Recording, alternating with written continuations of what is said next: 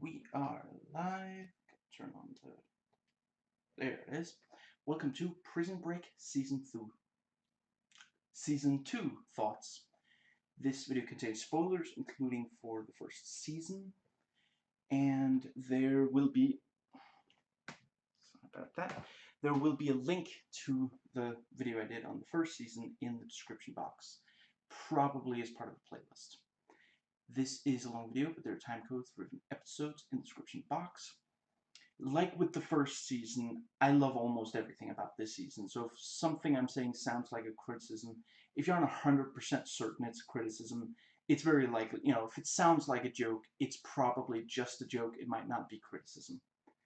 Now, the last one got to be 5 hours, and I'm happy with how the video came out, but I am gonna try to make this one a little more. I'm gonna do what I can to not make this. Excuse me. With the first one, I basically read all the notes, and I realized that not all of them are equally interesting. So I'm gonna try to focus on the interesting ones. Now, I don't think. Let's see. I copied in the Wikipedia stuff. I don't think anything of this is all that interesting. Oh, right, yeah. Series creator Paul Turing describes the second season as The Fugitive times 8 and likens it to the second half of The Great Escape. And I haven't watched The Great Escape. I know I'll get around to it. The Fugitive, I'm assuming he means the movie. I can definitely see that. But then, no, wait, I guess he means the show, since both are shows. I haven't watched that one either. And let's see. For the season, 3 characters are downgraded from series regular to recurring status, and a new character is introduced. I'm not 100%, I didn't really sit down and think about what 3 characters that's referring to, but obviously the new character introduced is Mahone. Filming took place in Dallas, Texas due to a close proximity of rural and urban settings. And for the final 3 episodes, scenes were filmed in Pensacola, Florida to represent Panama. And yeah, critical reviews of the season were generally positive, with the addition of William Fichtner to the cast receiving much praise.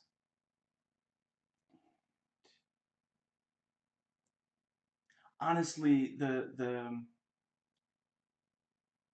it's almost one of those things where you wish that Alex Mahone was somehow in the first season because he's so good, but it obviously wouldn't make any sense for it too. But just yeah, he is incredible.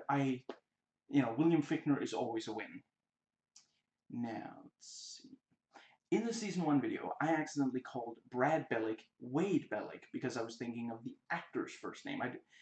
I just I at some point confused it as the actor and the character having the same name. I guess I was thinking of what's his name? I'm sorry, I don't remember. Paul Adelstein playing Paul Kellerman, and Sarah Wayne Callies, I think that's how I pronounce it, playing Sarah. Can't believe I'm blanking on her last name. Anyway, yeah, so that's probably why. Anyway, and I was also wrong about the governor being played by the actor who plays Val Resnick in Payback. In my defense, they really look a lot alike. The funny thing is, I say both of these things many times in that video, so there's a drinking game for you. Now, before I get into the specific episodes, I realize that the following, some people don't like when, anybody talks about the following, but I'm going to go ahead and do it anyway, and if you don't care, feel free to skip ahead. Although I'm probably going to get into at least one more thing before I start on the first episode. Anyway, like the first season, this does not have a lot for its female characters to do. Now, I'm probably going to say the following in the review as well, but what I'm especially referring to, before you, I forgot about that, excuse me. I apologize for this, and I'm gonna try not to let there be any dead air. I forgot. Oh, great. This is where it is. Right there, yeah. Okay, so let's see.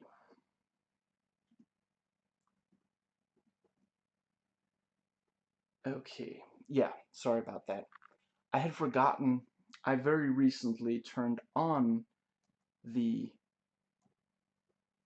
screensaver because I had forgotten that the reason I didn't already have it turned on was that it doesn't, for some reason, it doesn't understand, like, you know how a screensaver won't come on when you're playing a video game, even if you let it, you know, if, let's say you're playing a video game, you pause the game for 5 minutes or whatever, the screensaver doesn't come on because it understands that it's not supposed to, in that, you know, even though you're not pressing anything, moving the mouse, anything, it doesn't know that for streaming, so you have to straight up turn it off, and I forgot to.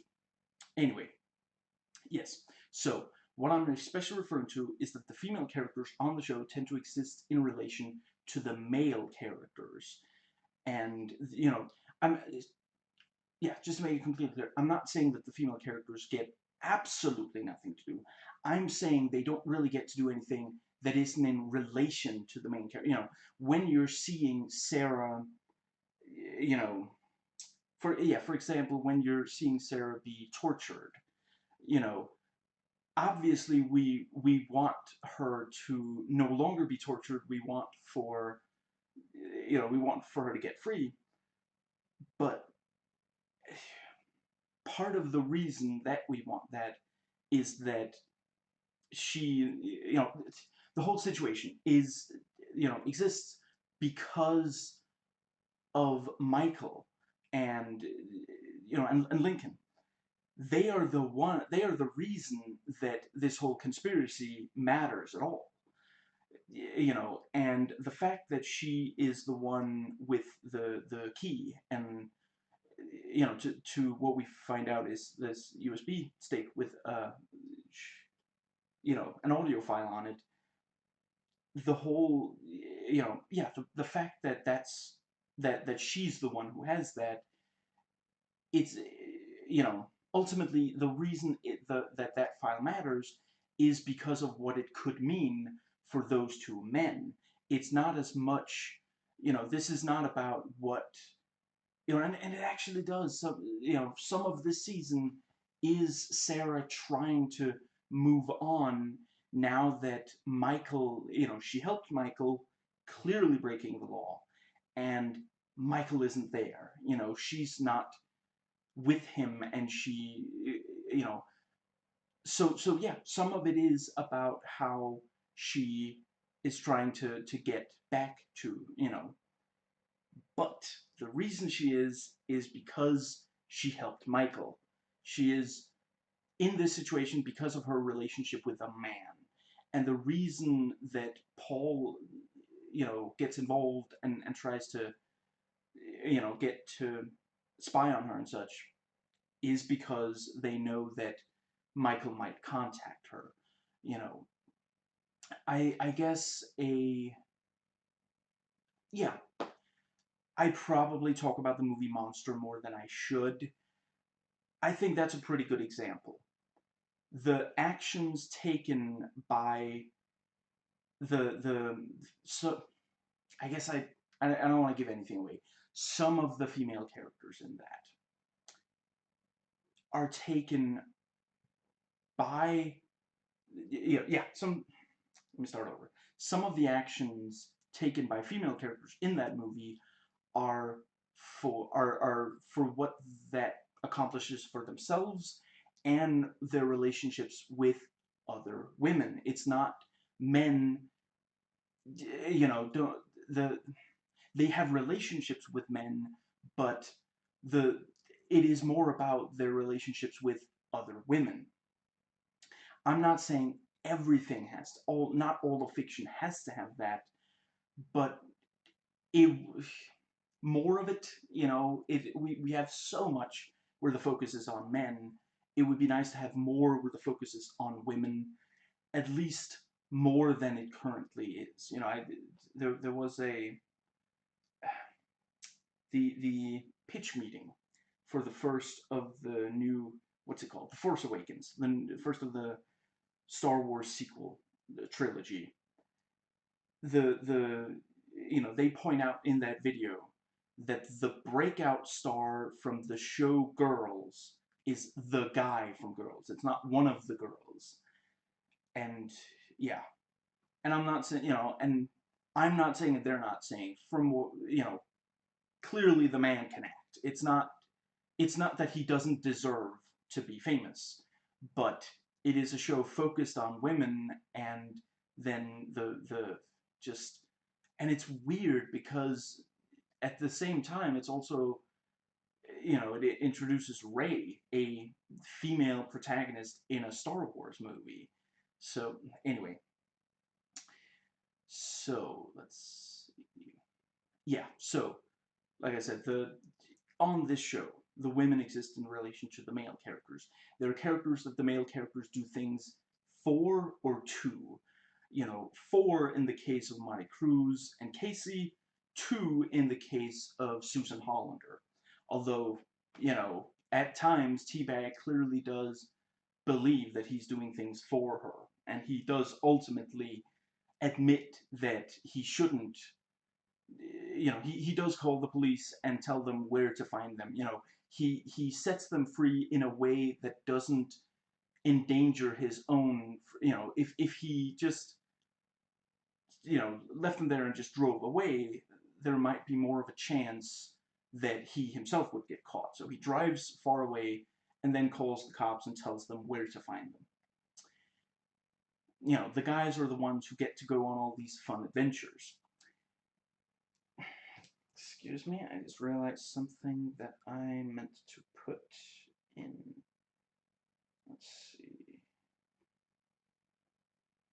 I'm gonna try not to let there be any dead air here, but at the same time, what I'm gonna write is a spoiler, so I can't read aloud what I'm writing or say what I'm writing as I do it, but I'm going to try. It's one of those, can you, what is that thing? Can you pat yourself on the head with one hand and rub your belly with your, whatever it's called, and I'm failing because I just stopped writing. But it is a test of your ability to focus, and it is, I am running out of things to say, but I'm not ready yet. So, let's see. And I am almost done here, so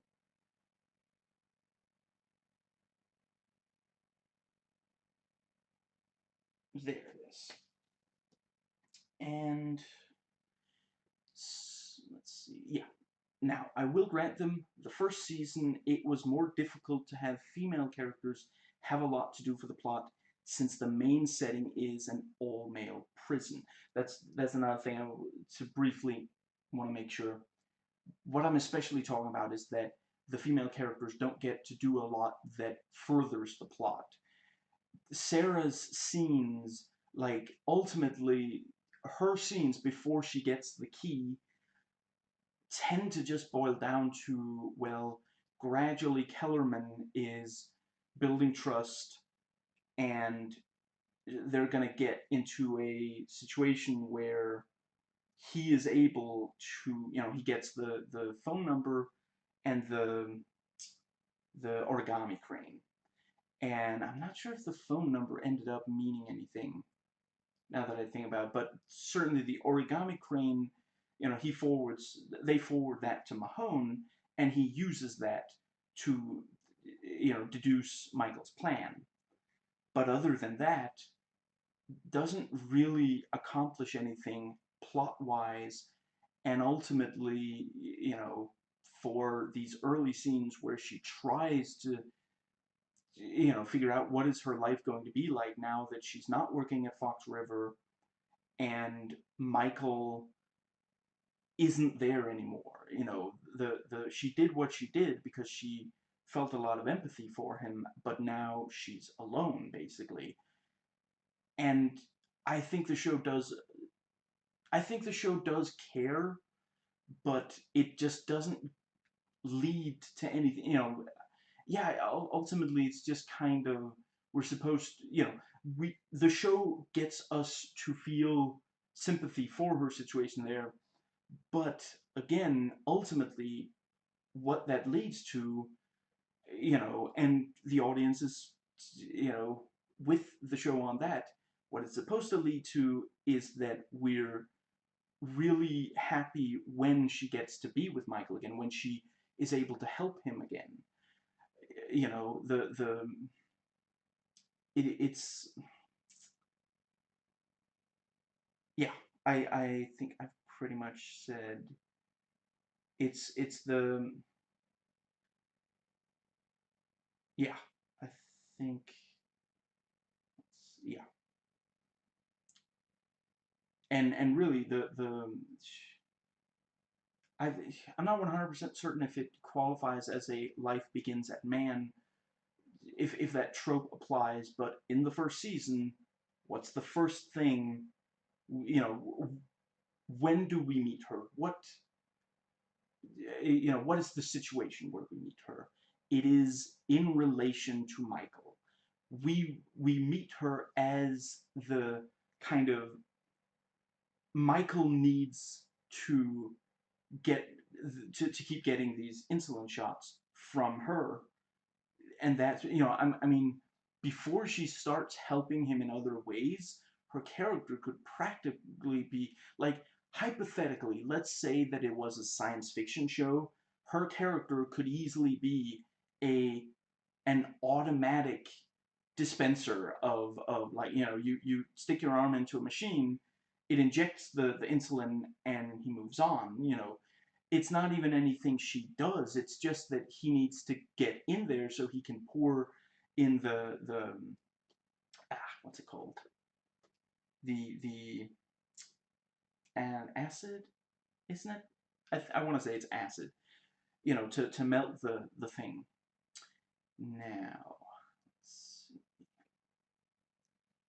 and I mean, yeah, on some level, the show is kind of saying that, the female characters do also tend to be, it's not there are shows and movies that are far worse in this respect, but on the show it tends to be that for a female character to be happy, it's that she's with a man that she loves and that the audience wants her to end up with. There's no, like, when the moment that Susan Hollander is no longer relevant to Teabag directly, she just isn't. She doesn't appear on the show at all in this season. I forget about later. I'm not spoiling. I wouldn't say about later, even if I did remember. There's, and there isn't some, like, the what's the word? There's no, like, I mean, it could possibly be interesting if she had found another man in the time between, it's been 3 years. It's plenty of time for her to meet someone new. But at the same time, if they did that, it's very likely that the show would try to set him up to be less sympathetic than Teabag. That's probably why there isn't a character like that. I mean, at the end of the day, the one thing that appears, basically nothing has changed about Susan that we know of, except now she has a gun since the she knew Teabag said he would be back, and she moved because I forget. I think didn't she specifically move because the news told her that Teabag, among others, were free. So she figured, yeah, he said he'd remember what my front porch looks like. I gotta get a new front porch, and which again, those two things are literally because of the man. There's no like, we don't even know what her job is. We have no idea about anything about her that doesn't relate to Teabag. We know that she's scared that her kids will be molested by Teabag, and we know that, yeah, and yeah, she moved and she got a gun because of Teabag, and yeah, for all we know, there's nothing else in her life has actually changed. And yeah, I believe that covers that. Let's see. But yeah, in the first season, I'll grant them, in the first season it was more difficult to have female characters have a lot to do for the plot since the main setting is an all-male prison. And considering that, it is great that they gave Veronica so much to do, although by the end of this season, it will turn out to have been completely meaningless, except, of course, for when she saves LJ, which she does a couple of times in a couple of different ways.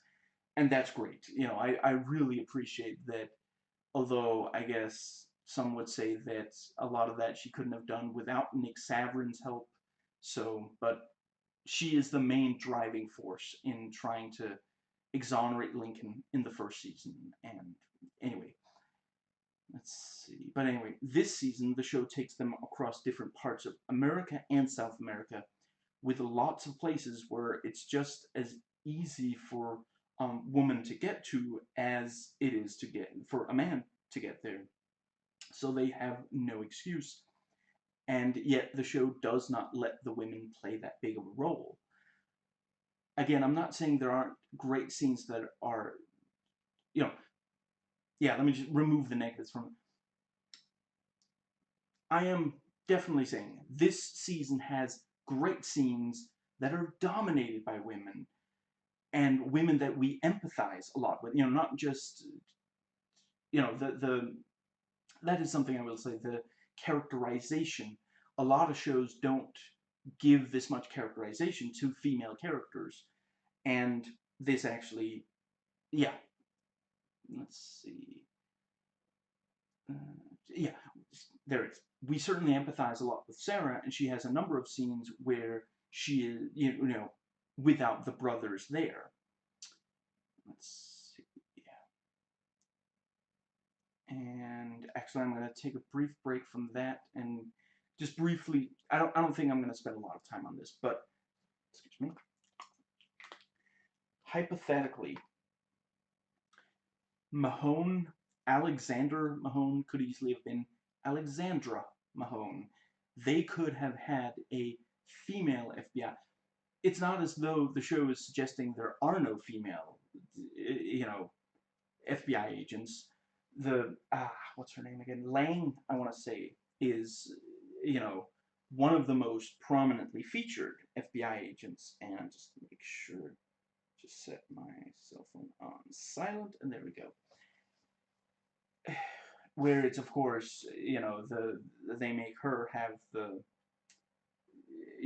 have this really callous remark about how she hopes that Dee Dee will get so sick that, that they'll catch,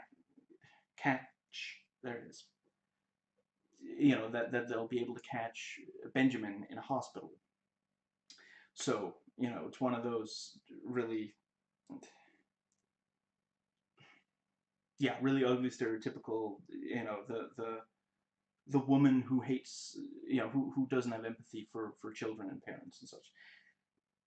But yeah, they could have had the lead FBI person be a woman, and yeah, I other than that, you know, there's, of course, in real life, a lot of women don't get, you know, aren't able to get to the same, you know, career-wise, you know, as men. But, you know, this isn't the most realistic show in the world, and sometimes, you know, representation matters more than realism. But yeah, to get back to Sarah, you know, ultimately she does not do very much that affects the plot. She transports and hides the key to the humidor and shoots Bill Kim at the end, which the show immediately takes away the consequences for her doing, so it might as well not have been her who did it from a character standpoint. You know, I get that it's supposed, again, you know, big moment for the female character, and then immediately it leads to a big moment for the male character. And why does she shoot Bill Kim? Because of men. You know, oh, she does it to save men. She doesn't do it to save herself. Now, yeah, let's see. It doesn't take much agency to transport and hide a key. Hypothetically, if you replaced her in those scenes with a laptop, you know, you yeah, you wouldn't lose much, and you should never be able to replace a character with an object. That's bad character writing. You know, instead of Paul torturing her, it could be Paul going through the files on the computer. Let's see, and yeah, you know, I didn't remember exactly when in this season this negative trait begins, but it's actually in the season opener with Killing Off Veronica. Something I remember really disliking about this season is that where the first season built up all of these characters, the second season unceremoniously kills off a bunch of them, and it feels like the writers just did not know what to do with this many characters now that they were no longer stuck in a prison. I get why they didn't just want them to end up back in prison, but it's not as though characters didn't die in the first season. It just tended not to feel so, like, it feels like they're just trying to be shocking and such. You know, in the first season, there also didn't tend to be major characters. I think Westmoreland and Nick were basically the only major characters to die in season one. Other than that, it tended, well, I guess, and Daniel. You know, other than that, when they killed off a character to really show, you know, this is serious, this is really messed up, it tended to be characters who hadn't been on the show for very long. I've already forgotten his name. I like the character, but the guy who breaks Paul Kellerman's finger and comes in to adjust, you know, he wants to, you know, what was it he said? Put out fires or something. And, you know, Bob, the CO, Seth, the, you know, who Teabag kept molesting.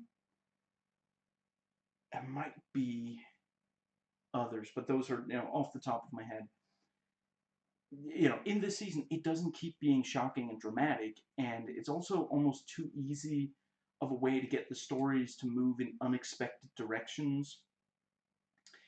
Let's see,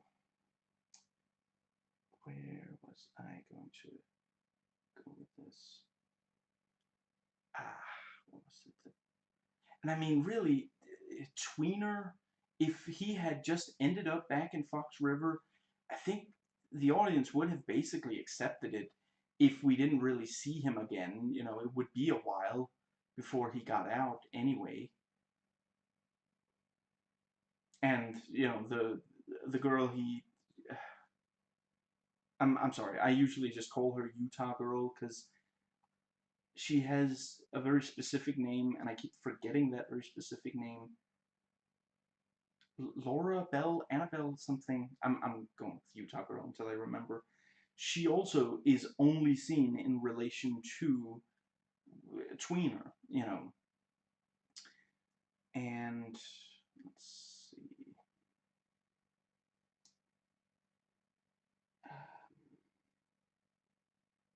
Yeah, you know, in part it also feels like they wanted to give the, in the first season. Oh right, sorry, yeah, in the first season also Paul kills Letitia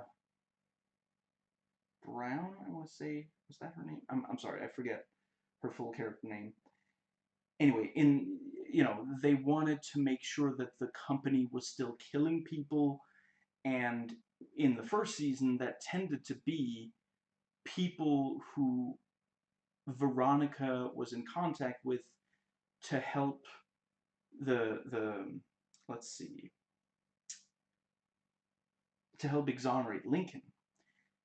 And since she's no longer running around looking for evidence, they had to come up with a different way for the company to every so often kill someone, or at least attempt to kill someone. That's the thing. Ultimately, of the 8, they only do kill off 3 of them. And like,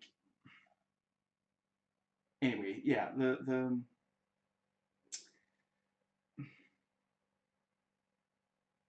let's see. I mean, if they absolutely had to have the company killing off, I don't know that it. What if they did do something similar? What if every so often, like somebody recognized Michael or Lincoln, and they, and yeah, let's say someone recognizes Michael, and the, that Michael realizes he's been recognized. So before the person can get to a phone, he like goes up to them and says, "Yes, I am one of the Fox River 8, but you don't understand. My brother is innocent." And he maybe says something to the person that means that the person now fully believes them, and yeah, like maybe the let's see. And I realize that would put, Michael at risk if he did something like this. But just let's hypothetically say he did that, and then the company showed up. They would pick up. Well, maybe like the company goes and checks if they told, if this civilian has been told anything, and they would kill off the ones that had been told something, or something like that. Now, let's see. Yeah, I really like them killing off Tweener. Just like, I'm sorry, I really, since the first time, let's see, this was like 2006 or 7, I think. So it's been 13 years. I have forgiven them. I have. But it's still really just, they didn't have to kill him off. They could have just had him, like, there are characters who are barely in this who are important and were, featured in season 1. Like, Monty Cruz and Caroline are barely in this season. They didn't kill the characters off. They didn't. Yeah. I guess that's pretty much. I will say, I do think. Excuse me. I do think the Abruzzi one. I think it really does. At the end of the day, his character simply can't let it go that Fibonacci turned on him. He really feels like he has to. He abandons his family. I know he thinks he's going to come right back, but he ends. What he does leaves his children without a father, because he can't handle when someone who worked for him turned on him. And that is very consistent characterization, but they didn't have to also kill Tweener. And let's see. Okay. I guess maybe this, yeah, we're almost 35 minutes into the video, and I haven't made any yeah, I think I'm gonna go ahead and let's see. Yeah. Okay, so for those unaware, I record the time code so I don't have to manually check the video to find out where different sections start. I record the time codes and the, excuse me, what's it called? The time code and the name of the section onto the smartphone. I realize this is awkward, cannot be helped. Because I've got tennis elbow. Too bad, so I should not be writing in hand. The notes are voice typed. Anyway,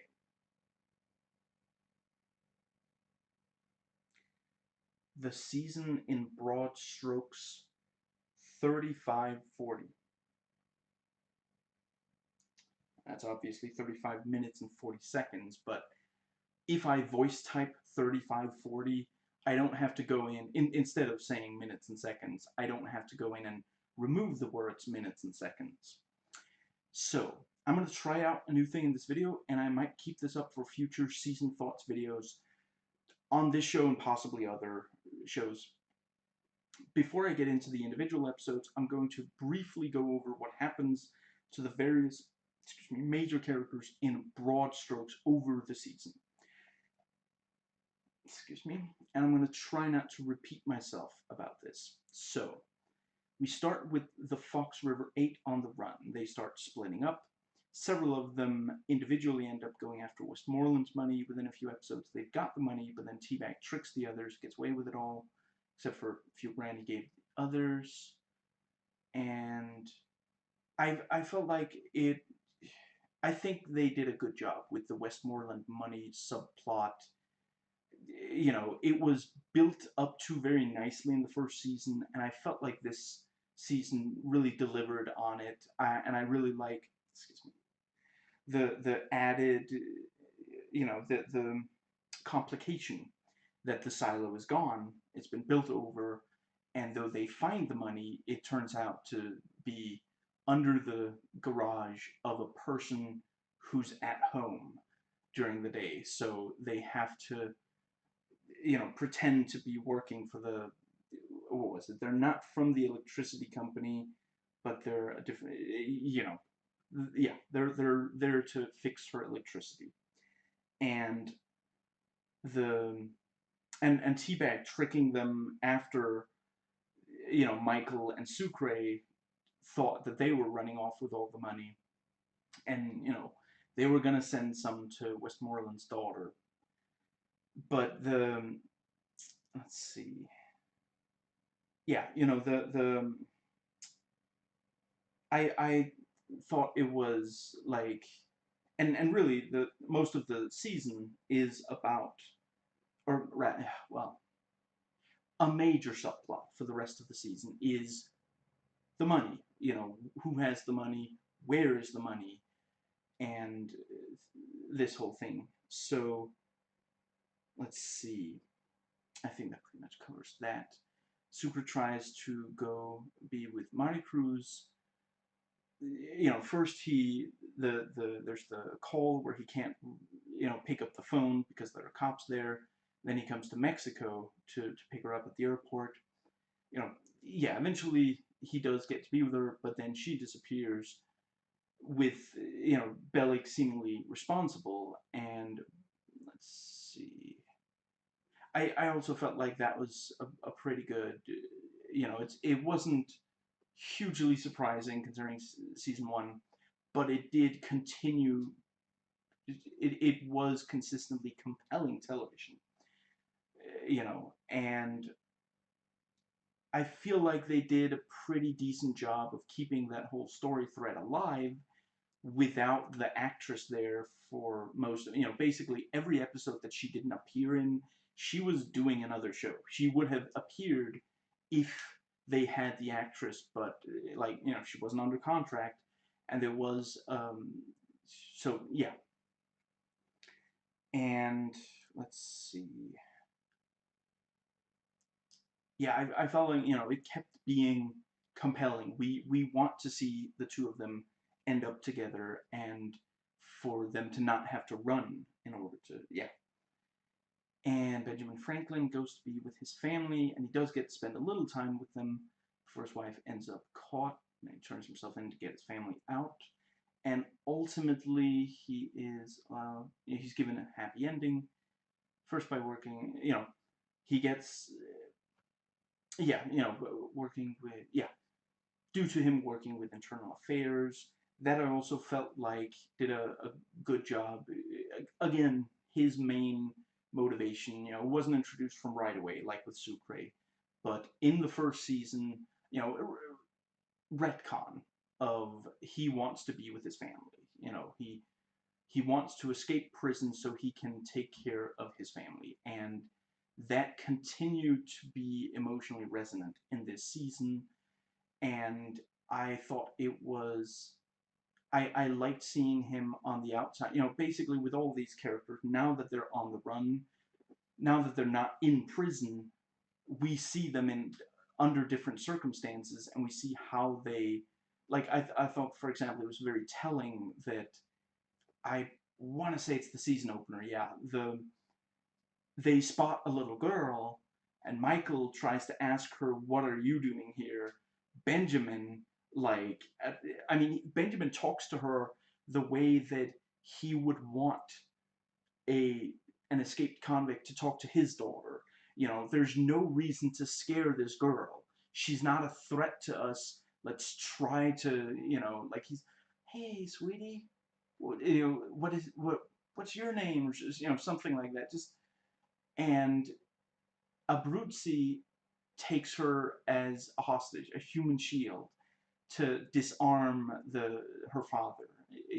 Very telling. And Ben straight up demands that they no longer, that they just get him, get him out of the car and not, and let's see. Benjamin, a lot of the way helps that robber, who's knocking over the diner, because he figures that that's the best way to keep everybody safe, and and be able to get his daughter the medical treatment that she needs.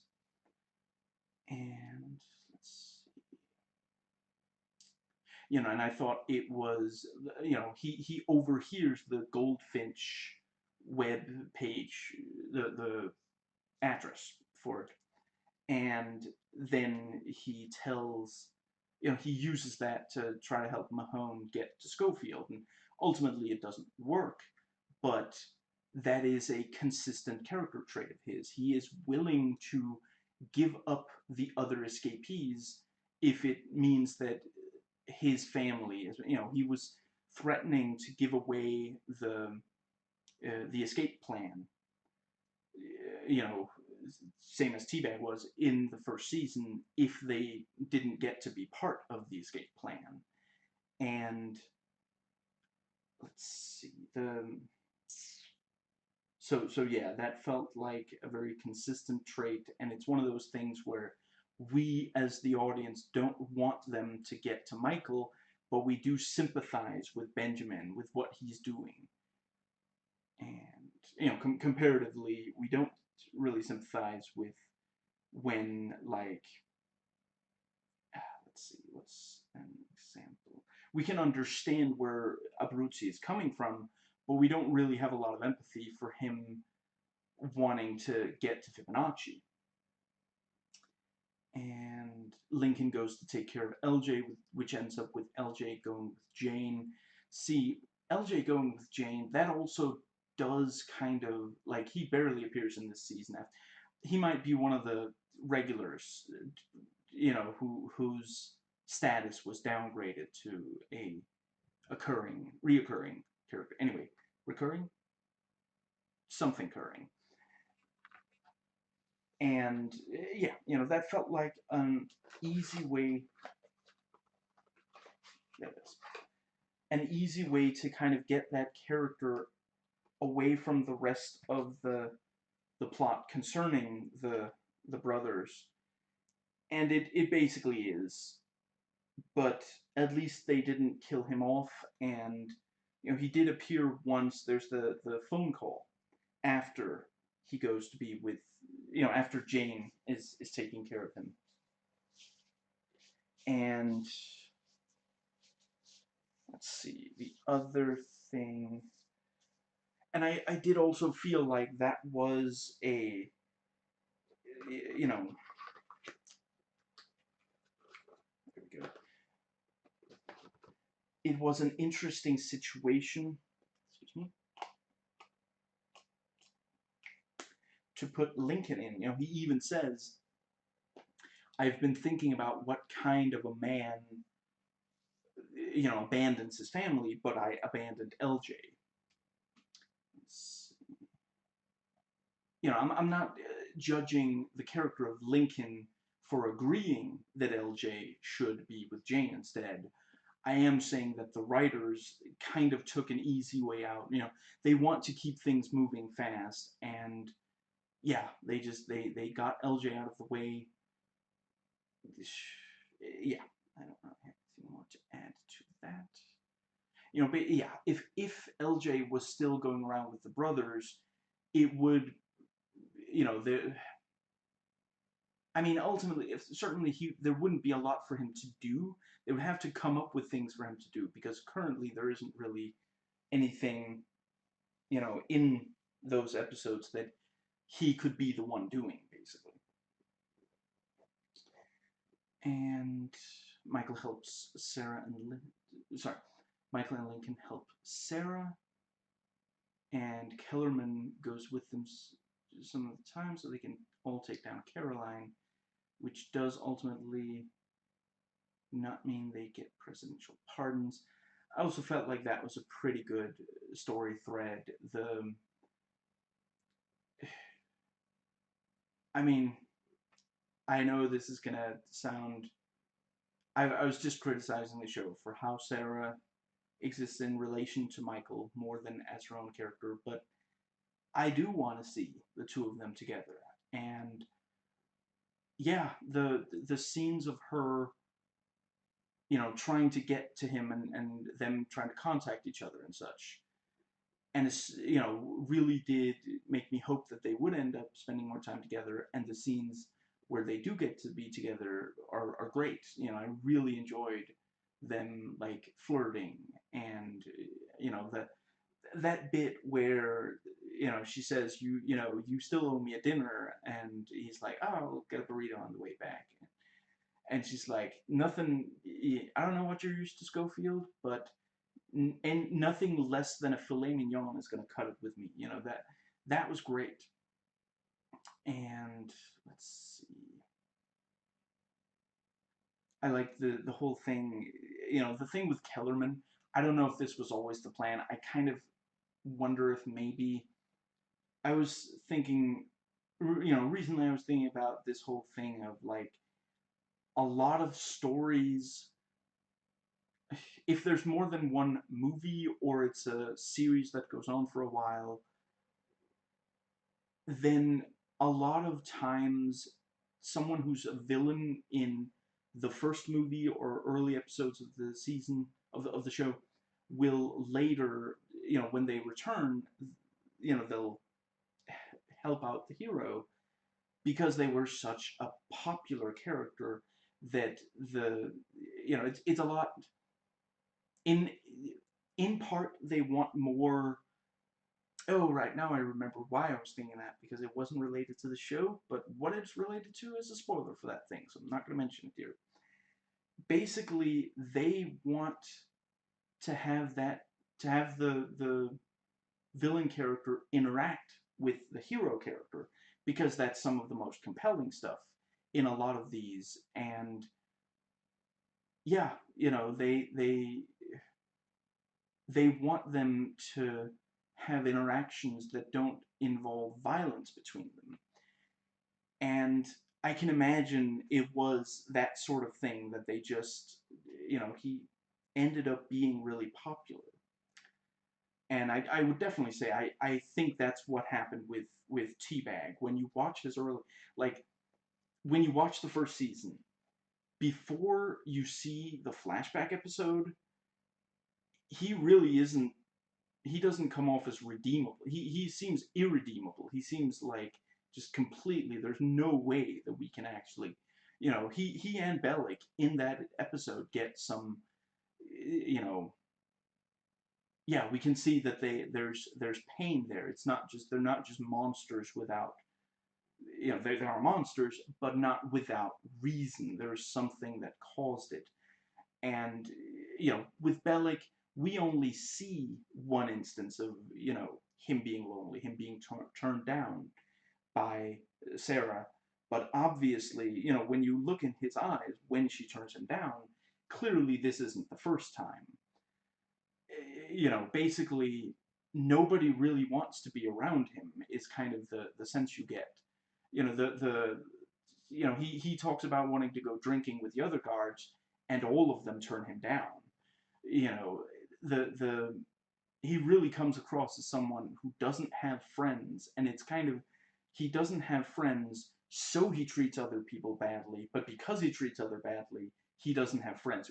It's not quite clear which came first, but clearly one is feeding the other. I feel like I might have said that in the first video. Anyway, the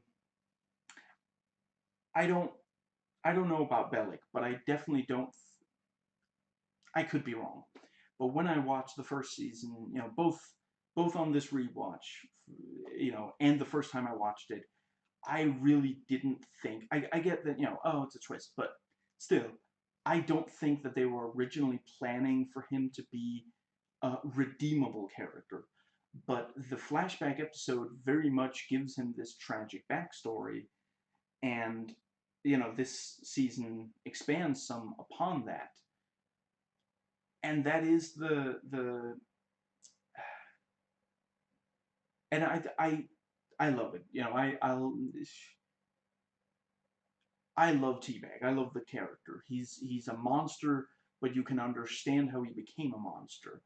I in the I already did one review of the movie, but sorry, the show, but I'm going to do another video review once I've rewatched the first 4 seasons and then watched season 5, which, as when I record this, I haven't watched season 5 yet at all.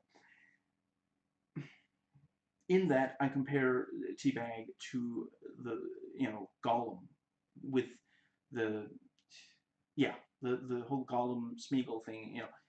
Teabag doesn't have dissociative identity disorder, but his longing, the fact that he was once pure, and there is this sense that maybe he could get there again, and the fact that it just at the end of the day he can't quite, there is this corrupting thing, and he's in denial about it. Anyway, I'm not sure that they were always going to give him that extra dimension. I think he might have been supposed to be closer to a Sauron than a Gollum. And because he was so popular, they were like, well, now we kind of have to make him more appealing also. We can't keep having a monster on.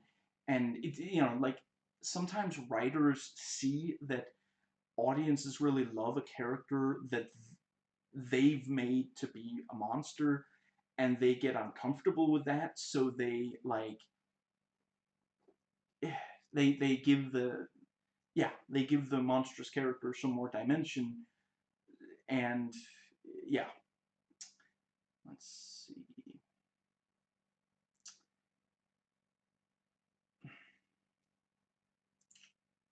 Right. Right, yeah, Kellerman. I'm not sure that he was always going to turn on the company, but I do like that as a, ultimately, I think all good character writing, it's not the only thing, but one thing that's extremely important is to put your character in a place that is out of their comfort zone. You have to push or pull them out of their comfort zone. And that's, that's one of the reasons why Star Trek Deep Space Nine is such a, just one of the best shows from a character standpoint. Even if you don't even have to give the caveat of one of the best science fiction shows. No, just it's one of the best TV shows ever made, because these characters are always being explored in such compelling ways. And Paul, no longer working for the company, no longer working for Caroline, and it does even briefly seem as though he's going to assassinate her. That really is a great, yeah, I mean, in the first season, he had the chance to. He kills Daniel for going against the company, for going against the cause.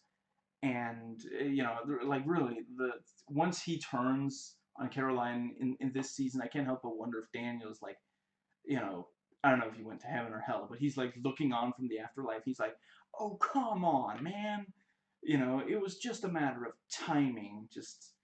But I quite like that, and I enjoyed seeing you know, the assassination attempts on him by, let's see, LJ, that was in season 1, but yeah, so it's LJ, let me think. Yeah, LJ, Lincoln, Michael, and Sarah, all of them try to kill Paul. And I also like the different reactions to, like, when Sarah tries to, he pulls out a gun and says, you get one of those. One. That's it, and let's see. Yeah, I think that pretty much covers that. And, whoops. Oh, there it is. Right, so, yes, so, getting back to the broad strokes, Brad Bellick starts out, at first he's still a CO, and he's chasing them as a CO chasing escaped convicts, and then he gets fired. He becomes,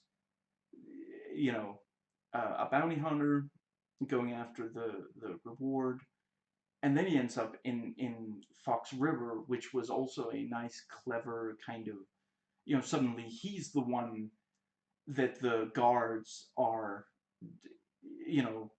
like, clearly when the big black guy hits him out in the yard, Stolte, like, the can't when what Stolte must have seen that Brad didn't start that fight, but Stolte, his fellow CEO, doesn't try to help him, and ultimately he does also say, I can't help you at all. The best I can do is give you this warning. And let's see. But yeah, same as how the COs, when Bellick was a CO, the COs also didn't really care who started a fight or what was the reason. Is this something that can actually be resolved, or are we just going to punch these people? And especially Brad himself was not interested in who is responsible. He just wanted to, retaliate really as strongly as he could. And yeah, after going to Fox River, he finally becomes Mahone's dog, the big bad dog. And yeah, I felt like it was, yeah, we have him out of his comfort zone once he's in Fox River, and he's in, yeah, it's the different, like, seeing him in these 3 different situations of trying to get the Fox River 8. I felt like it was compelling all the way through, and he, what's the word?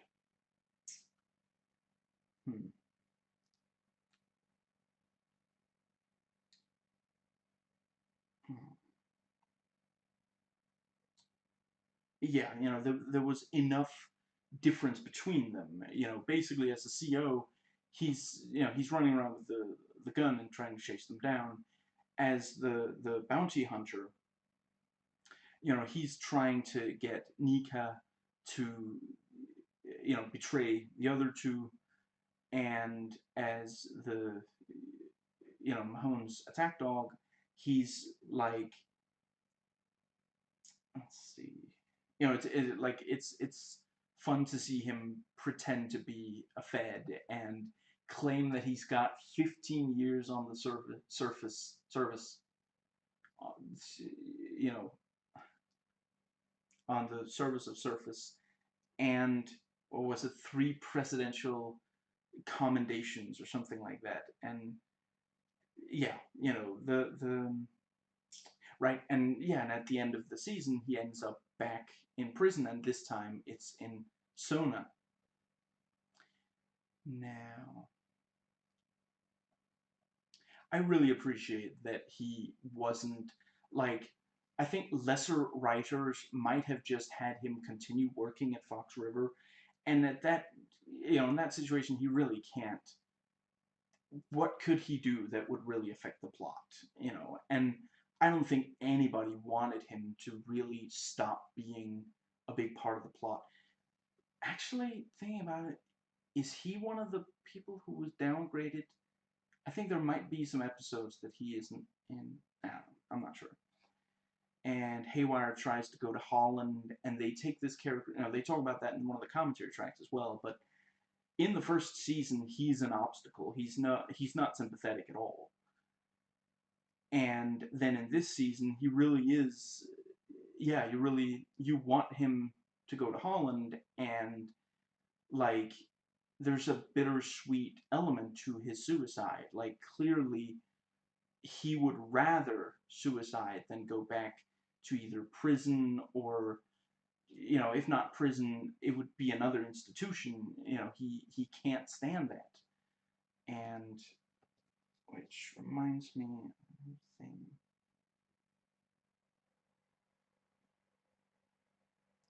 Actually, yeah, I think I might say this in the review as well,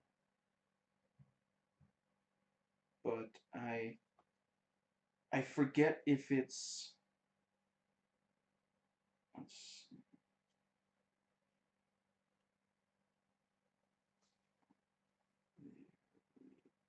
go.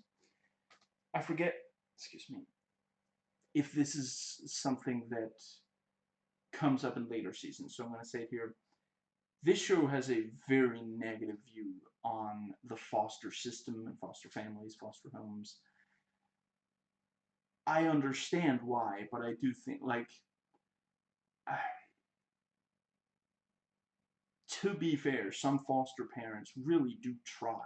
I think, again, I get that, I don't know for sure. It's possible that the majority of foster families are bad,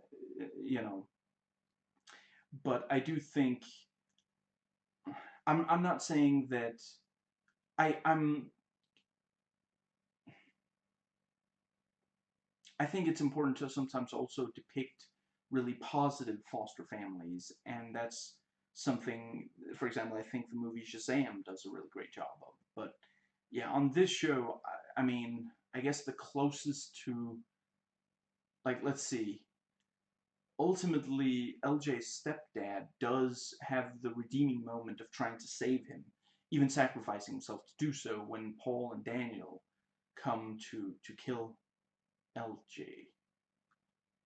They're there to kill him, as far as I recall. Yeah, pretty sure they're there to kill him. Other than that, like, in this we have Michael's stepdad and the continued threat that Dee Dee would end up in foster care.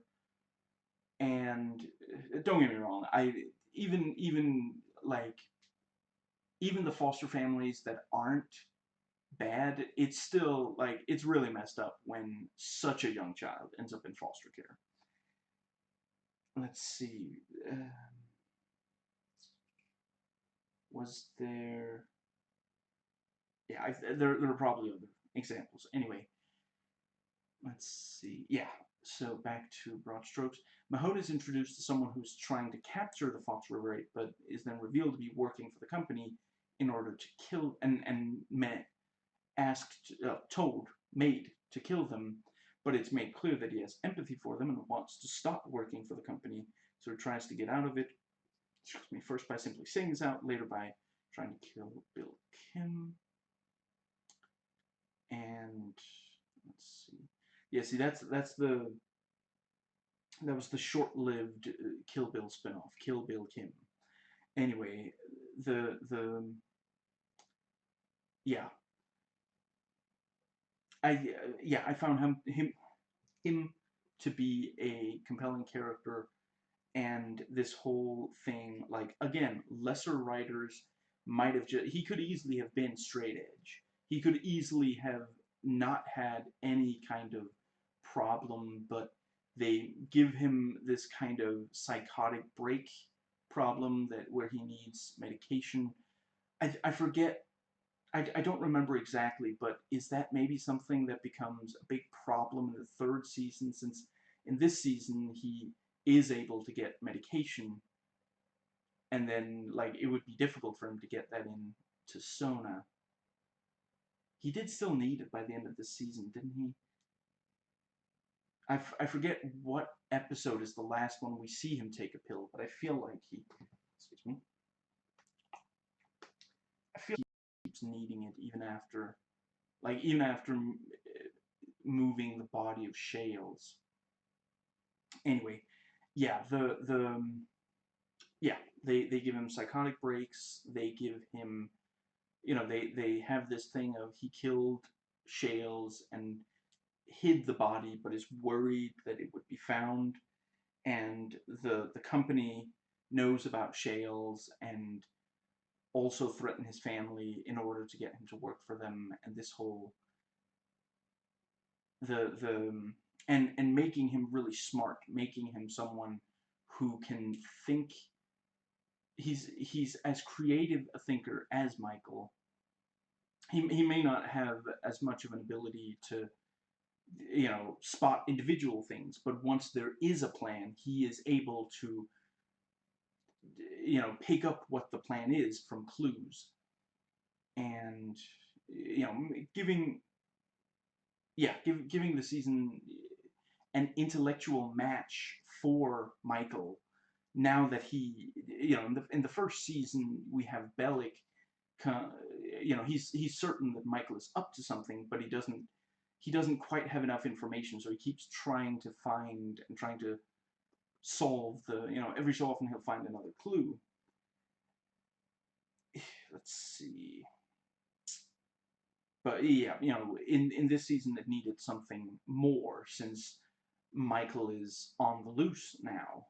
Wouldn't be in the first season it was enough. He couldn't hide everything from Brad, especially once Tweener started informing. Let's see. But yeah, it also he's a sympathetic character because in part because he doesn't want to have to kill the Fox River 8.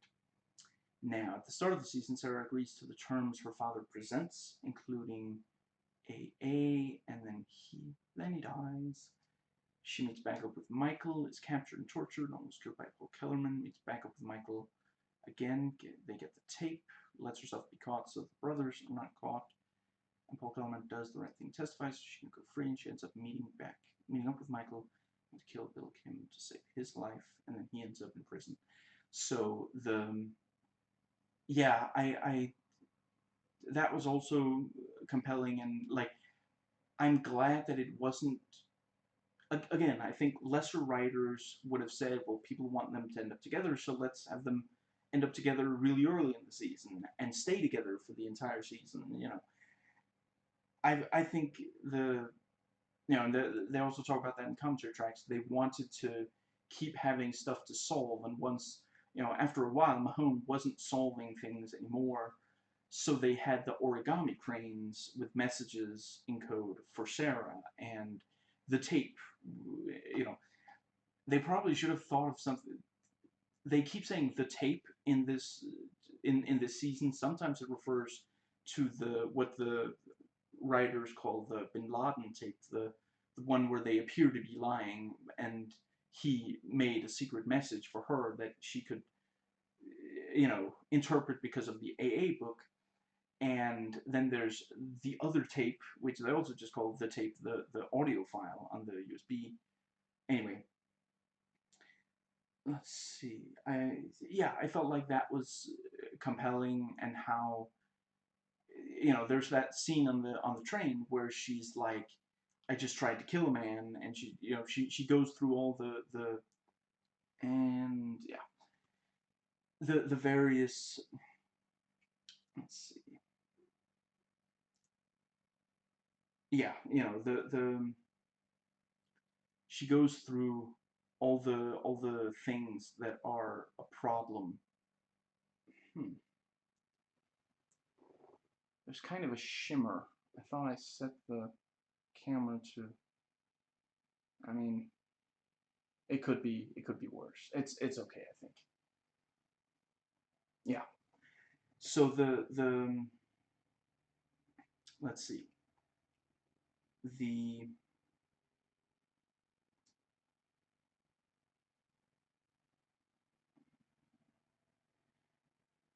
what was the word? Let me think.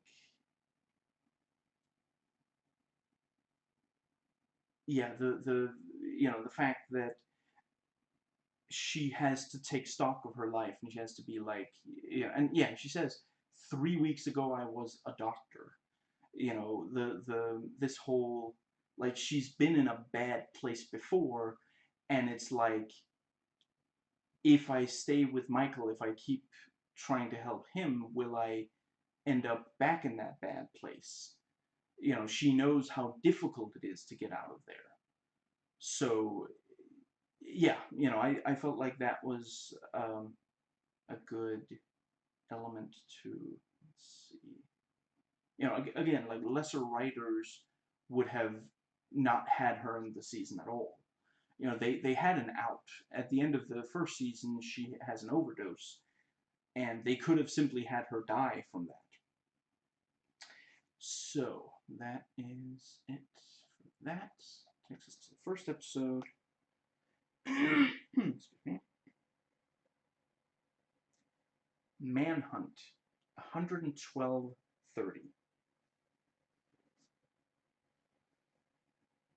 So, let's see. Right, so I'm going to try not to simply read every single. Let's see. Yeah, I like the detail that Mahone is solving crossword puzzle as he's being told. He doesn't stop doing the crossword puzzle. He keeps filling in things, like he's really smart, and he can receive information while solving puzzle. It's a good, yeah. And I like that the first image we see of Teabag in the flashback is him pining for Susan. And I appreciate they didn't spend very long before jumping back into the chase, given that people had waited months for this season to start, between since the first season ended. And let's see, yeah, they do that thing where they, let's see, yeah, at first it looks like they're gonna have the good guys get across the train tracks, before the guys chasing them can catch up to them. But then some of them have to jump on the train and such, and just, it looks incredibly realistic. And I mean, some of it really was. It's incredible that they managed to keep the actors safe in a situation like that. But I saw the behind the scenes, and some of the time that was the main cast running next to a train which was moving fast, so yeah. Let's see. Michael, come on. Michael, come on. And I like the redone opening credits, and I like they kept the origami.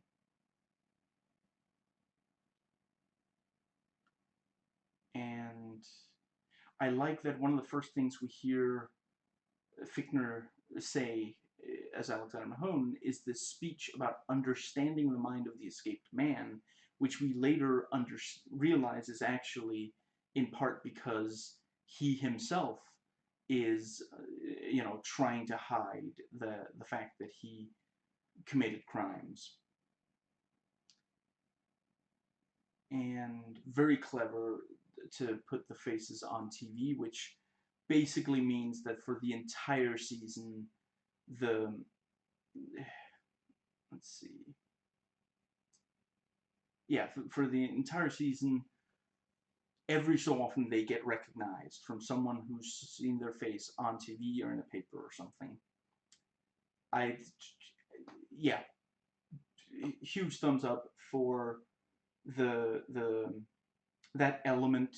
Very clever, really great way to keep, like, in these first 2 seasons, there is that thing of every so often either the good guy, or yeah, the cons, not all of them are good guys, but the cons, whether they're working on escaping or they have escaped and are on the run, every so often either they are or they might be spotted by someone who, who cause a lot of problems for them because they're spotted doing something they shouldn't do. In the first season, it's maybe they went into an area of the prison they're not supposed to be, for example. And in this season, everywhere they go is off limits because they're supposed to be in prison. And Benjamin talks about the money, so now Sucre knows as well. And let's see.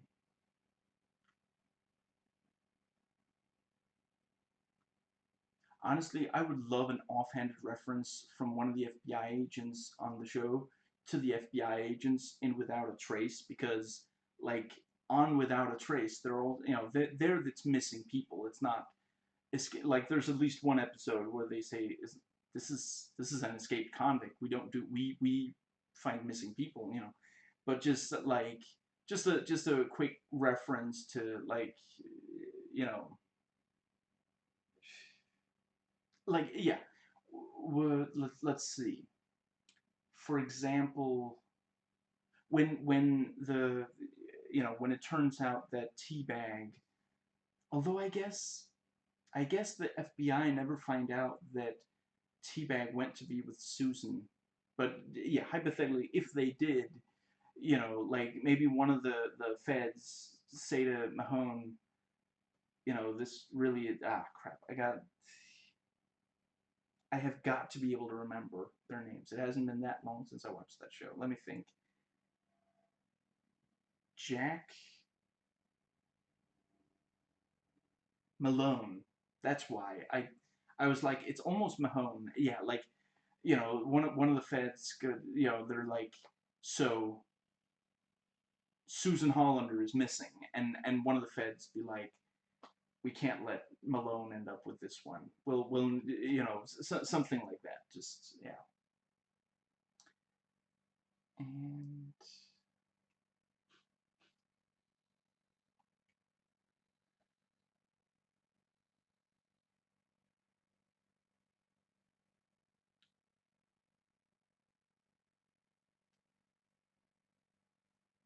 okay, so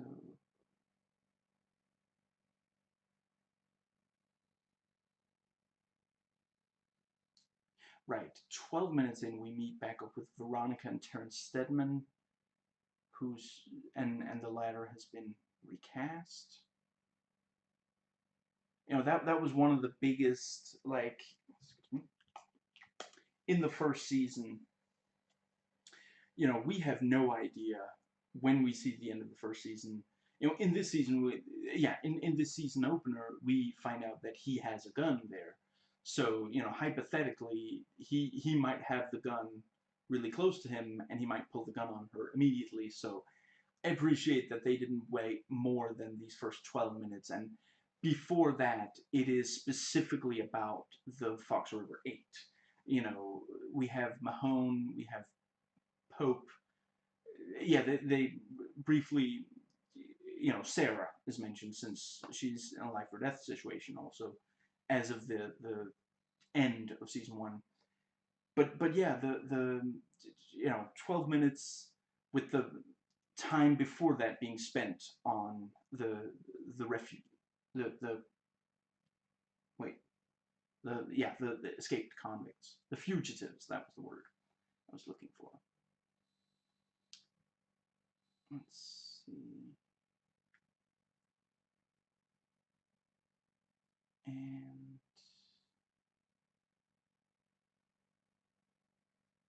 yeah, we're told that Veronica is a prisoner of the lake house, just like he is. And I like that Michael had, you know, he had a plan B now that they don't have the jet. If I don't think it would have been as entertaining if he didn't have other plans for this season, you know, but of course his plan B doesn't quite work out because some of the most important stuff in the car is, you know, ends up with the FBI. You know, the passports, for example. Let's see. I like that they brought the actress who played the tattoo artist and the pilot back.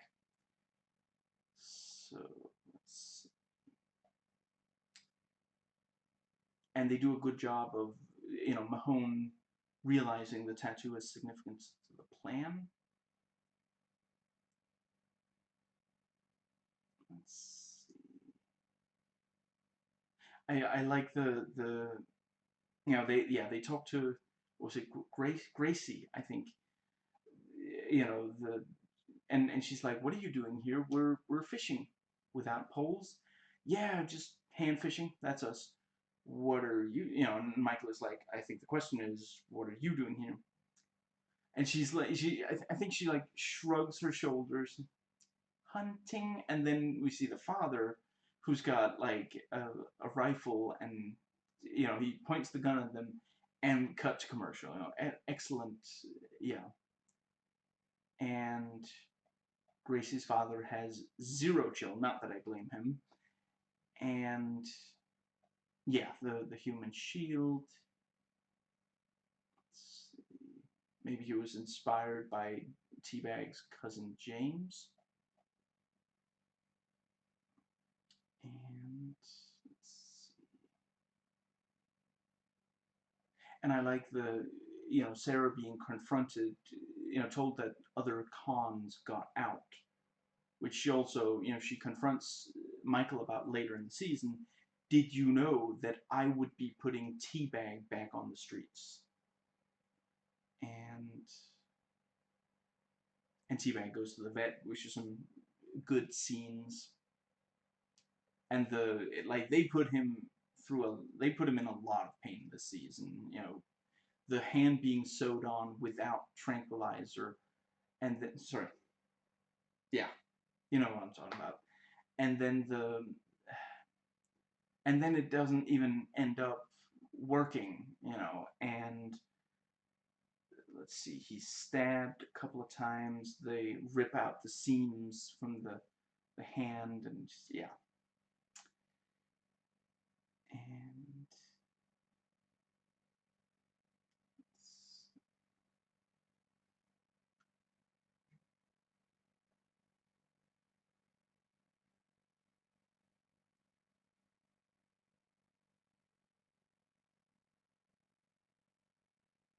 what is wrong with you?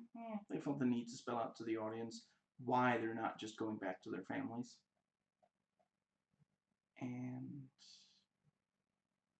And Bellick, of course, keeps the credit card history, Michael's credit card history, away from, keeps the feds from finding out because he wants to be the one to catch them. And Mahone is going to be able to find the hard drives. Excuse me. Personally, I don't know enough about computers to say if it does make sense that they can recreate some of the data, but I mean, it is the kind of thing where, basically they would they would have had an extremely hard time if he had like scratched up the insides and what's it called, like used a hammer on the hard drives. Yeah. Let's see.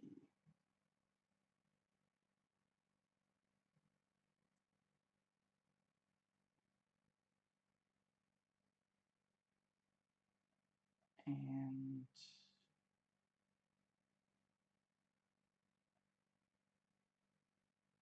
I like Sucre trying to make Michael feel better as usual. And Veronica hasn't lost her guts that she had in season 1.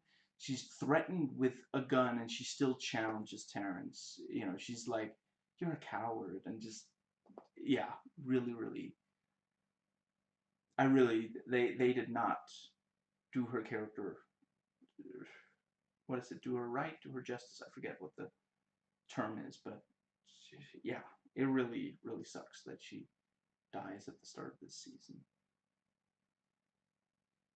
And even as he's pointing a gun at her head, she has the guts to call the sheriff's department. And it is also like, after the events of the first season, would she really be naive enough to not realize, like, she knows so much about the conspiracy at this point, and it doesn't occur to her that they're just going to pretend to be from the sheriff's department. And yeah,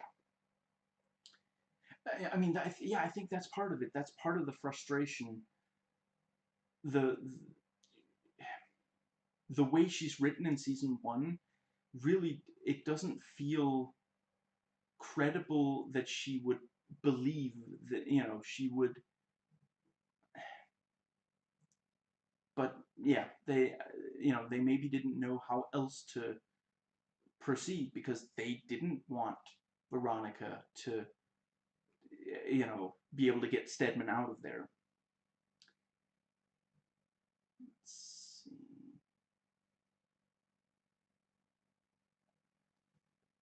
And we see that Michael sent them to the wrong place. And very nicely edited.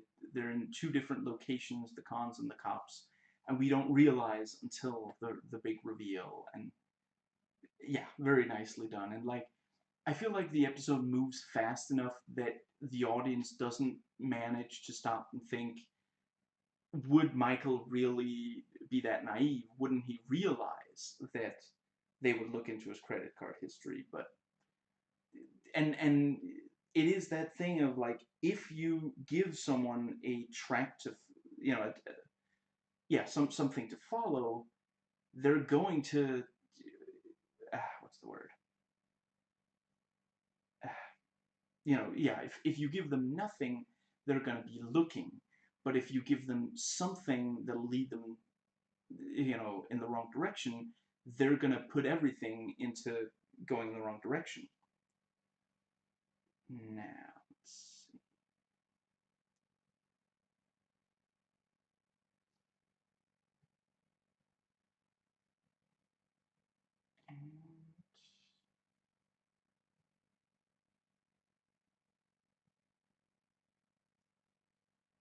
Yeah, and the grave we saw in the first season, him digging up a grave. We didn't see the tombstone, and we didn't see what he did there, and now we see what that was about.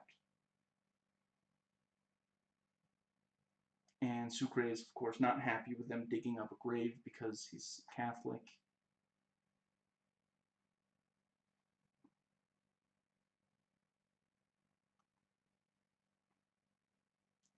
These pants are a little too short. Chop your feet off. You're good at that. I gotta say, Michael looks really great in that suit. And yeah, and Mahone almost catches them at the grave, and we see him take the first of a number of pills, which later in the season we find out what they're about.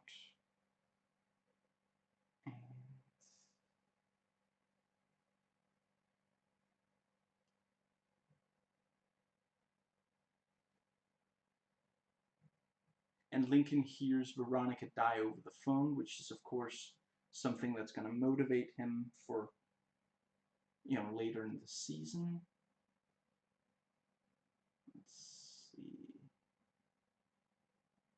Yeah, and I made these notes right after seeing her die. So right now, it kind of looks as though everything Veronica did in season 1 was for naught. She and Nick are both dead. No one else knows. Terrence is there. Lincoln was told that he's alive, but without knowing where he is, that's useless information. And it is a number of episodes before he's even able to do anything with that information, and ultimately the only reason he is able to do anything is because of Kellerman. And if Kellerman, like hypothetically, if Kellerman had been the one to tell him, oh, Terrence Steadman's still alive, maybe they'd have a harder time believing it, since, he lies to them about, yeah, he's not the most trustworthy person, but that's basically it, and I really do feel like I don't think they should have, I feel like they should have had another way to resolve that. Let's see. Like, the fact that she died here at the start of season 2 doesn't accomplish anything that her dying in season 1 wouldn't have. Like, if they really badly want, like, yeah, the only thing is this big dramatic moment that, when we see season 1, we don't expect her to die at the very start of season 2, because she doesn't appear to be in danger. Excuse me. But her dying over the phone with Lincoln, they could have done that when Lincoln was in prison. And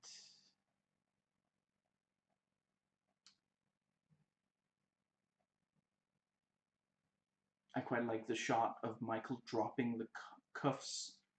That that they put that shot in the opening credits.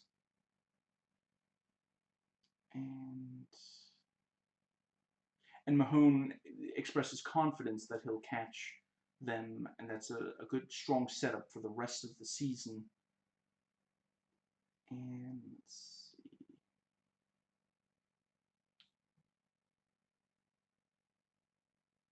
Yeah, after all that Veronica did conspiracy-wise, basically the only effect she has on the plot in this season is that Lincoln hears her be killed over the phone.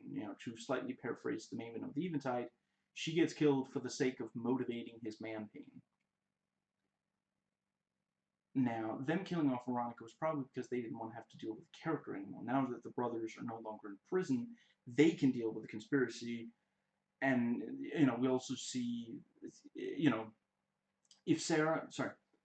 if Veronica had been alive, maybe she would have been the one to end up with the key, although it would have to be through a different character, obviously, since she doesn't have a relationship with Frank Tancredi. But basically, she takes over some of that, and Paul, as an inside man, helps. So yeah. Now, yeah, they probably didn't want to have to deal with Terrence being revealed to still be alive, which obviously they would have to if Veronica managed to leave the house with Terrence and with cops. And, like, if she got the cops there, how could she, why wouldn't they be able to get Terrence out of there? Let's see. And, since they no longer had the actor for Caroline, they can't have her react to Terrence being revealed to be alive. But it does really feel like a letdown, considering that the first season ended on her standing in front of Terrence after trying all season to prove that Lincoln didn't do anything, slowly getting closer and closer, finding evidence, but then losing that evidence, etc. Basically, in all of season 1, every single time they get a piece of evidence, they lose that not long after, and Terrence seems to be incontrovertible evidence, and Paul explains why that isn't so later in the season, but still. Now, there was a commentary track for this featuring Zach Estrin, Matt Olmstead, Nick Santora, and Paul Schuring. let me think. Zach Estrin is a screenwriter for this episode. Paul Schering is the show creator. I'm afraid I don't remember exactly about Olmsted and Santora. Anyway, now, yeah, so this I'm pretty much going to read aloud all of because a lot of people don't have access to the commentary tracks, and I mean I always say if the subject really interests you, you know, except for the really crappy DVD extras, like off the top of my head, I feel like wasn't maybe the Requiem for a Dream. I feel like that only had no wait no it was only the documentary. No, some of the behind the scenes stuff was good. Some of the extra stuff was good. Anyway, there are some DVDs that where the extras aren't particularly interesting, or certainly they're not worth paying for a DVD if you're not gonna like, you know, if you have a streaming service that has the DVD, you know. Anyway, excuse me. When there is extra material on a DVD and it's something you're interested in, I would always say to go for it. But a lot of people aren't going to, so I'm gonna and like me saying what they said isn't the same as listening to it yourself. Like these are great commentary tracks. Like they really have a rapport. You know, you can tell these people enjoy working with each other. Now, originally it was supposed to be nighttime at the start of the episode, like in the previously on, but production, let's see, production cost, yeah, it was cost prohibitive. So instead, you know, oh, it's like, you know, it's now, what was it? Yeah, they've been running for 9 hours, as they point out in the commentary, apparently, you know, according to, yeah.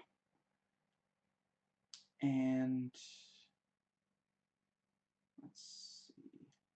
Yeah, and the Mahone, the reason Alexander Mahone is named Mahone is that it's a word that one of the writers, let's see, one of the writers or their friends or something used to use as a euphemism for going to the bathroom. Let's see. Yeah, and they say, you know, when we lost the prison, we lost the main antagonist of the show. Mahone is, what's that say, as wonderful or a wonderful replacement, something like that. And that is actually the actors running next to the train. Originally, Mahone was supposed to be black, but they couldn't find an actor they liked as much as William Fichtner. And Mahone's speech about the man on the run came from a book about Abraham Lincoln's killer.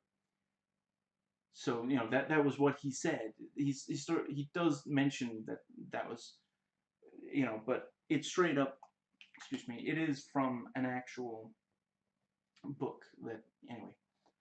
They were sad to see Pope go, but realized he had to. I gotta say, it would not have made any sense if they were like, well, we gotta have Pope in this season. Let's make him an asset to the FBI team or something. No, that it just would not. Like, as much as he resents the Fox River 8 for escaping, it really wouldn't have felt. No, it wouldn't have worked. And Roy Geary was only supposed to be in a single episode, episode 5, but they in the first season. But they liked it so much that they gave him more episodes, and they brought him back for several episodes of this season. Excuse me. I gotta say, I really love the look on his face when, like, he is overjoyed to be able to, you know, get Bellic back for being crooked as scoliosis, as he puts it, when he gets, you know, kicked out, when he gets fired for being crooked in the first season. And the actor who says, do whatever you gotta do, man, that was apparently an ad-lib, and they liked it so much they used it again. You know, let's see. Yeah, when the two teenagers tell Haywire to buy them some beer, you know, then the guy says, do whatever you gotta do, man. And Nick Santora jokes that Robert Knepper actually got his hand removed for the role.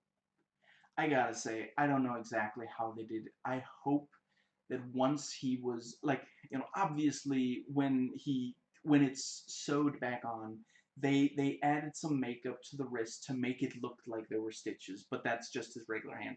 But once he has the prosthetic, I don't know exactly how they do it, but I kind of hope I get. Actually, yeah. Which would be more uncomfortable? Always having to have, like, if his sleeve goes to here and then the prosthetic on the outside, or to have his hand in the inside of the prosthetic, so at least it's normal, but then he can't move his hand at all. Yeah, I don't know exactly. And the house that Veronica and Stedman are in is not where they filmed those seasons in season 1. I gotta say, I could not see that at all. They did a great job matching it. And we lost our Mary Cruz and our Mary Cruz, our president, our Stedman. Stedman was lost to another show. Now, let's see. Okay, I'm starting to feel a little bad about picking on subtitle people, but okay, so the only subtitle for this season, and I think also the first season. No, never mind. The first season had them in English. This season, the commentary tracks, the only subtitles, and I have to have subtitles, otherwise the microphone for the voice typing can't hear. If I can hear the show perfectly, so can the microphone, and I can't voice type any notes. So I have to turn down the audio and go by subtitles a lot for dialogue. The only subtitles for the commentary tracks are in my own language, not in English. The guy translating thought that when they mentioned the score, it was like the score of a test rather than the musical score. Like, from context clues, it's obvious they're talking about musical score, but he's like, oh, you know, like, obviously I have to translate a little since but yeah, basically, you know, they're talking about, this, you know, we really love the score for this scene. And it's clear they're talking about the music, you know, I forget if, yeah, just, if you know that the word score can mean music, you can't have been confused, so he must not have known, but you know, what he translated, we love the score for this scene, was, we give this scene an A+. And, yeah, just, anyway. Now, originally the two brothers were alone when talking near the water, and the footage of the other cons is from another scene, but they felt like it helped.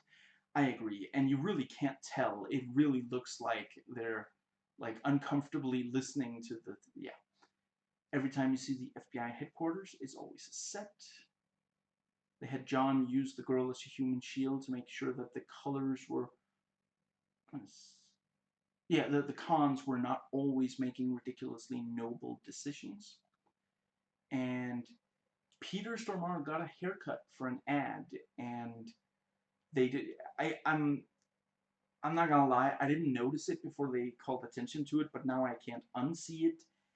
I kind of feel like, I mean, I get it. I don't know if do they have wigs that small? Like, he didn't have a lot of hair in the first season either, but it's very clearly a different haircut. Like, I don't know. Anyway.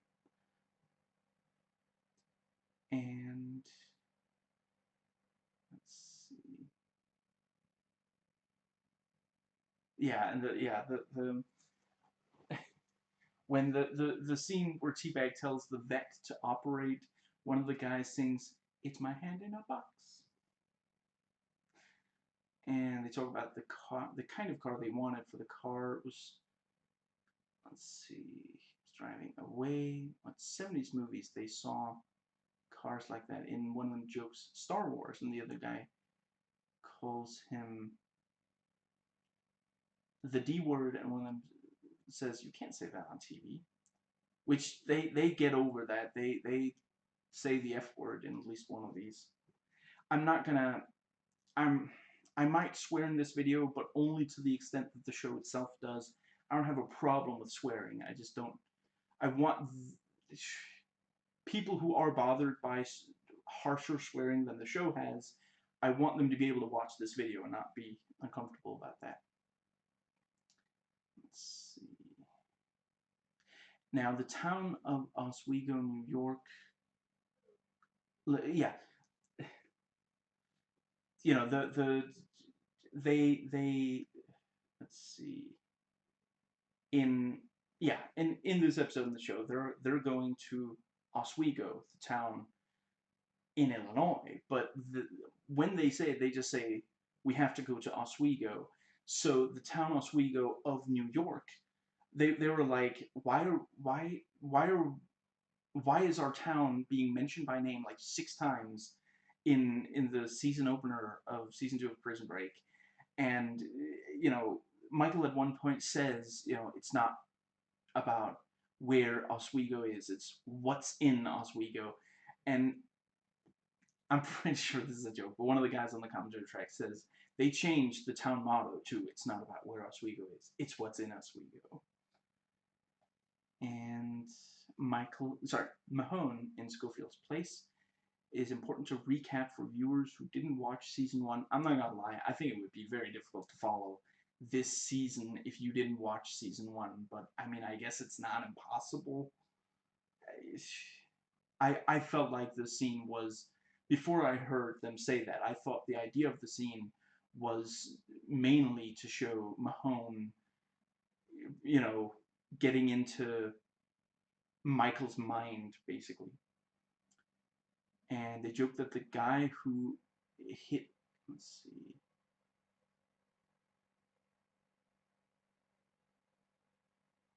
oh, yeah, the guy who got hit in the head with the hard drives Michael threw may have sued, but he's probably still in the river.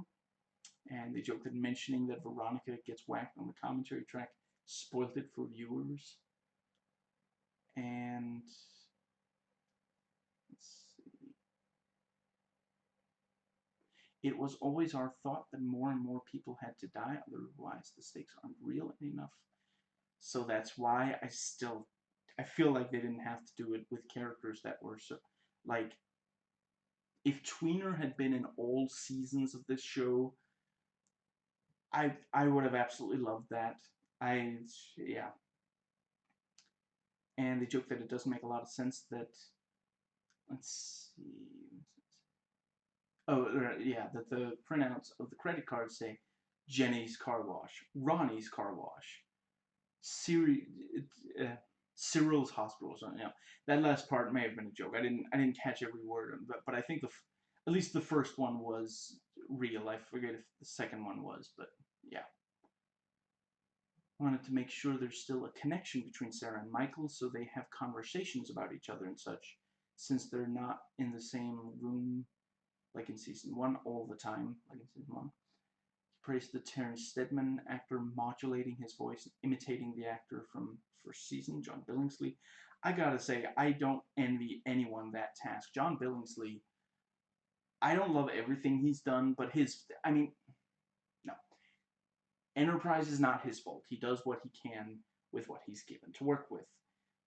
But he definitely does have a distinct, yeah, the way he talks, everything I've seen him in, the way he talks is a little unusual, and I don't know if that's just the way he talks normally. I forget. I think I've seen him in an interview, but I forget. But when I've seen him in roles, I don't think I've seen him in a single role where he didn't modulate his voice in a slightly weird way. And yeah, it's like the guy who does it in this season, excuse me, who plays Terrence in this season does a really great job. Like, you can tell that it's not the same actor because their faces are not quite the same, but if you only heard the voice, maybe the voice isn't exactly right, but the what's the word, diction, I want to say, is like and that's very difficult. That's again something like when we see that Caroline isn't the one talking to Paul on the phone, we see that it's another person. You know, the they use a voice modulating software thing to make sure her voice sounds like, but another important part is the diction, and clearly that was the person they had on the phone. You know, that's not the computer doing that. That's her, because we hear her unaltered voice, and she has the same diction as Caroline, which is obviously why she was the one to do it. The company had someone that could sound like her on the phone by impersonating the diction and using the software. They joke that once Nick did have his hand in a box, they talk about that they knew the teabag. Yeah, they knew the teabag's hand wouldn't keep working, but they liked it being sewed back on and then it getting gangrenous and matching teabag's desperation. It doesn't get that disgusting looking, really, but I mean, I guess they push it as far as TV would allow them. You know, it's not, excuse me, it's not like HBO or Showtime or something.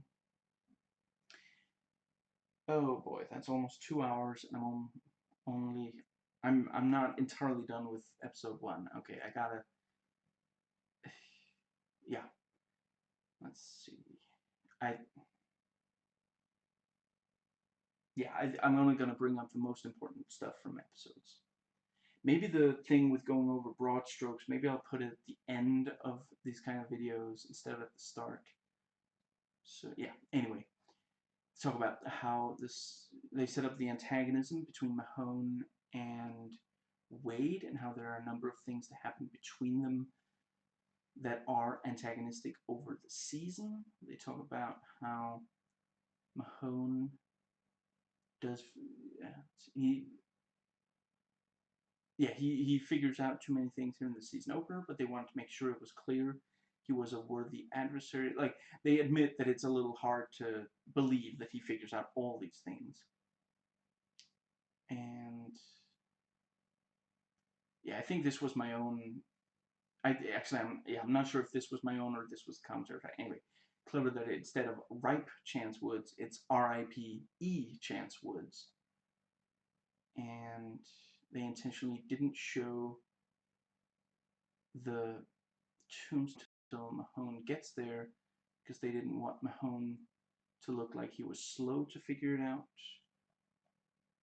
Originally, there was a line about no one's going to stop and ask us for the time, right? And then a kid did, and then the characters felt like that meant they were blending in well. They joke that Veronica actually did get shocked that the actress was that dedicated. That's kind of funny. The actor playing Terrence actually improvised that he tried to open the door and it was locked. He quietly put his hand back in the pocket, but they ended up not using it because it didn't fit so well. Originally, the note Michael left on the origami was supposed to be a personal message to Sarah. Later, they changed it. One of the fans actually did break the code. And yeah, another great season opener, just like season 1. Excuse me.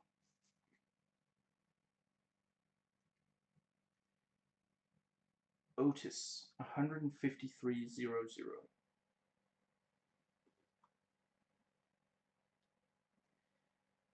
The episode being called Otis made me wonder if they were ever gonna visit Otisburg. And again, I just gotta credit where credit is due. Michael looks really good in those glasses. And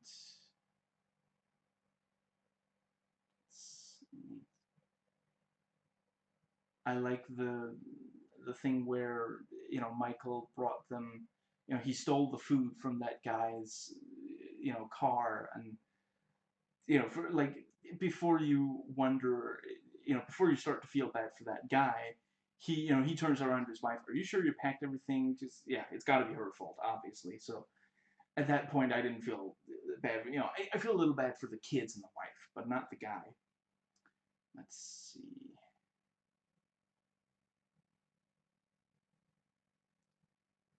And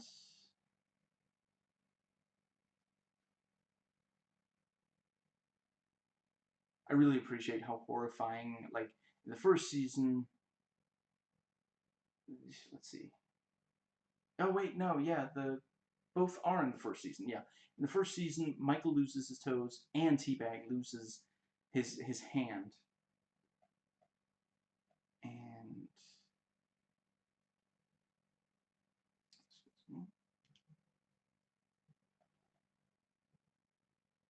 I like that, you know, Sucre and Michael have this really happy goodbye.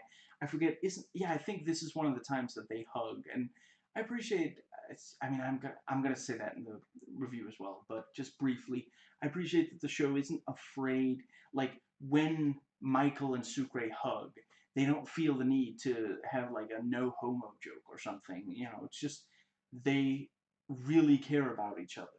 You know, that doesn't mean that they're gay, and it doesn't, you know, these are characters who are comfortable with having a very warm relationship with someone of the same gender.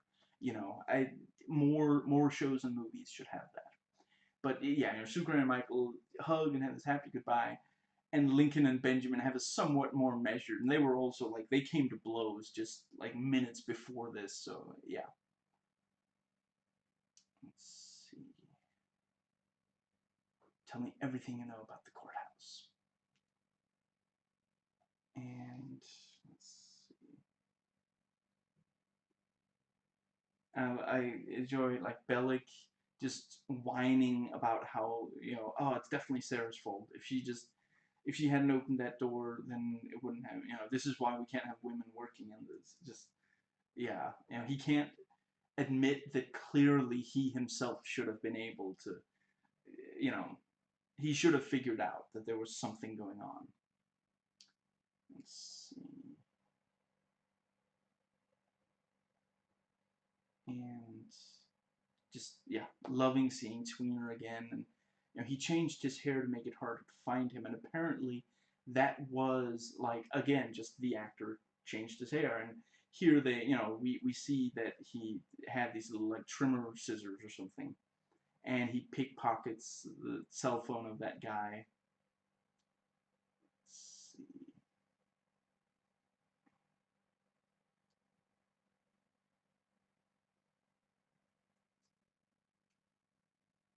Oh, right. Actually, yeah, this is the episode where Roy Geary gives information. Not the first one. Anyway, yeah.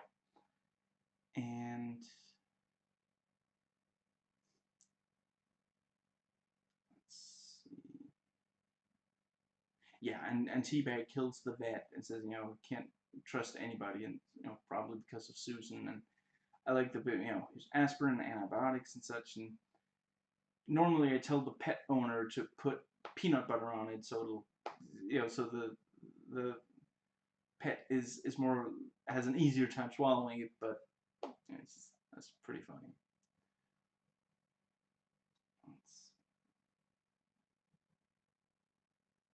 And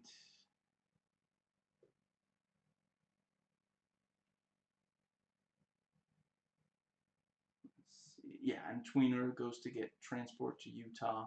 It's great how, you know, he walks up to the you know, the board, which, and they, yeah, they have those at colleges because a lot of people don't live in the place, or at least their family doesn't live. You know, maybe they moved to where the, you know, but yeah. So if they go home to their family or friends, some of them have to drive far, and then it makes a lot of sense to get several people in the same car. You know, and yeah.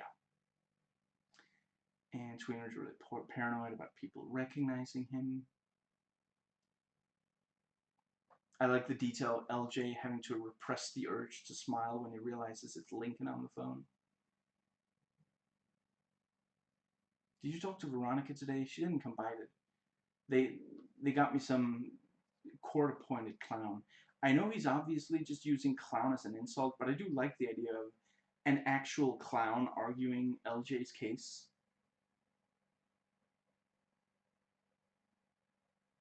Let's see. So Teabag sneaks up from the lethal injection, puts him down like they did to my dog. And let's see.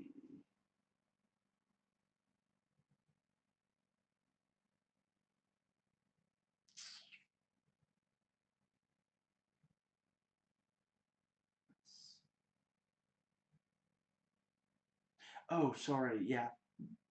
Now we get to the scene where Tweener goes to the college for the and he smiles like a goofball. Yeah, him getting transportation to Utah. The other scene was the bus, or yeah, he was trying to buy a ticket there, but yeah. Yeah, and they, Tweener finds the, yeah, if I accidentally call him David, it's because the voice typing doesn't recognize Tweener. It always got a wrong word, so I just call him by his actual name. But yeah, Tweener finds the, a ride to Utah, and he takes the entire paper instead of just a slip, and we can see, nobody else took a slip from there, and it is, I mean, Illinois to Utah, I don't know. But yeah, it might be kind of far, but yeah. And let's see.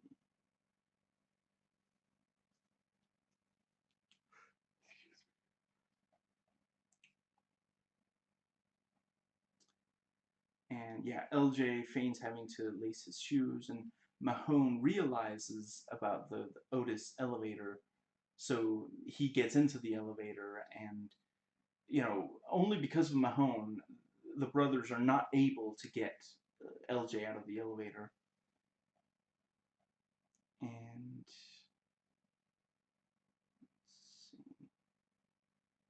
yeah, and Wade goes home, and we see he really does live with his mother, which was hinted at in the first season.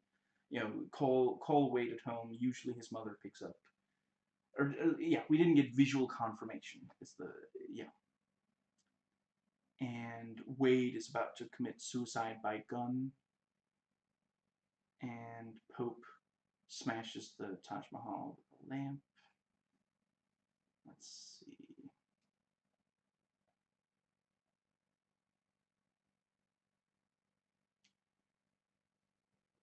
I quite like, the, yeah, for now I'm just going to call her Utah Girl.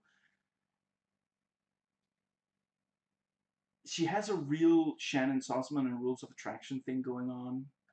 Is that just, I haven't seen enough stuff that takes place at colleges to know for sure, but is that just, do a lot of young women who go to college have that kind of look and feel?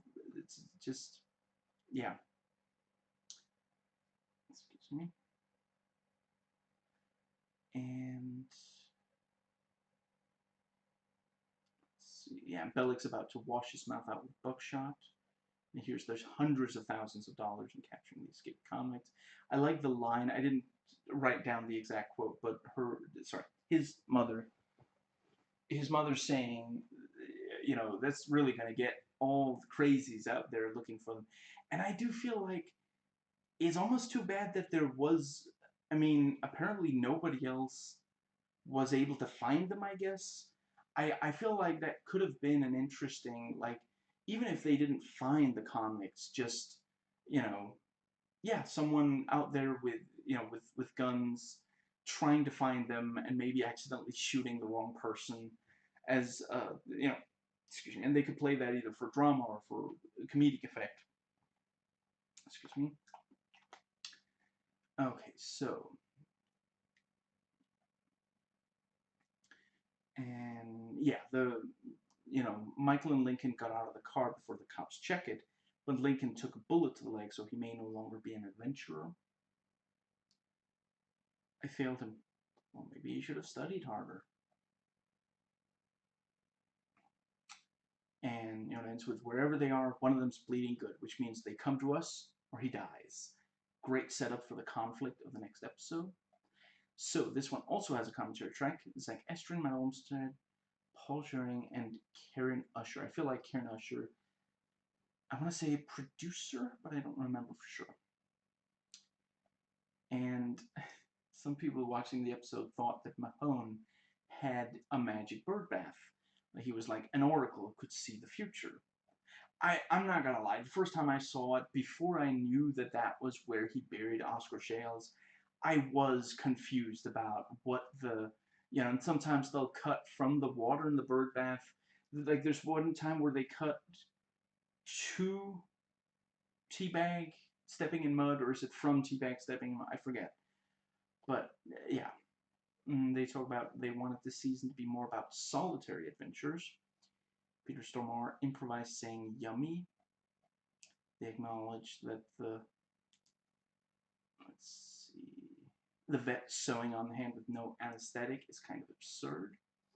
Originally, episode 3 was supposed to be a Reservoir Dogs kind of thing where John would torture the brothers to get information on Fibonacci, but the network said they wanted mission-oriented episodes. They point out Wade Bellick is hypersensitive about the escape because he was there the whole time. It's about the weather. Sorry, weather the... What is that thing?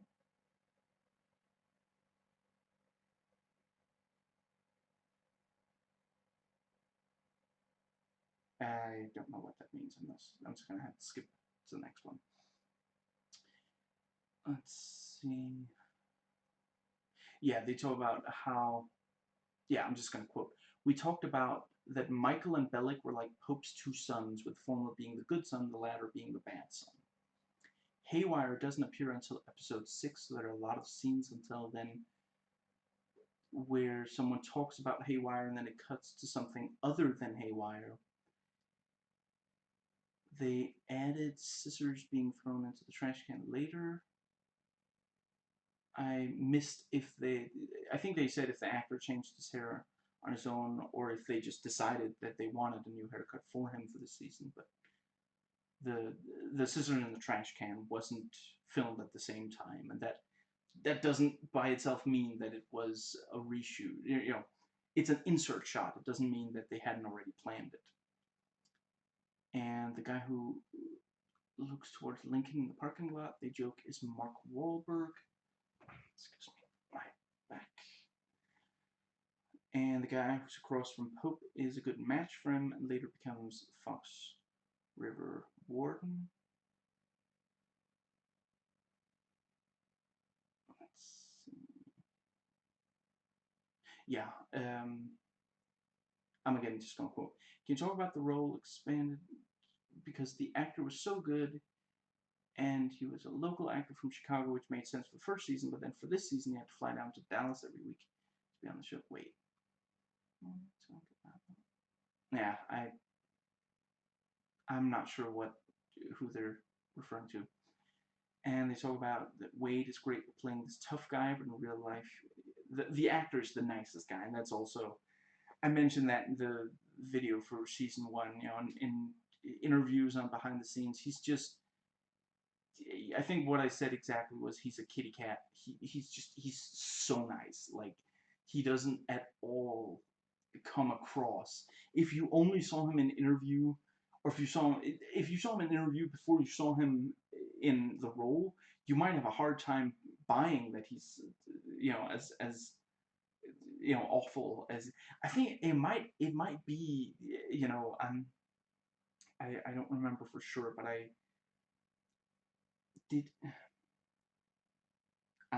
don't remember for sure, but I feel like I heard that the original actor who played Chewbacca, you know, he died, and he did a great job in those movies. And something he said in an interview was that, you know, and that's what, yeah, some of the others would talk about, you know, he's this tall guy, but in real life he's incredibly nice, and he would explain in, you know, I guess they would ask him. It's one-on-one interview, so it's not that he heard the others exactly as they were saying it, but, you know, yeah, probably the interviewer said, everybody else says you're incredibly nice in real life. Is that true, or something, you know? And he explains that he realized when he was younger that when you're that tall, people are going to feel some trepidation when they see you, and he realized that if he overcompensated by being incredibly warm and loving and nice to other people, then that would kind of even it out, and people would, you know, have an easier time talking to him. And I have to wonder if that's maybe the thing with Brad... I'm sorry, I forget his last name right now, but who plays Wade Bellick. because he does kind of, like, if you just saw his face and he had a neutral expression on his face, and especially if you could also see like his figure, he has this kind of imposing presence, and yeah, I can't help but wonder. But like in interviews, he's always got a big smile on his face. In the ones I've seen. Now, originally the scene was supposed to end when Wade and Pope leave the room, but they wanted to see what would happen, and they like the subtext in the line, "I'll get some coffee." You know, Pope doesn't directly say something to Wade. He looks at him for a little while, and then he says, "I'll get some coffee." They praise Robert Nepper, and apparently the actor playing the vet was actually afraid of Robert Nepper, which is, again, like, if you see him in an interview, kitty cat. He's smile and just super nice. Let's see. They like LJ in the scene with Mahone. And they joke that the actor playing LJ is 45, and then wonder, they can't quite recall if it's 21 or 25, but apparently he's married, and his wife, was it, watched them taping the episode or something. But that, I mean, that is really funny. He's playing like a 16-year-old who's like rebellious and such, and he's like happily married. That's, yeah. But he's one of those actors, you know. It's been some years now since I watched Eight Simple Rules, but something I probably will never forget is that, let me think. Carrie, I think her character name is Carrie. The actress playing Carrie, you know, the character is 14. The actress was like 21 or 25 at the time, but she's kind of short, and her face, she looks, you completely buy that she's 14 years old. But if you can find someone who's, you know, I mean, for one thing, obviously, whenever you're filming with someone who's not of age, there are certain laws restricting how much time you can work with them, especially if they're children, but I think also for teenagers. I'm pretty sure for teenagers as well. If you can find a 20-something to play someone younger than themselves, there's also less of a chance of a growth spurt. If you, like, I mean, it's one thing if it's one of those shows where every week, every episode is a week apart from the one before it, so they grow up at the same rate as the show progresses, you know. But, you know, there are a lot of shows where they hire a teenager or a child, and in time, they look completely different, and it doesn't really work for, which, you know, I mean, the way her face looks at like age 21 or 25 or so, that's the way her face is going to keep looking for a while, you know, not forever, but whereas if they had hired a 14-year-old, and she, like, it's it is kind of important to her character that she's a little short and not, like, it's this thing of, there are two sisters in the family, and one of them is played by Kelly Cuoco, who, no surprise to anyone, is strikingly beautiful, and basically average height, I think. And then you have the other one who's short, and I mean, it's not, she's pretty, but she's not like stunningly beautiful, kind of. And yeah, if they hired a 14-year-old who was pretty but not stunningly beautiful, there's a chance she'll end up stunningly beautiful, and it's just, and then what do they do, so yeah. Let's see. Apparently the fraternity that they mention was one that Zach was actually in. And one of them jokes that apparently it really was supposed to be a clown attorney. They wanted to give Lincoln one of Michael's brain teasers and be Otis Wright. Let's see. And yeah, dropping the cell phone so it couldn't be tracked. They talk about how many characters they kill off in the second season, how they felt that they didn't get enough in the first 2 episodes. Let's see.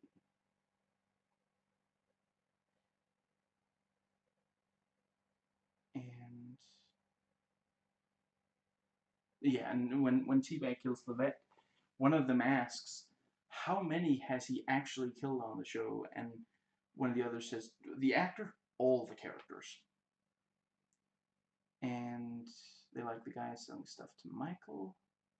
Originally, without the editing, the woman with the dog called the cops from about 2 meters away from Lincoln, so they had to edit it because it looked, you know, when you watched the you know, before they edited more creatively, it was like, why doesn't Lincoln just grab her cell phone? Like, he could easily get to the cell phone before she's done calling. Like, there's no reason why this is a problem, you know. I mean, and the dog she has doesn't look that aggressive, you know.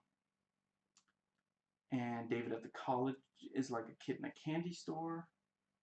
They praise how Wade Bellick is intense and looks like he's about to pass out when he's getting fired. They joke that T-Bag must not like doctors because he keeps killing them. When Mahone talks to LJ about the call, some of it was ad-libbed, and the actors on the roof of the courthouse were really hot, and originally we saw them rappelling down, and it looked too good. They looked like James Bond. They talk about LJ's shoes. The rappelling was how they got into the elevator shaft. When they're in the elevator shaft, that's the first time there's a real meeting between protagonist and antagonist on the show. Excuse me. Mahone is supposed to be able to tell that the plastic gun was plastic from the noise when they dropped it, and assume they must not want him dead, and that's why he grabbed LJ. You know, despite the gun, since now they are holding a gun on him, a real gun, a loaded gun. And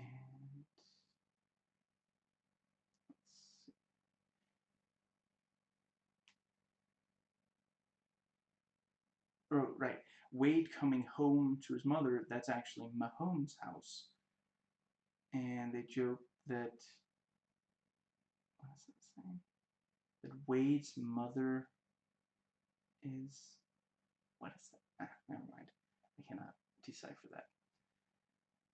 And they want to make the audience really believe that Wade was going to kill himself, and killing off Veronica and the vet was supposed to help set that up. And they talk about Warren Pope smashing the Taj Mahal was a one-taker, and they got it in slow motion, and apparently it's supposed to be on the DVD somewhere as like a Easter egg, but I wasn't able to find a website that mentioned it.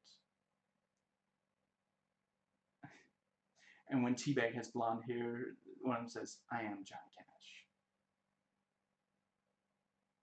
They talk about that David is going to end up realizing that the girl driving him to Utah is actually very sweet, and he's taking advantage of her.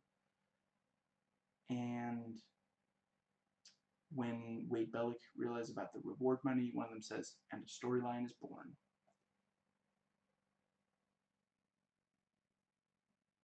And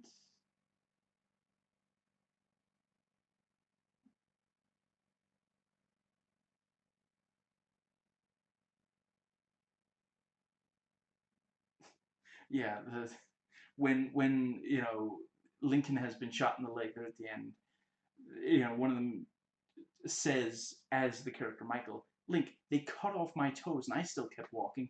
Oh, you have some jello on your legs. You'll never be able to keep moving.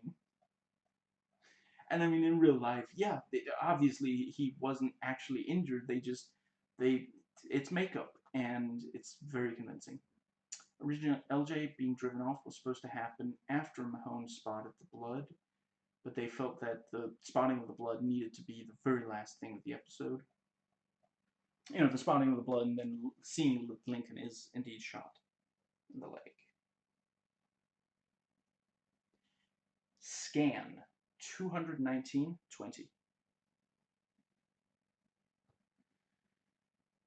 Okay, so, and 12 hours earlier. So let's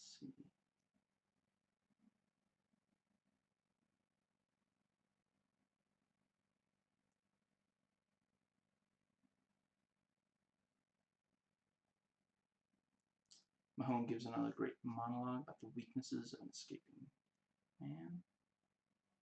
Cayenne pepper in your kitchen. Do you have it? And let's see. Yeah, Michael apologizes to Mika, and we see him not in complete control. And let's see.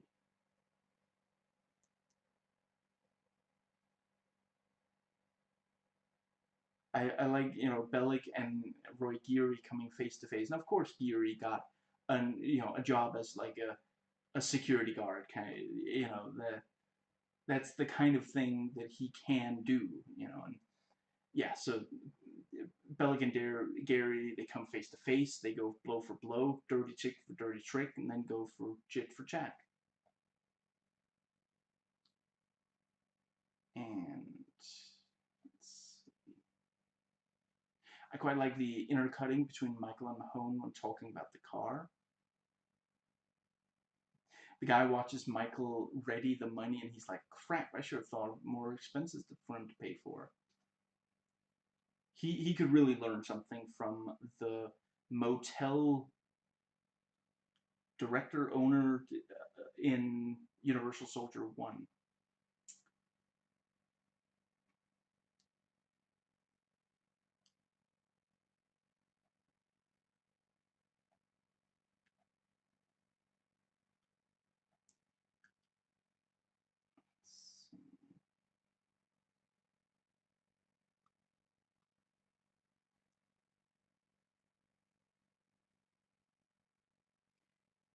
Baby, I got a plan for that.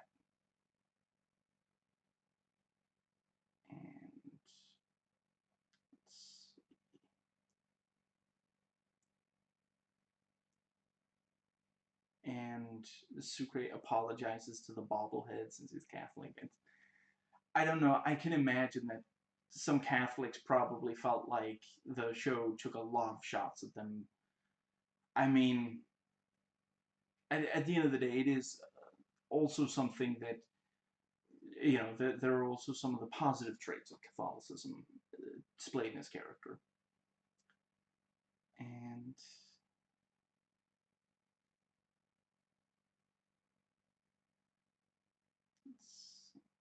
I like, you know, it's nice to see the brothers being brothers. And let's see.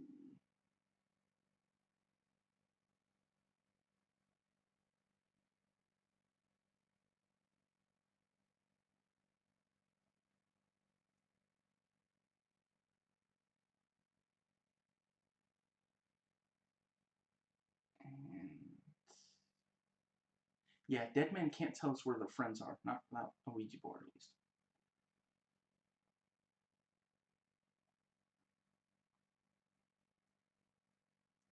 Mr. Miller, I need to see some hands, please. Can you give me a hand?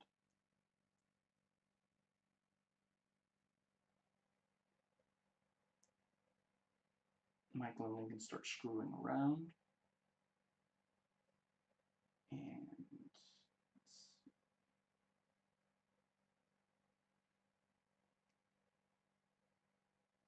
so the car was actually faking their death, and Michael had some meat in the trunk, if you know what I'm talking about.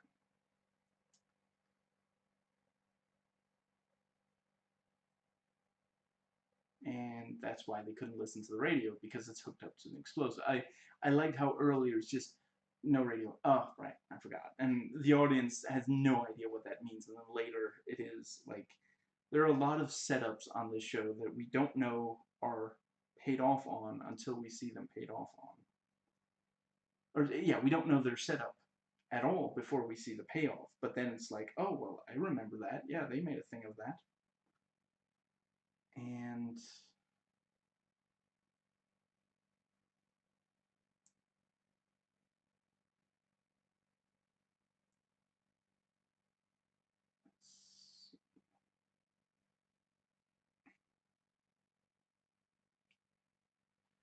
I don't know, but we're gonna need that explosion. They're gonna put it in the ad and everything. Michael wants them to decide who goes up to the car via rock, paper, scissors, but Lincoln decides he's going to do it. Very older brother behavior. Just one, probably. I love the contrast of the music with the tense situation. The music being so positive and upbeat. I don't remember exactly what it is, but it's definitely not music you expect to hear right before an explosion.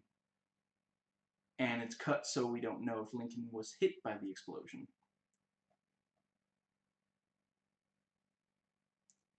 I was trying to tell you, but you hung up the phone. The wedding is in Vegas. The city? Are there different Vegases? Does he want to know if does is he wondering if the marriage is inside the Street Fighter character?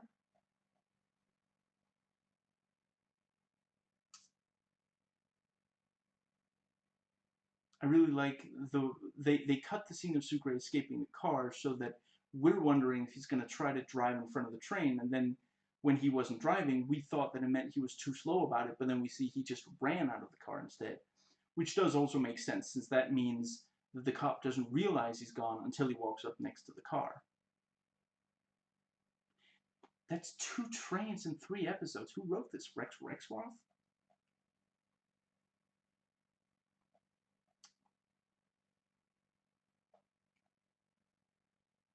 And we see Paul in the AA meeting, and she hasn't met him, so she wouldn't know not to trust him. Yeah, Mahone, take another pill. Yeah, I bet you will.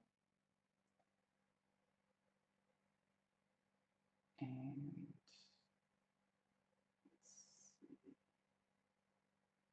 yeah, Michael knows the brothers will be in Mexico by the time the results confirm that those are not their dead bodies in the car. So he knew that they would be tracing the phone, and that was the plan, since that's the most realistic way they would be sure that that's the car the brothers were in, since they might be so messed up that it would be hard to tell.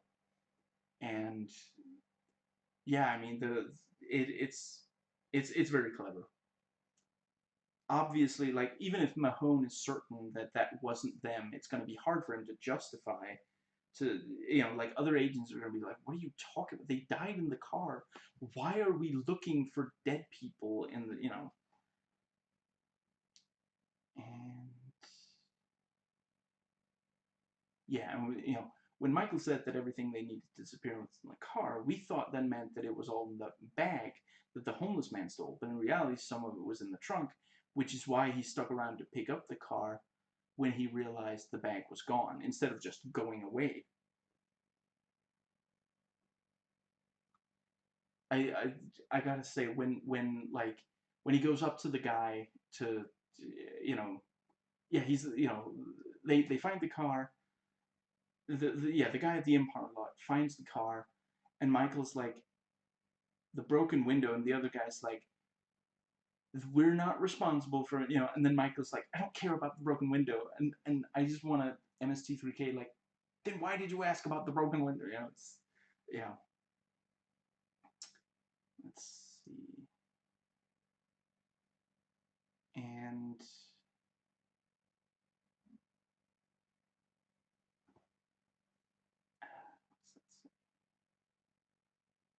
yeah, and Roy and Bellic were following Nika, which is very clever. It wouldn't have been difficult at all for them to find out where she lives, since Bellic has friends in law enforcement outside of Fox River. Then it's just a matter of following, them following her around subtly, and the audience already knows that this is a very uneasy alliance, since, you know, Brad and Roy have about 400,000 good reasons to not split the reward once they've gotten both brothers. Okay.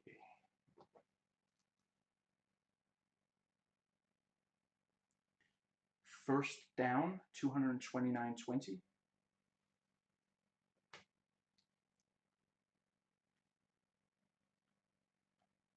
Very cool car chase in the opening.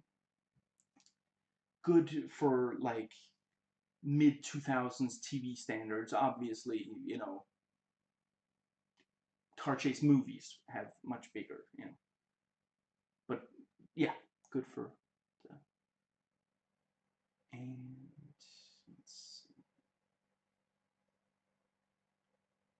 How about don't?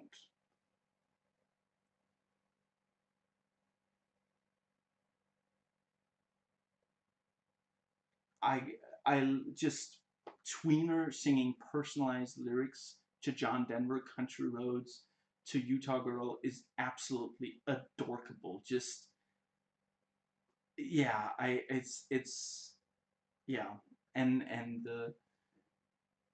the two of them together just so yeah. Slow down. All right, Dad.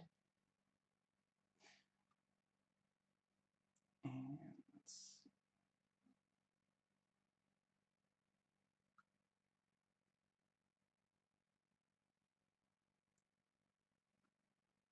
and Paul tries to make a connection with Sarah by sharing something that obviously did not happen, and yeah, he's gonna approach her after the meeting and pretend to apologize, and that's again, it's one thing that he he tricked her into trusting her and letting her close, and but straight up, she thought that, like, when they first met, she thought that he was seriously worried about dying, and she tries to reassure him by saying it's not genetic though. It's not, it's you don't have a genetic predisposition to dying from that, and like, her as a doctor, to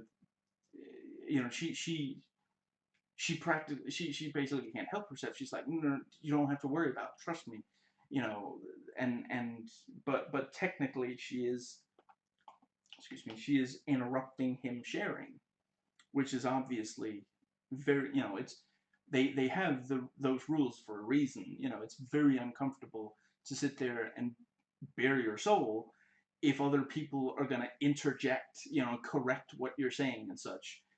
So it's he creates this scenario where technically they're both wrong, so that once he apologizes, she'll be like, I'm sorry too. It's instead of just, if he just said something mean to her and then apologizes, she's not very likely to, but if they're technically both wrong and he apologizes first, then it's like, okay, if she doesn't apologize now, she's kind of being a jerk.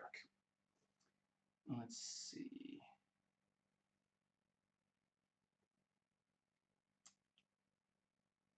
John looks very smooth now that he's back in what the character would.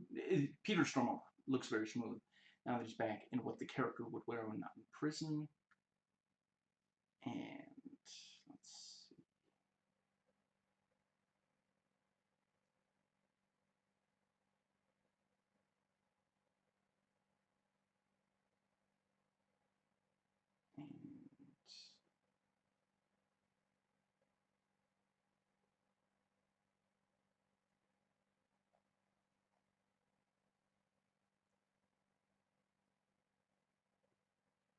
And um,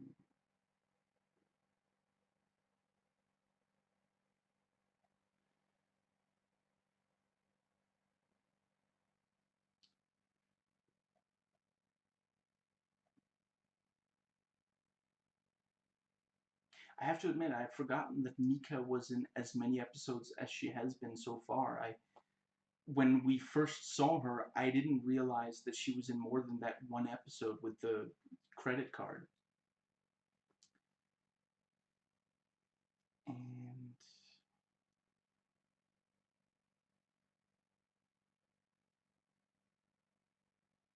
great job on the makeup of John's scar on his throat. It's healed a lot, but there is still a scar, as there would be.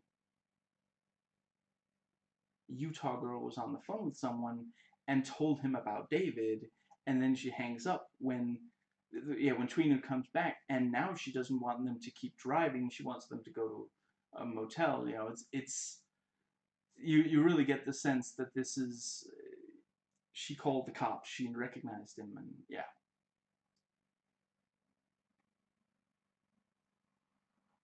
And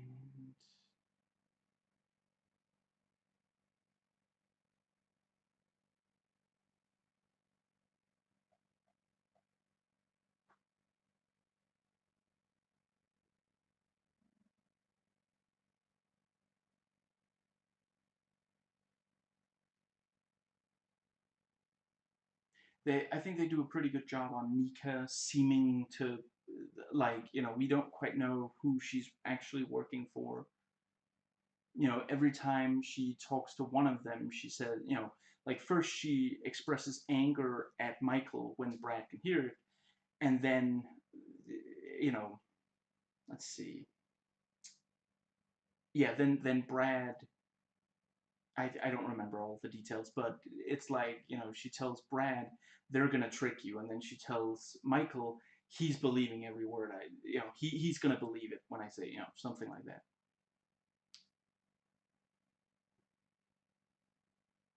And Tweener hits on Utah Girl, who says she's not Mormon and is kind of insulted that he would think that about, just because she's from Utah. And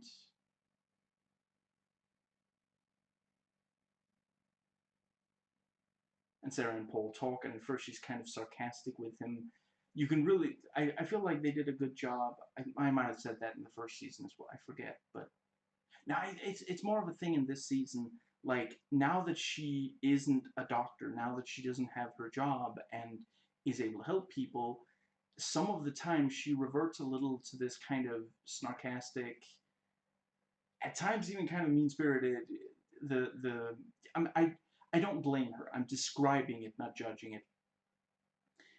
And that is, a lot of junkies end up like that because that's that's something that happens to, it comes very naturally when a while happens without a fix, and the yeah, behavior like that is hard to completely get rid of. And let's see.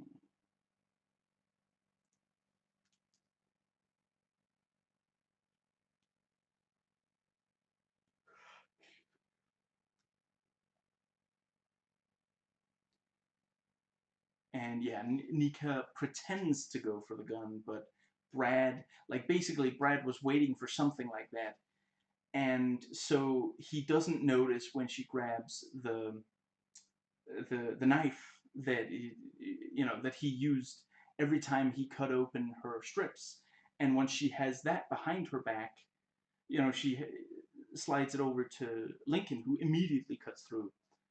Fooled you. Oh, you really suck, but like, you know that?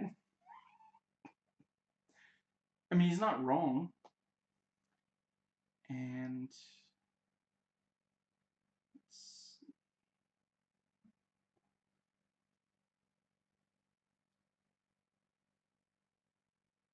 okay, I think what this means is that Michael is surprised at Brad talking about Sarah's fate, but for some reason it heard Brian talking about Sarah's feet.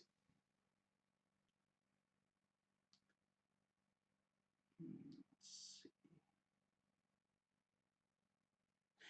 I thought it was really good how, when yeah, just briefly to set up this, Teabag was driving with the guy who had car trouble, and he, Teabag seemed to lose control, and he starts to touch Danielle in a clearly inappropriate way. And at first it looks like he did that by accident, but then when the father tells Danielle to leave the room, and he's going to fight Teabag, and then we see Teabag won the fight and drives off, and we see Danielle realize, and be shocked.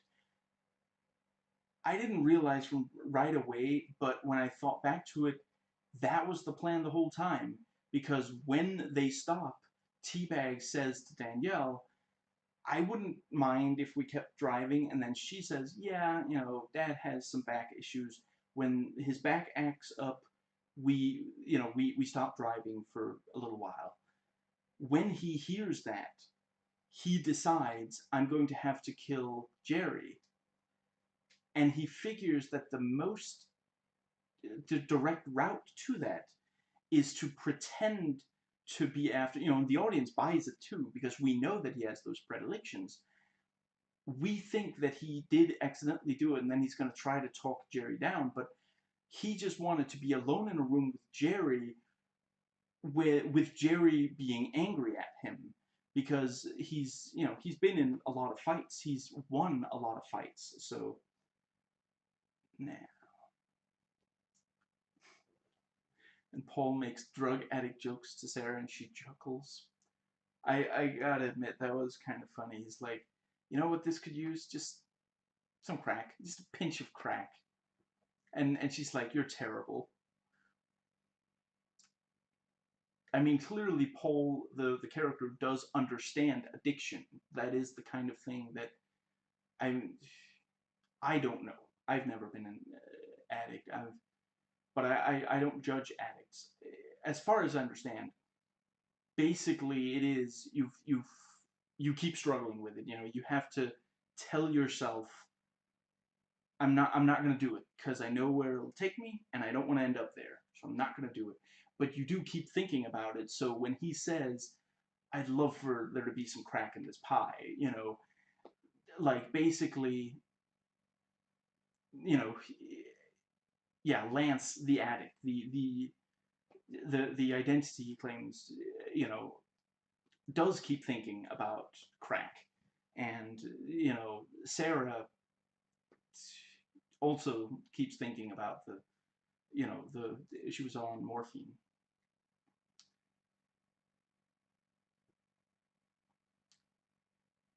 And let's see. Yeah, I like the misdirect that you know, Mahone says, I can't believe the first catch would be from the rat or something like that. Or yeah, the first get would be the rat, something like that. So when we see, you know, and then he says, I knew you were going to go after the rat Fibonacci. So it wasn't that they were on Tweener's trail, they were on John's trail because of Fibonacci. They knew that, you know, yeah, I thought that was a good, so, and then we find out Utah Girl was calling her father, not the feds. Excuse me. You know, she may not be a Mormon, but, excuse me, she's still, like, she's gonna tell her father that, you know, she's in a motel room with a guy she maybe kind of likes.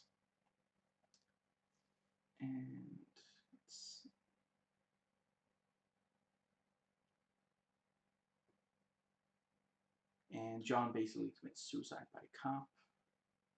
Yeah, and the guy, you know, the guy who gave the information about where Fibonacci was supposedly, he was facing a RICO trap, didn't want to go to jail. Makes sense. That's, you know, that happens a lot in mob circles. They get a guy who has access to some to rat on the, you know, the ones they would rather get.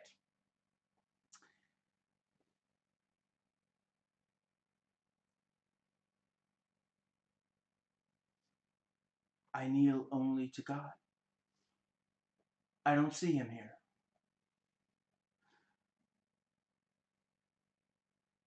Let's see.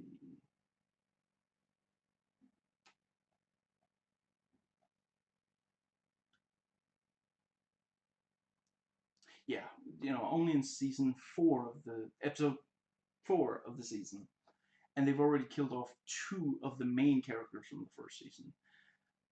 Yeah, wasn't John a main character? He wasn't in every single episode, but he was in most of the season. Really, the only episodes he wasn't in at all was when he was out with the wound. That was it. Other than that, he's in maybe 18 episodes of the first season or something. He's in the pilot and the finale.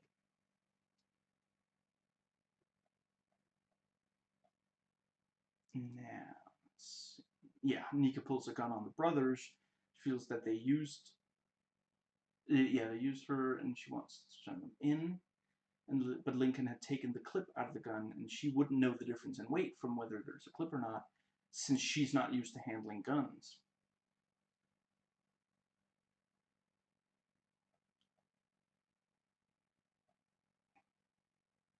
Now, in this episode, Nika is essentially a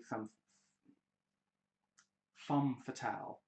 It appears that no man can fully trust her. She's only out for herself. She wants money, power, independence, and she will use her sex appeal to get it. They did a really great job on nailing that character type, although I think an argument could be made that, compared to her character in the first season, it's kind of character assassination. She seemed very devoted to helping Michael, taking great risks to do so.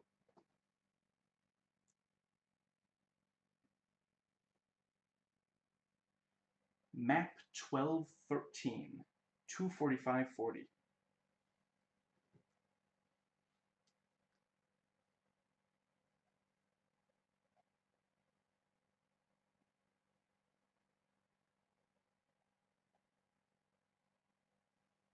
I appreciate that very early in the episode, the brothers realized that the, they're supposedly, they supposedly managed to fake their deaths, but it's been revealed, and Benjamin is operating off half a ticket, but he managed to BS his way to,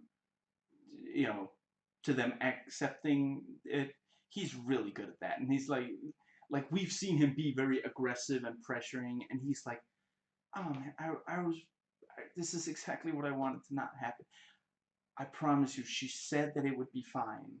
And eventually the guy, like, he really he comes across as, like, frustrated but friendly, non-threatening, and, which is, like, him as a black man, he's learned that he needs to come across as non-threatening when appealing to authority. Figures, sorry. That means something else. When he's trying to get goodwill from authority figures, he can't come across, he has to come across as very non-threatening, or it's going to end badly, And it's like, yeah, I mean, he looked for partial tickets, and yeah, someone had, like, taken that ticket and then ripped it in half, or something like that. Let's see, because obviously he doesn't have the money for buying the ticket properly. And okay, I'm sorry, I don't even know what. Okay, so what I voice typed was David and Utah girl wake up in bed together, and then it says ha ha. I don't know what I said that it took us ha ha, but anyway. Let's see. And right, yeah, he's like, oh, please don't answer the door. The cop's gonna go away, and she's like, it's a cop. What's the big deal?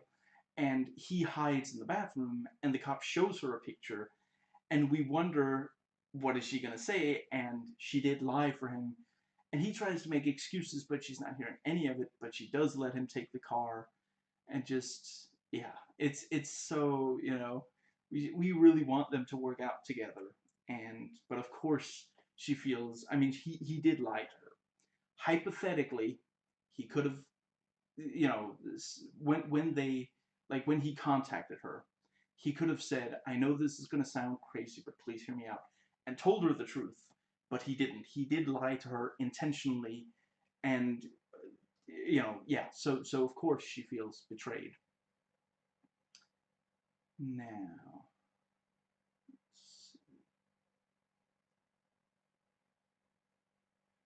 looks like Westmoreland spent his last breath blowing smoke up your ass. That's a great line. That's a really, I think they mentioned on the commentary track that they really like that line. And David Tweener wrote aloha on the window, since they were talking about how nice it would be to go to Hawaii together. I did think that was a really, like, that's young love. I mean, she's in college and she thinks he's in college, but they're still talking about, they have no money, they have nothing, and they're talking about, wouldn't it be nice if we could go to Hawaii? It's just, yeah. Mr. Kelman, Mr. Kim, Mr. Anderson.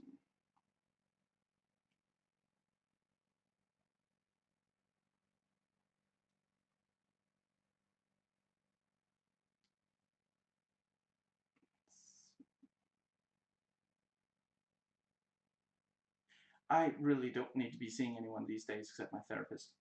Self-awareness win. And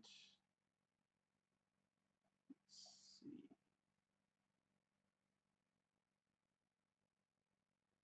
Alakaday.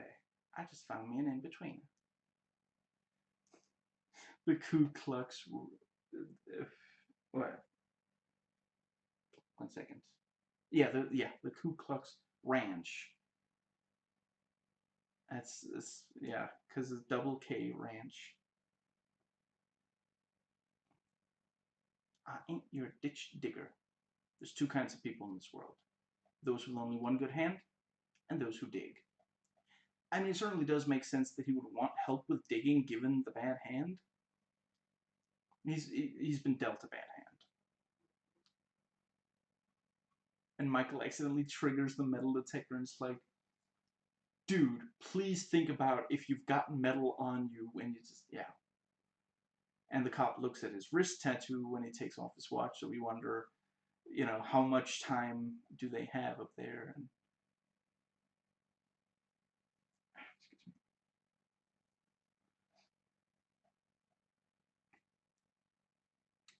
hello, pretty. What are you gonna do? Scream? They take such joy in that, being able to turn the tables on him after all that he's done to just that's so great. You know, Michael runs up beside him and goes, "Hello, pretty," because that's what he always calls others. And Lincoln like jabs the gun in between. Like if these are his crap, what's it called? His ribs. Like the Lincoln gets the gun in against, like, it probably hurts. It looked like he like hit it against some of them, and like, no, scream, go ahead. It's, you know, you're gonna be in just as bad of a situation as we are if you do. Now,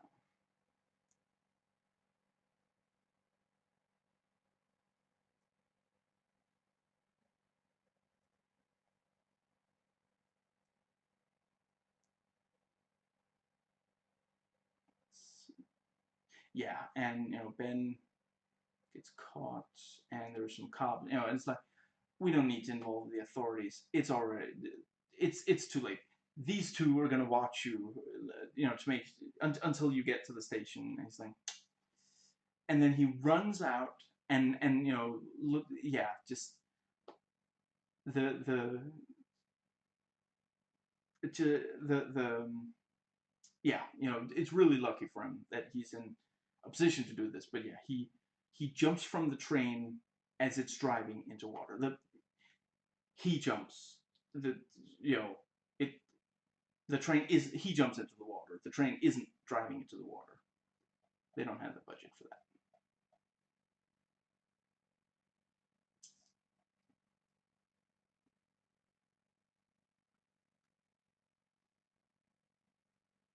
Now, David Sweeney tries to buy a shovel, and the guy recognizes him and pounds him with the bat. Great job on the scene exploding from building tension and suspense in, you know, let's see, yeah, into a certain confrontation with someone who knows some things going on, and let's see,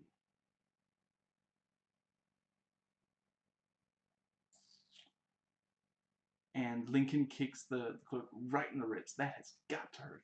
Lincoln is really good at the whole fighting thing and, excuse me, hitting people where it hurts. Now,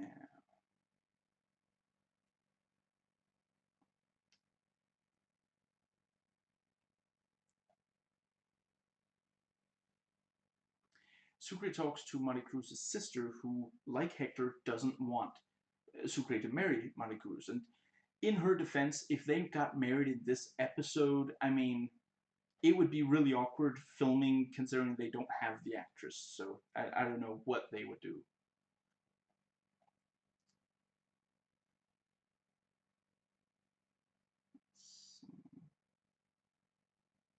You're right, I don't want to talk about it.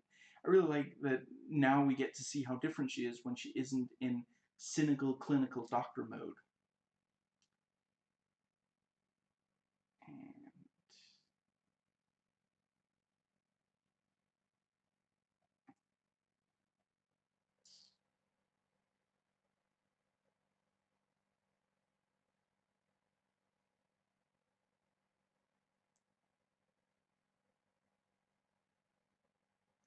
And now,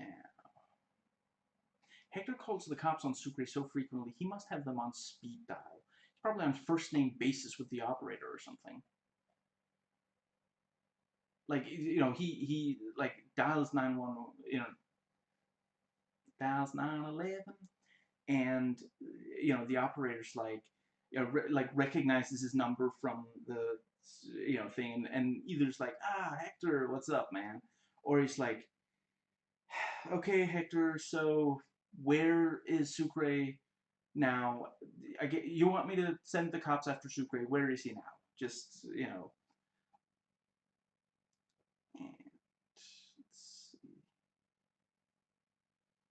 and And yeah, Teabag did have the map, of course, and he reads the important part and then eats it, which is his go-to move. He's, okay, so by this point, he swallowed one key and one map, and later in the season, he's going to swallow another key.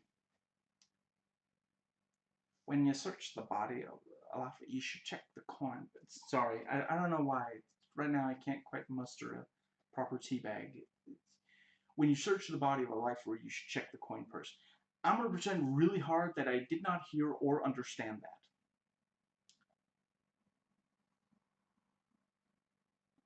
We are working together. We aren't working together. You're just here to lend a hand. Which one? Can it be the one that was never detached? And I gotta admit, both the first time I watched this episode, 13 years ago, and on this rewatch, I thought that Teabag was intentionally luring them into an area that he knows, like the audience sees the sign that says private property, no trespassing. So, like there's some chance that they're going to be shot at, and since he knows that himself, he can, try to maneuver out of the situation or something. But I don't know. I guess maybe the cinematic language wasn't quite as clear. I don't think. I think it's one of the only times in the show where the I got a completely different idea about what was supposed to be going on than one was. This and the bird bath are maybe the only ones. Third, ice cold beer. I didn't know you had such big plans.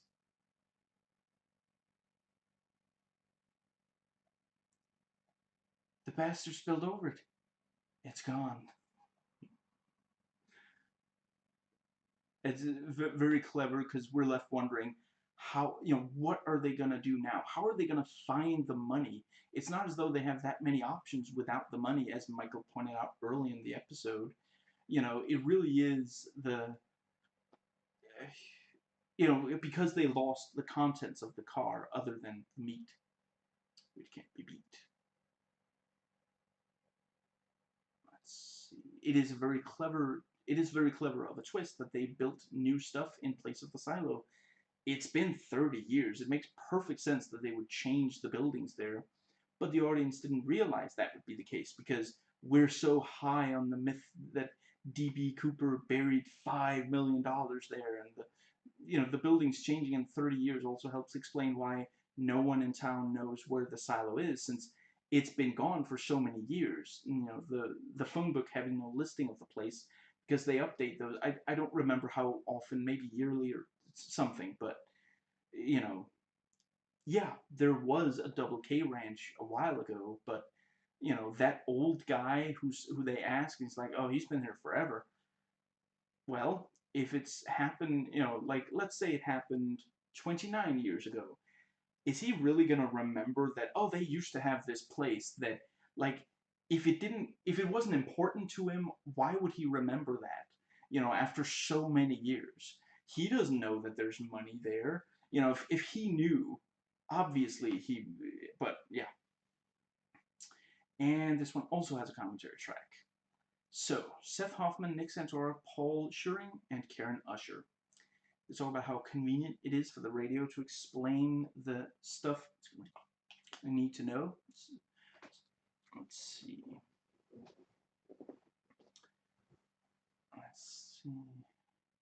For the episode, and they joke that they use it for the first time here, but first they say we use it 47 more times, for the rest of the show, and then one of them said, or even per episode, or yeah, no, per episode, something like that. It's all about how ridiculously nice it is of Utah girl to give Tweener the car. They joke about having brothers pronounce the name of the town in 2 different ways so that the people working there wouldn't be upset. And then one of them jokes that they called all 4 of the people who lived in the town and explained it. And then one of those jokes, oh, you just got us in trouble. When the old guy tells them there's no double K, they go, Pepperidge Farm remembers. And they didn't have time to show Utah girl calling the cops, so instead they played the audio of that over Tweener in the car. I gotta admit, I mean, I guess it's just supposed to be that he doesn't have a police radio, right? Where would he have gotten that? I mean, so it must just be that he gets the feeling that, or maybe like he's just, well, I've driven as far as she said I could with the car, so now I'm gonna, and so it's just kind of awkward the way that, anyway. The name of the universe they reference apparently spells SLUT, because it's a technical college and U as in university, or something like that, or anyway, whatever. Most of Reggie's scenes in the season are him alone in a room yelling into a telephone, so he had to act without anything or anyone to act off of, and he did a great job. And he didn't even have a proper phone, it had a Bluetooth, which makes things even more difficult for some of the scenes. They love the reveal on, what is that? Kellerman sitting close to Sona in the church, and they point out the score for his character playing the bell, the Keller bell.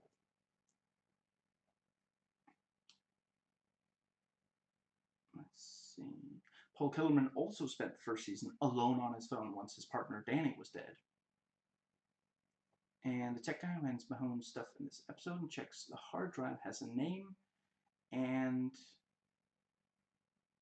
what does that say? Yeah, it wrote the wrong thing. So anyway, one of them jokes that he must be named after a shampoo. I didn't get the name. I don't have the name written down. At first they didn't think about how Mahone, what does that say? Puts pins in a map. Oh, how Mahone putting pins in a map would be interesting, but the actor made it work. It's all about how coincidental it is that Teabag and Tweener run into each other. Excuse me. Now,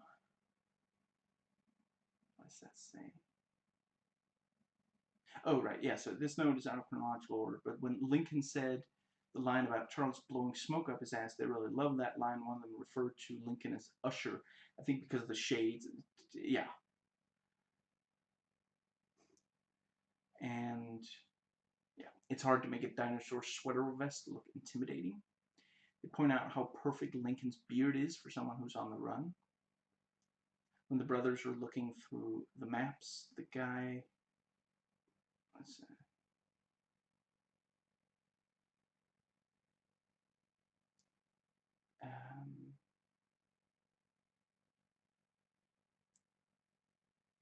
the guy in the background has some,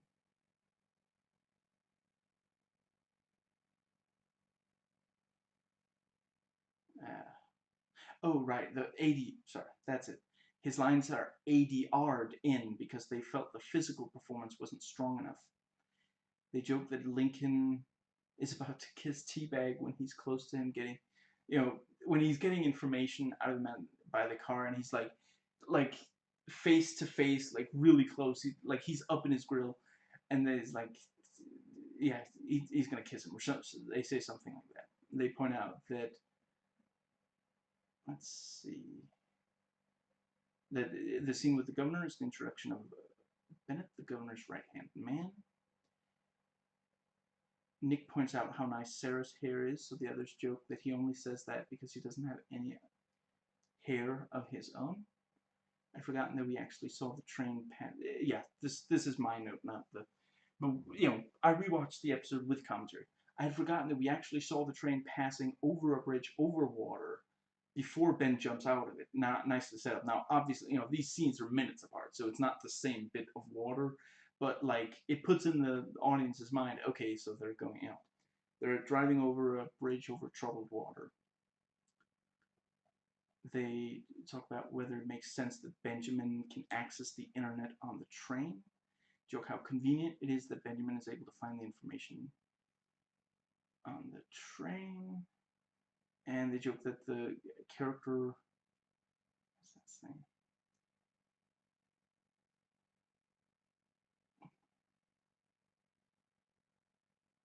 Yeah. So, yeah, I don't know. Anyway, they joke that this one guy is played by Neil Patrick Harris, and if you rewatch the episode, he does look like him. They point out just how disgusting it is that Teabag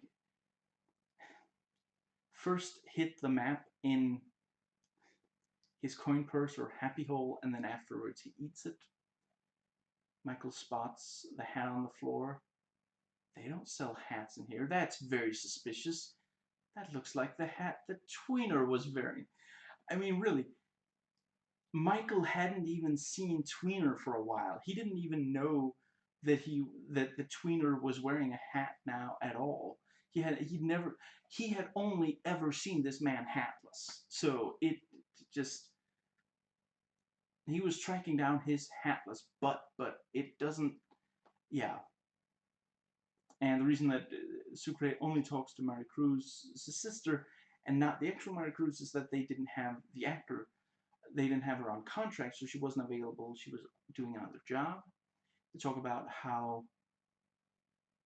let's see, Reggie was there to fill in for Caroline's character, and then one of them jokes that they realized that he looked nothing like Caroline, so they had to create a new character. But really, he's there so they can keep alive the conspiracy without having the main character of that. I gotta say, I mean, I don't know exactly what they would have done, since there's no way that it would just have been Caroline in those scenes. I don't know exactly what they would have done. I like I like Bill Kim a lot, and I felt like he was a really good, like, I mean, yeah, I felt like it made a lot of sense for the that character. Now, they talked about if Sarah would really trust Paul the way she does, but, oh, he's gay, and that makes her trust him more. And, let's see. Yeah, I forget if this is what they said or just what I thought, but, she might see straight guys would be more interested in her sexually rather than being, trustworthy, just wanting to know her as a person. But a gay guy isn't, yeah. Although, I mean, all he says is, he says that he's, like, I forget the name he uses, but actually, I think it might be Daniel, now that I think about it, which I guess puts his scenes with Danny in a different light. But yeah, like, Lance says, oh, my partner, Danny, doesn't want to do this or that, and then she's like, oh, like, oh, he's gay. I mean, that doesn't mean that he's gay. It could mean he's bi, in which case there's, but yeah, I I'm asking a lot for a show from the mid 2000s to recognize that a man being attracted to another man doesn't mean he's not also attracted to women. That's just way beyond. Anyway, one of the people on the commentary track says the line says that the line I vote, you know, I voted for you, it was something that she heard people say to her father, and they talk about whether, you know, that those whether Lance is lying any more than they were when they said it to her father. I'm afraid I don't remember what it was that her father was that they voted for. For all I know, it's Dog Walker. Now, let's see. Which I sometimes when I say Dog Walker or Doug Walker, I end up saying the other of those things, which makes me wonder if Doug Walker is a dog walker. Anyway, yeah, I don't actually wonder that. And they talk about the stuff that Sarah says after. Yeah, yeah, stuff Sarah does after her father's death. This is Sucre having smelled a bathrobe for 20 minutes. I mean, it is kind of, yeah, I guess that is what he's been doing. Just, that's, yeah. I feel like maybe they should have had him be like, I guess if he was like looking at a watch, it might make it look like he was angry at Marty Cruz for being late or something. Yeah, I don't know. I mean, he already knew she was pregnant, so her being late, anyway. And they talk about that it might make it less disgusting that Teabag ate the map that he had up his ass. That was that supposedly the map was inside the Cheetos bag, which was in his ass, but then they ultimately cut the Cheetos bag out of the, you know, he grabs a Cheetos bag earlier and stuffs Cheetos in his mouth, but then we don't see Cheetos or the Cheeto bag for the rest of the episode, so yeah. But I mean, yeah, that does make it better, but yeah. And apparently there really is a sheep road in Towel or Tool, Tuele. I forget I think Tuele is one of, Tool and Tuele, I think, are the two different ways they pronounce it. And You're Just Here to Lend a Hand was actually an ad-lib by Wentworth Miller. Excuse me. They had to justify the puddle, the tea bag, you know, accidentally steps in, produces a transition from one puddle to another.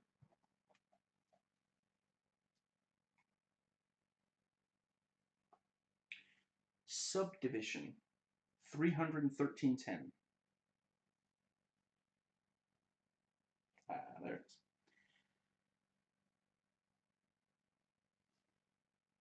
is. Haywire hasn't changed his mode of transportation or appearance at all in all this time. That is, I mean, this is days after. I mean, that bicycle lasted way longer for the. 1 second.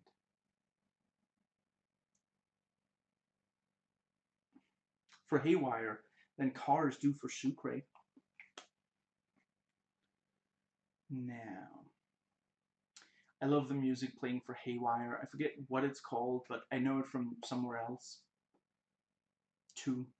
And he washes his hair in soda. Let's see.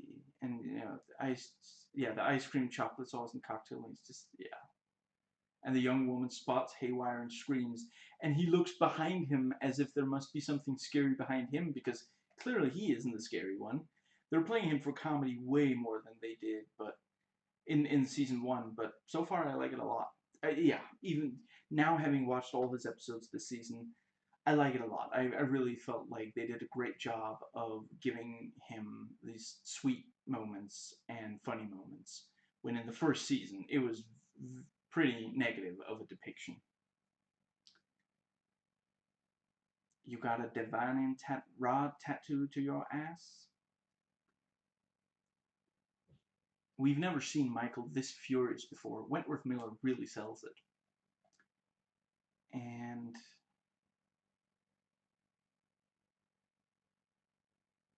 let's see.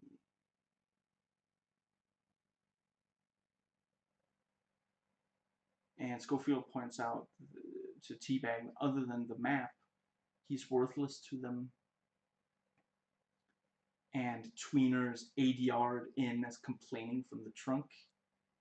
That was something I very distinctly remembered all these years later. I actually remembered it being closer to his on-screen death, but I remembered his on-screen death, and I remembered the ADR'd in complaining. And I like Michael realizes the money must be under the garage because the silo kept those two trees from getting as much sunlight as the other ones.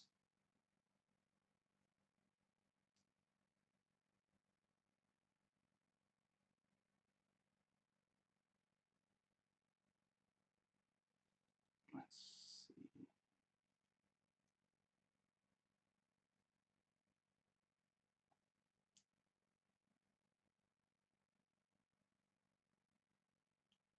And they let David out of the trunk and the ADR booth.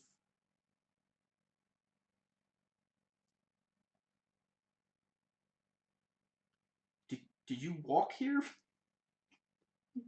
That's pretty funny.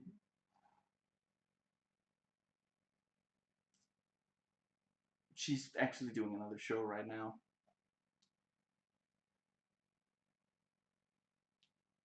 Yeah, Caroline. She has to be completely insulated from anything Lincoln Burrows. I mean, for something they had to come up with, you know, very recently, that's a pretty good explanation.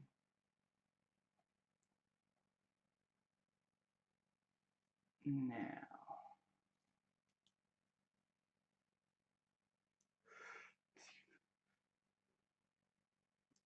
and Tweener tries to calm down the clerk from the shop.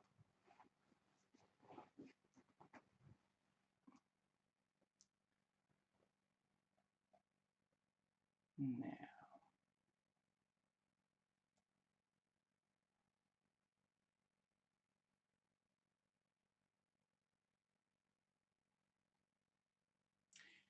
sorry, ma'am. Sorry to bother you. Is your electricity out? In that case, you should go out and catch it. Wait, that doesn't work. Now, and she's the stereotypical lonely housewife. Now,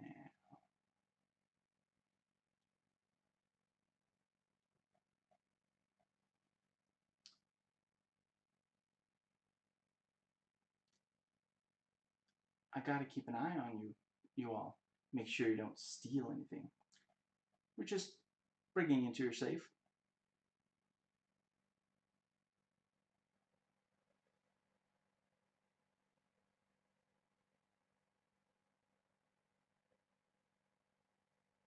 Yo, we got company. Holy crap! Did the police get? Did the police call go through and make it to the place? No, it's just Super and Benjamin. Maybe next time lead with that. Just like if one of them had like panicked or something. Just yeah. And let's see. Benjamin hits the skip forward button so they get past the argument.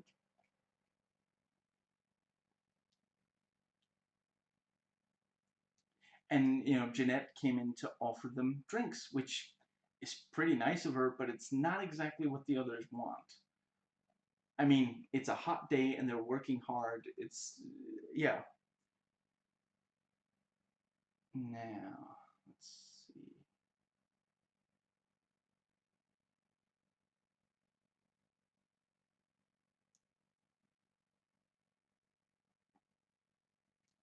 And yeah, Haywire hides from a cop car and a bland woman believes that he's Billy.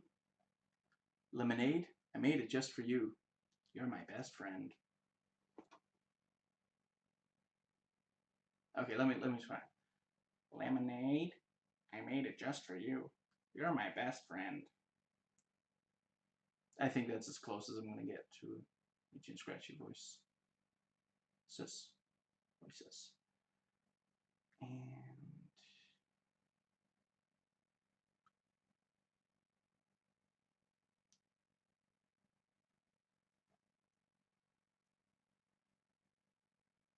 And yeah, Jeanette reminds Teabag of Susan.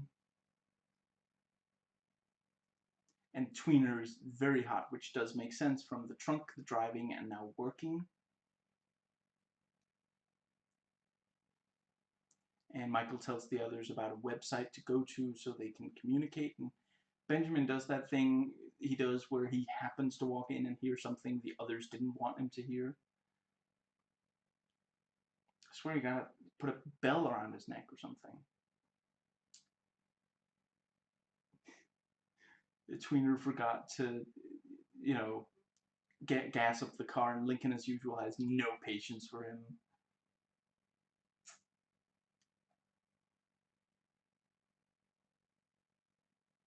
Now, very clever thing with, like, you know, Haywire gets recognized by the blind one because of his hand, and he takes the knife, but, you know, later we see he didn't cut her, he cut out the painting, you know, but because of the framing, like, he doesn't even threaten her. It's only because it's deceptively framed and filmed. And ultimately, you know, the show didn't lie to us. It didn't, like, if we had seen him pointing the knife at her, like, that would have been a stretch. But anyway.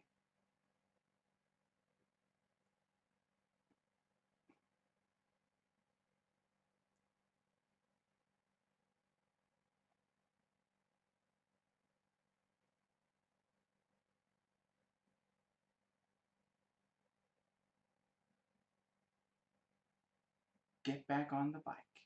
Whatever bike it is. A very queen.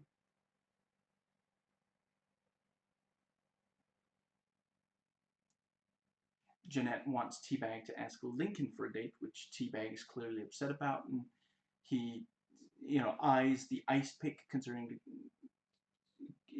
whether to go all basic instinct on her. So she's the stereotypical flirt with a guy without an intention of actually going with him, which is something that misogynists use to push for being cruel to women. So really wish the show didn't do that.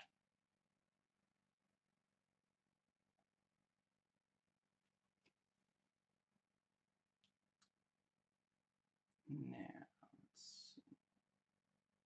and yeah, we have another great episode conclusion with the cop approaching the house, and, you know, we can imagine she might go into the garage, since, you know, that's, like, when we just see this, we think Jeanette must have called, you know, the cops, and that's why, you know, at the start of the next episode, we realize it's Jeanette's daughter.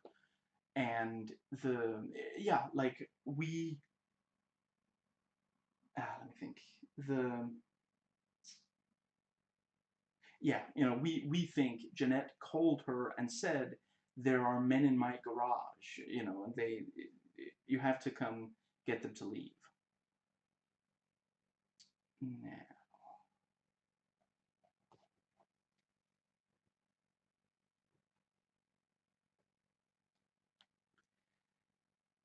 32350 buried.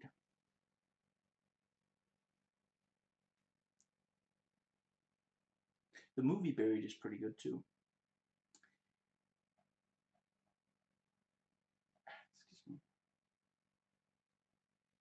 What is she doing? She's coming up. Stay there. Stay there. I guess they were terrified to leave this part without any spoken word, but it is kind of silly. Excuse me.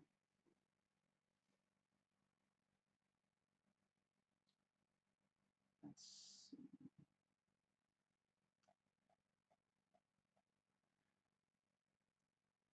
I gotta admit that, you know, Sucre trying to get the cop, and then she elbows him right in the face, but Lincoln does manage to grab the cop.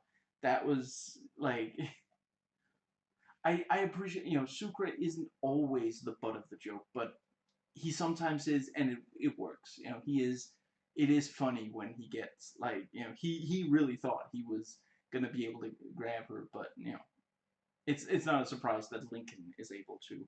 Lincoln might have been able to, even if he was alone in trying to, but yeah.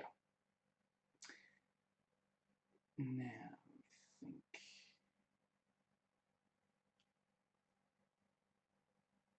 we don't have the units to go door to door. Can't you mobilize your units of Mormons?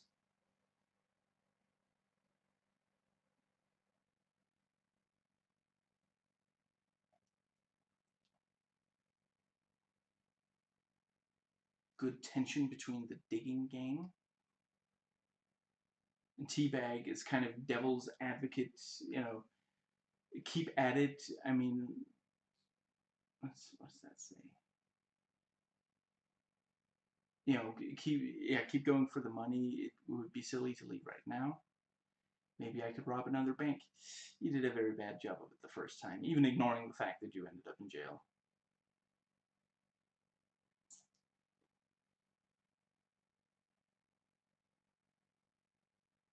I'll take 10 minutes in a situation I can't control.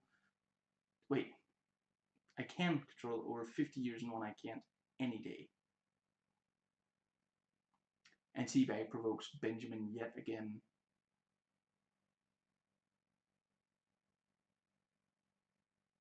Should be the Fox River 7 now that he's taken a dirt nap. Yes, that was by far the most upsetting thing about that television appearance.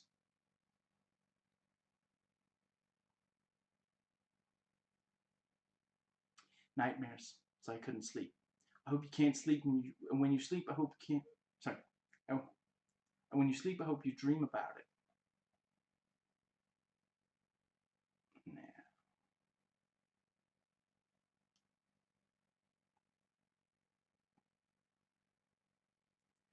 Now, supposedly LJ supposes the lawyer's supposedly releasing him, but if all they were doing was releasing him, why be so creepy and secretive about it? Just like that's one of the things where it's, you know, sometimes it really doesn't make sense when you look back. Like, why wouldn't they just say, like, they want him to relax?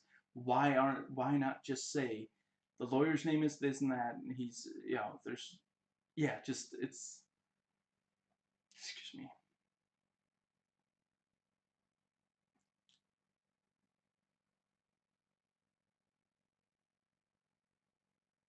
I keep expecting the people working for Frank to tell Sarah he doesn't want to see you. You'd cost him the nomination, but then they don't. Excuse me. I need my pills, metformin, so I don't miscarriage, please. Something that Sucre would be horrified to be responsible for. I'm not a good guy. I just play one on TV. I'm just kidding. The actor seems like a great guy in real life as well.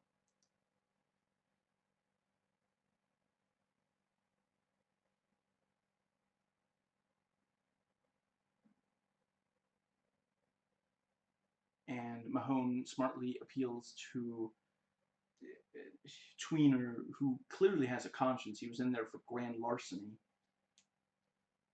which he didn't even mean to commit. He's not comfortable with helping killers.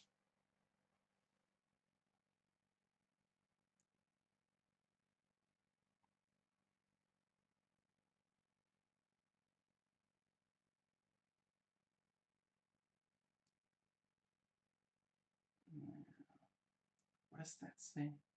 You know, it would be easier to use for all that stuff.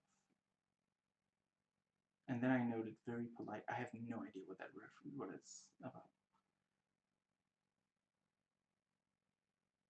Oh, right, yeah, sorry. Now I remember. Yeah, haywire, stealing a bunch of stuff. You know, he's clearly putting in his own bag, and the guy's like, it'd be easier if you used a cart for all that stuff, which is a very polite way to, like, excuse me, to approach this sort of situation, considering that. But I guess that is like he can't chase him, so. And that is like, oh, I feel bad for that guy. You know, when he's, you know, Haywire's like, I guess you aren't moving so fast these days. No, and then he runs and yeah. Nah.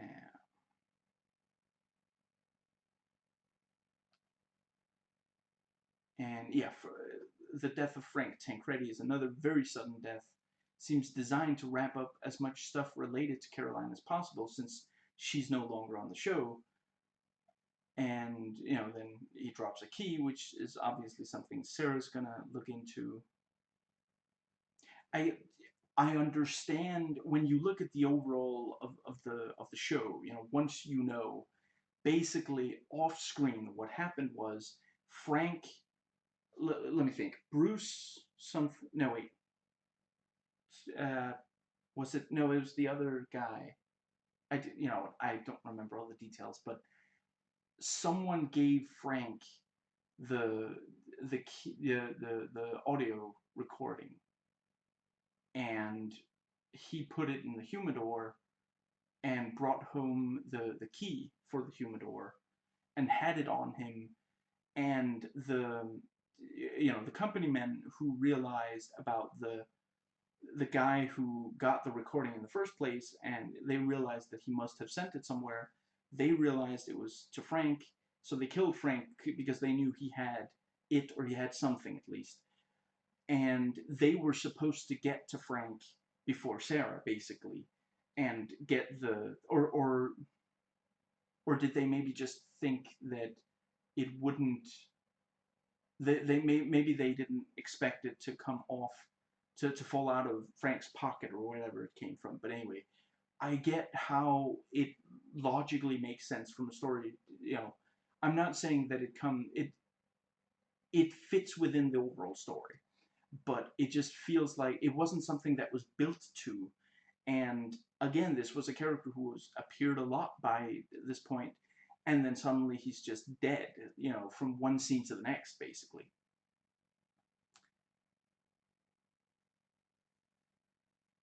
Now, and Tweener says Teabag will kill Jeanette, and suggests, that Mahone, that yeah, he'll leave Mahone there. Oh hell no! It's a federal offense to turn Will Smith on an FBI agent. Actually, it's a federal offense to turn Will Smith on anyone, anywhere, anytime. Nah. And yeah, the Jerry the dog followed Haywire, and it wants the jerky meat.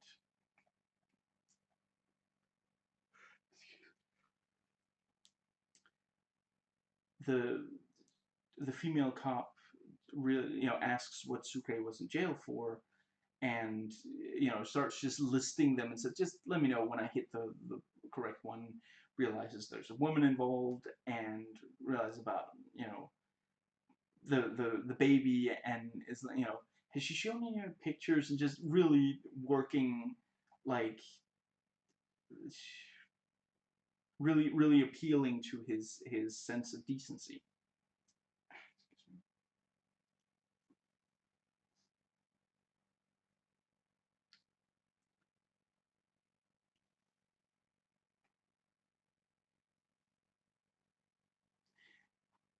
Teabag and Ben start fighting, and then they find the money, and so it both releases the tension they've built up between the two characters, and it furthers the plot. Very nicely done. You know, again, lesser writers, obviously, they wanted them to find the money at this point in the overall. Like, we spend several episodes with them working towards digging to finding the money in this exact spot. And we also have a lot of, basically Teabag can't stop provoking Ben because he's so racist. He hates black people. And, Ben hates racist white people. So there's, and once they realize the money's there, they have no reason to keep fighting. But if they only found the money and there wasn't the release of the tension, it wouldn't have been as, then we'd keep expecting them to start fighting soon. And Haywire talks to the dog, and talks about his plan to sail to Holland on a raft. Very bittersweet. And let's see, Teabag and Ben talk about the hand transplant he wants.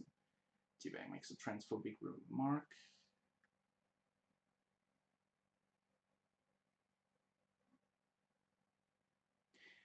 And I like the reveal that Tweener didn't go to where Teabag and the others are. He went to Utah Girl, and admits the truth, says the full name, and says he's going to write her and I sure hope you write me back. And she smiles and just, yeah, really, because he knew what, when they started driving, it makes a lot of sense that she would. I mean, basically, she would tell him, "I can take you as far as this place," or something like that. And it's also possible that as part of the pillow talk, she told him, since it's possible that she started talking about, you got to meet my dad or something. Now,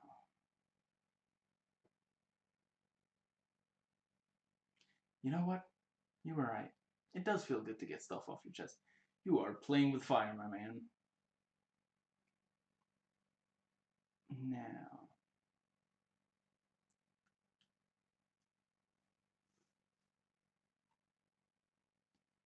and Kim says that they're going to be killing more people now because of Caroline. And Paul seems genuinely upset that they're going to hurt Sarah.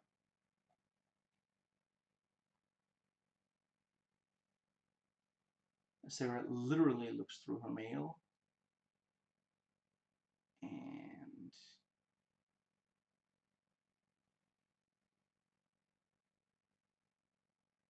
now, let's see.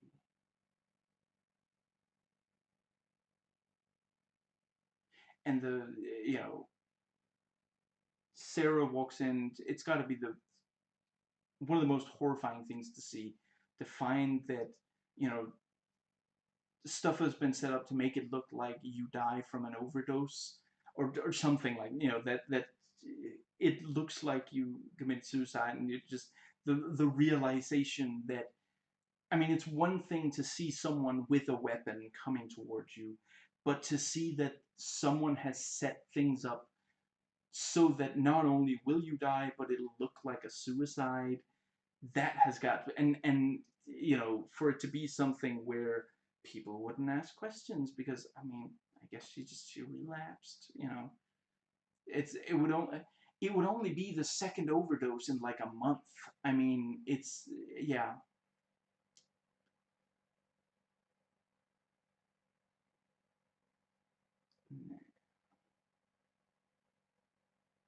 Mahone tells Tweener the truth about Oscar Shales.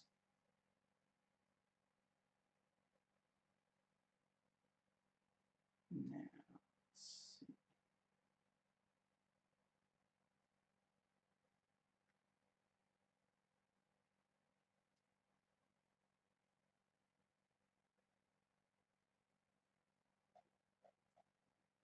And yeah, the episode, excuse me, Mahone kills Tweener, and it's just, yeah.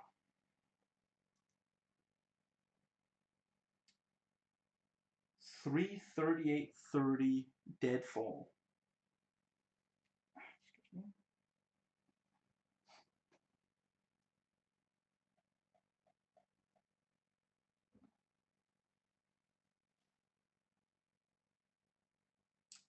And they do somewhat flashy thing to highlight the tension of Sucre pointing the gun at them. We know from later in the episode that it's an act, but I like Michael legitimately acting disappointed in Sucre. Once a thief, always a thief, huh? You're just figuring that out now. They're really, really good, kind of, yeah. And it is like, they do a really great job, because at the end of the episode before this, what you're thinking, he says nobody's going anywhere, and he's been talking to the female cop. We think that she talked him into it, that he's going to call the cops on the others and release the female cop and Jeanette, and thus get, less jail time than, and then in this, he says he wants the money. And let's see.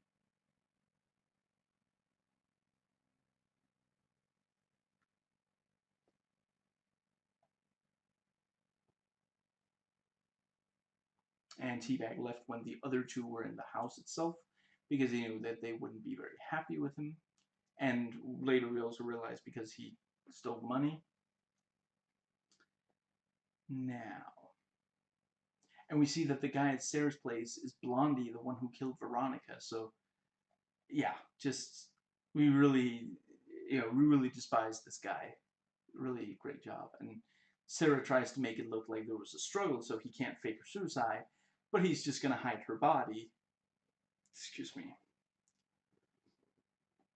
Excuse me. And actually, in this episode, she gets away from Blondie. In a later episode, she gets away from Kellerman. She gets pretty decent at the, outmaneuvering guys armed with guns. Although she never gets good at taking the gun with her. But I mean, I would say in both circumstances, it's like, I mean, if she goes to grab the gun, the guy might be able to get the gun back and shoot her. So yeah. Excuse me.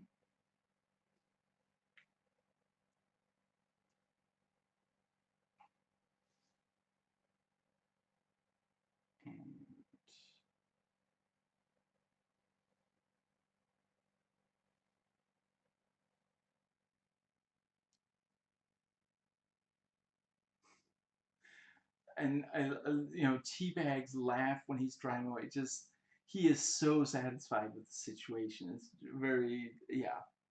And of course he wanted the money all for himself. He doesn't want to share. Now, excuse me.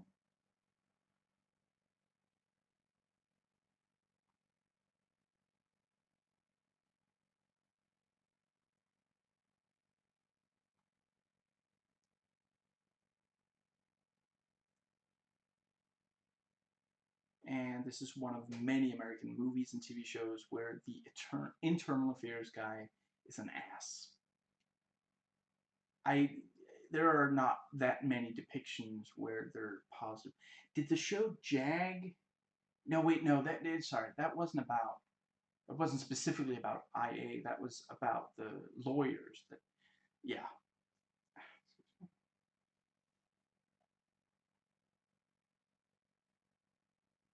Even I get confused sometimes. You should take your medicine then. When you've got a condition, it's important to take your medicine. And well, I forget the exact line, but something like your attempt to kill failed completely. I wouldn't say it failed completely. Dead or alive is kind of a binary thing outside of, I don't know, spiritual stuff. Like comic books, sometimes you're not, you can be dead or alive or something else, but now I think it's Paul confronting Bill that they failed completely, that Blondie failed completely to kill, excuse me, Sarah. Now,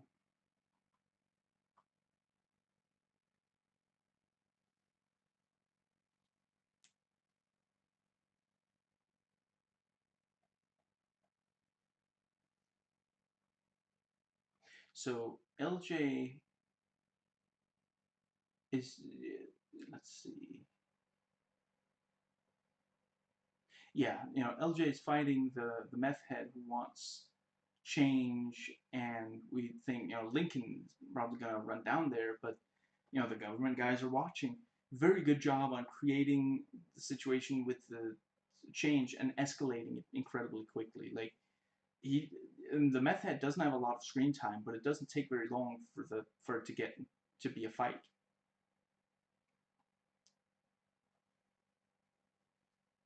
And we find out that Lincoln was the one who paid the guy to beat up LJ.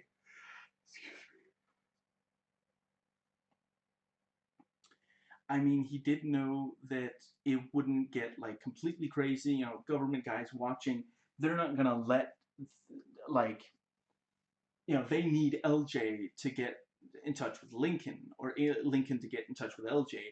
Hypothetically, let's say Meth Head pounds LJ into a coma and the government guys didn't stop it. Well, they just lost their best chance at finding Lincoln. So it's let's see. And I gotta admit, I did not see coming that Lincoln was the one who paid the meth head. I thought it was a complication. I thought that Lincoln was sitting there thinking of a way to get close to LJ, and then the meth head was a complication, not the solution. Now,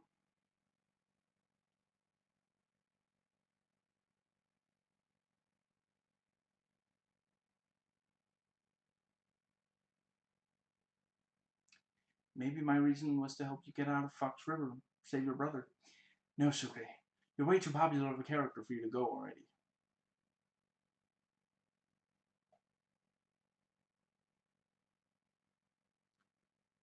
I don't know about a tree falling in the woods, but when a tree falls in the water, if it hits Sucre, we do notice.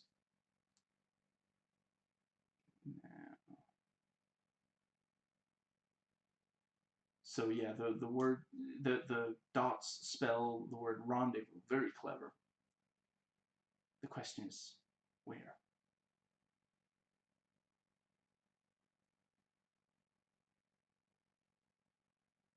I like the thing with you ruined it, and he's talking about the wedding, not the bike.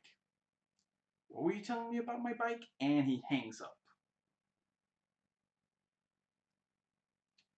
The river. I told you to leave me behind. Well, I tried, but I got tangled up in the rope. So yeah, okay, they do. Occasionally, they do make jokes like that, but let's see. They called Teabag Diaper Sniper. It took me a few seconds to figure it out. That's just nasty. And Teabag is headed towards Susan. LJ took the truth about the beating as well as the beating pretty well.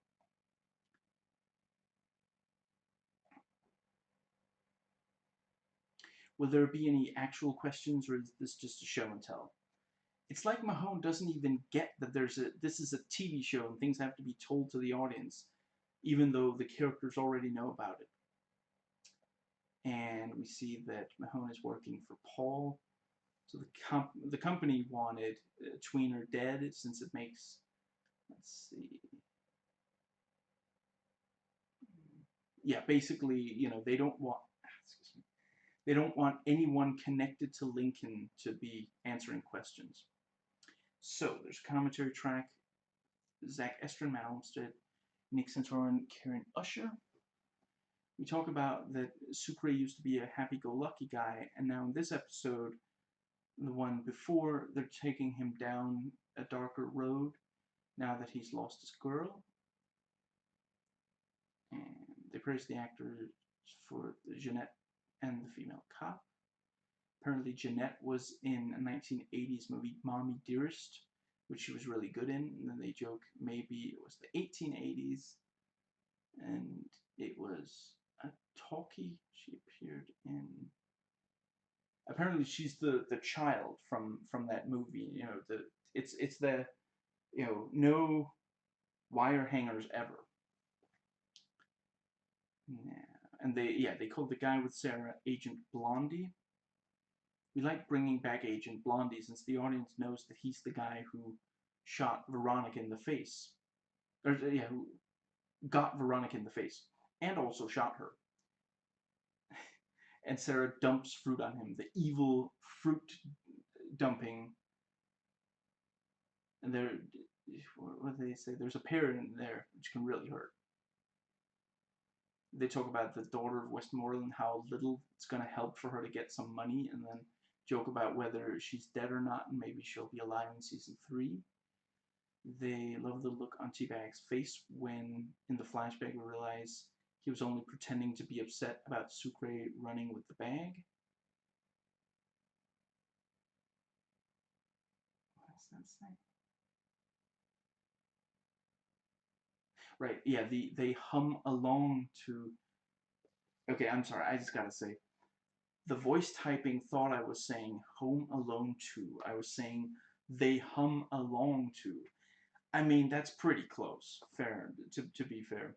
They hum along to the opening theme. It's very funny, and then they joke, you can buy that for $1.99 on iTunes. And they're talking about the tweaker who beats up LJ, and one of them says, and Karen touched him in the spot where he pees, to which she says she wasn't even on set that day. And one of these guys wasn't on the commentary for the other, where they talk about the bell for Paul Kellerman. One of them calls it Bellerman instead of the Kellerman bell. Michael kicks the bags of magazines. One of them said, that bag did nothing to him.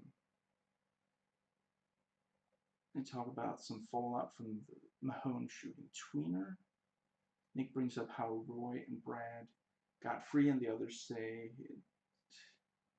Nick Santora, logic police.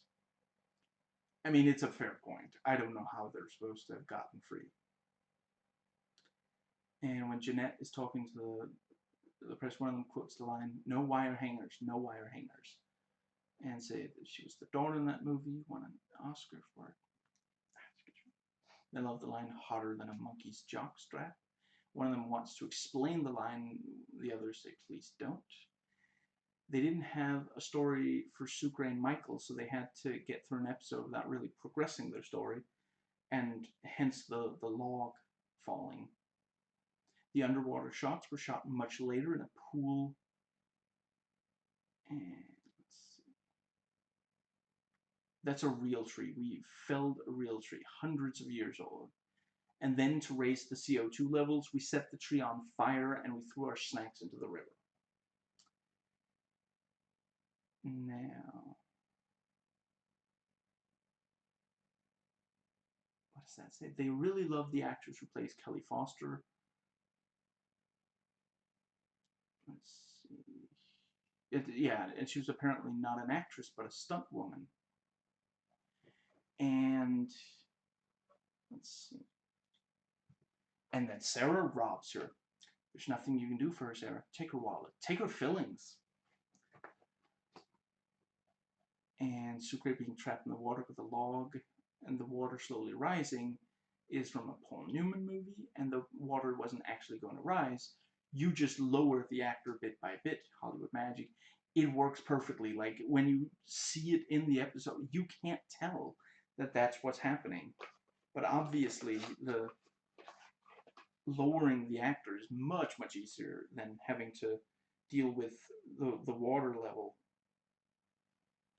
Okay, so technically Mahone is the antagonist, but now we give him an antagonist, and what does that say? So the audience is on Mahone's side. It's called a triple Lindy. What's called? There it is. When Sarah looks at the origami, the flute plays that always plays for Michael's plans. Now, what does that say? Reggie was supposed to be condescending, like a customer service rep. You know, playing Bill Kim. Oh, there it is.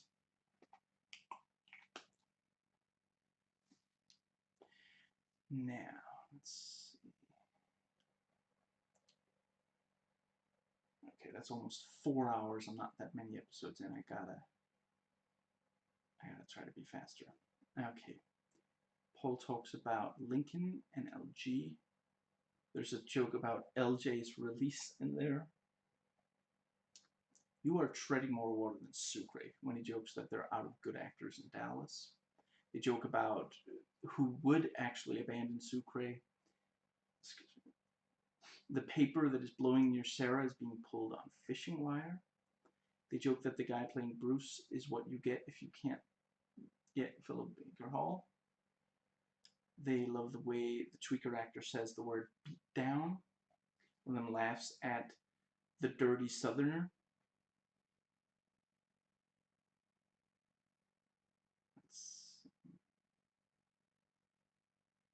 And yeah, when it cuts to Sarah in the alley, one of them says she cleaned the alley in between the shots. She did not.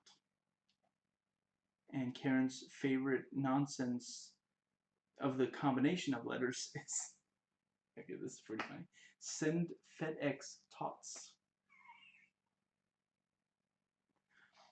That really would have been hilarious if, like, you know, Sarah shows up for the rendezvous, and, you know, it's like Michael's nowhere to be found, and, like, Michael then it cuts and Michael is like in a FedEx, what's it called, like office or something. He's like, I was told there were going to be some tots sent my way. It's just, excuse me. Now, Michael saving Sucre was to make him more heroic, since recently he'd been more anti-hero, and they wanted the audience reminded that he's a good guy, doesn't only help himself and his brother.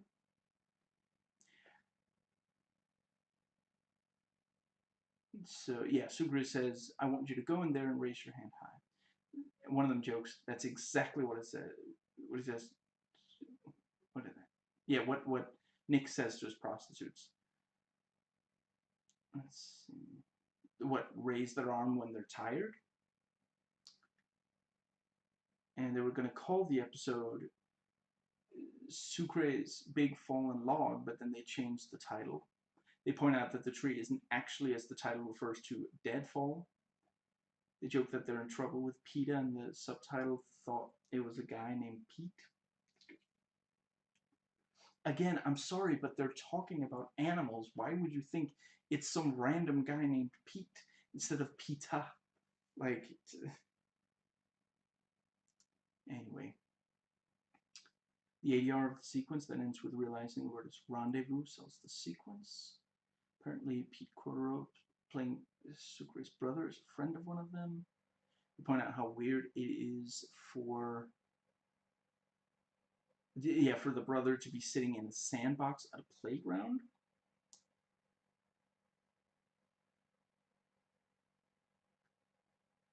You paid that meth head to beat my ass? That's good parenting. Father of the year. Raising them right, Link. And what does that say?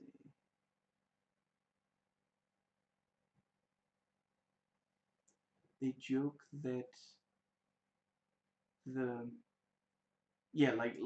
when Paul walks in, he does like a do this kind of thing, and they joke it's because he in reality he does it because he's worried about Sarah, and one of them jokes he's just disgusted by the mess.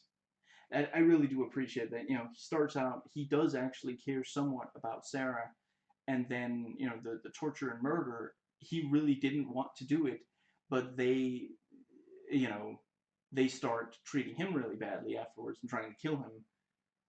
Very understandable. Now, let's see. Karen hasn't said a word for 25 minutes. I've got nothing to say. Let's see. That doesn't stop Matt, says Zach, Mr. Yakety Yak. Talk about the Rambler. Good joke.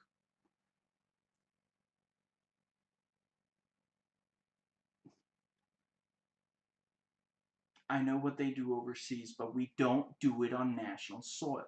That's true of Karen as well. What does that even mean? That she only has sex transnationally? Originally, Mahone talking to Paul was going to be at the end of the episode where he kills Tweener, but they decided that, what does that say? That episode already has big reveals, so they moved it here, and I have to say I agree with that decision. It has a really good, really good effect to it here. Let's see. That's the big reveal. He's not only going to catch them, he's going to actually kill them.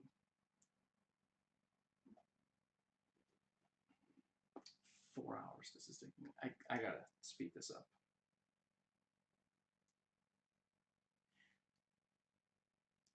3:59:20, Unearthed.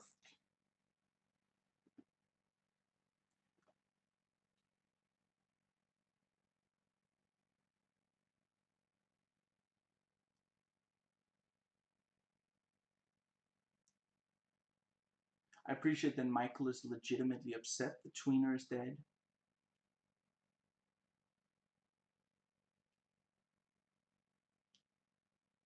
And the reporter says some things Mahone really wishes he wouldn't, and Michael realizes about the hard drives.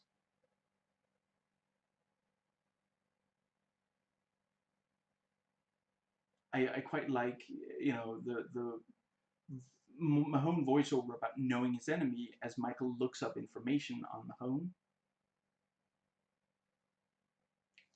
The girl working in the store is so chipper helping Michael. Today's the day Benjamin meets with his wife. Right, wrong. Today's Benjamin goes down. Now, yeah, and here we have the female fed threatening foster care for the daughter.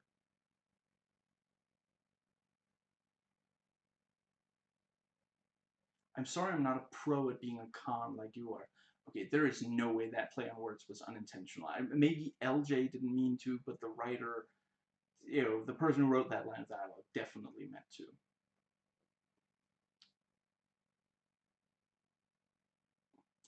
To be perfectly honest, he scares me. A lot of people feel that way about William Fichtner. And the Sundown is a hotel. Clever. We thought it was, time of the day to meet, not where. Teabag steals scissors. 64.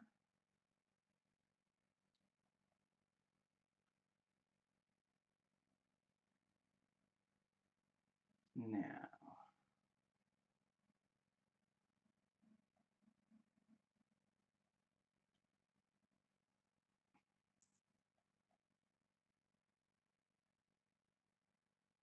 Let's see. Yeah, I apologize for the dead air. I'm just trying not to read every single. I wrote a lot for these, and a lot of it is just summing up plot stuff. And the idea for these videos is that you already know the plot of the episodes.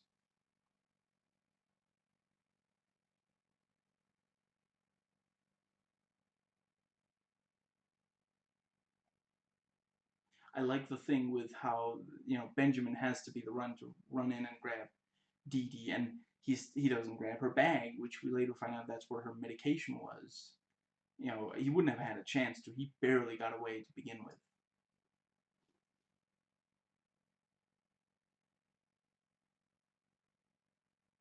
I quite like the the bit where they drive away with Casey in the car, and the FBI follow them, and then the overweight guy from the one of Benjamin's friends drives up in this big truck and blocks and Agent Lang goes out and he points the gun and goes like, you drive that truck away, and he like cowers and he starts speaking. I don't remember exactly what, might be Spanish, but like excuse me, we the audience know that he's working with Benjamin, but to Lang, it just looks like she accidentally scared him too much. Like she made him basically like completely like what's the word? Like he's basically completely panicking, completely terrified.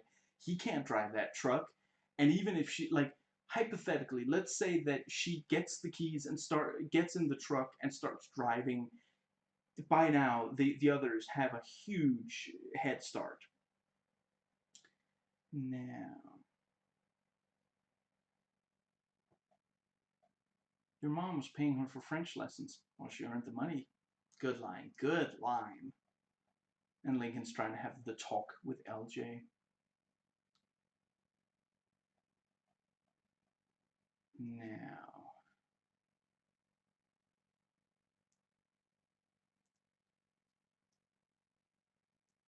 I like Michael calling Mahone from Pam's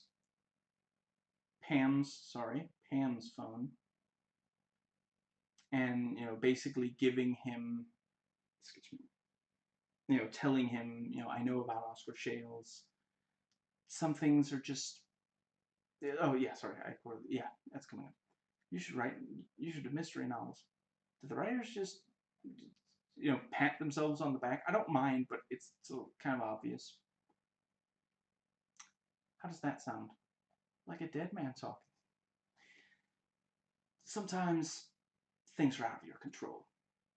This is one of those times. Take care of yourself. I'll see you soon, Michael. And let's see.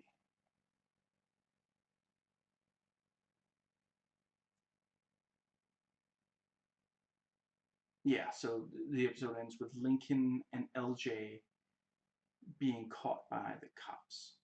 And this also has a commentary track. There's a pretty decent amount of commentary tracks for this season. So, William Fichtner, Kevin Hooks, Nick Santora, and Paul Schering.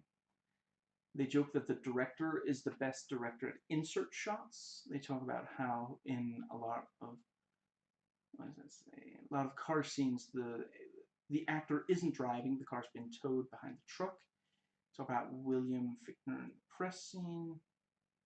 Fichtner himself decides when Mahone should explode when talking instead of the writer putting it in the script, and they're very impressed.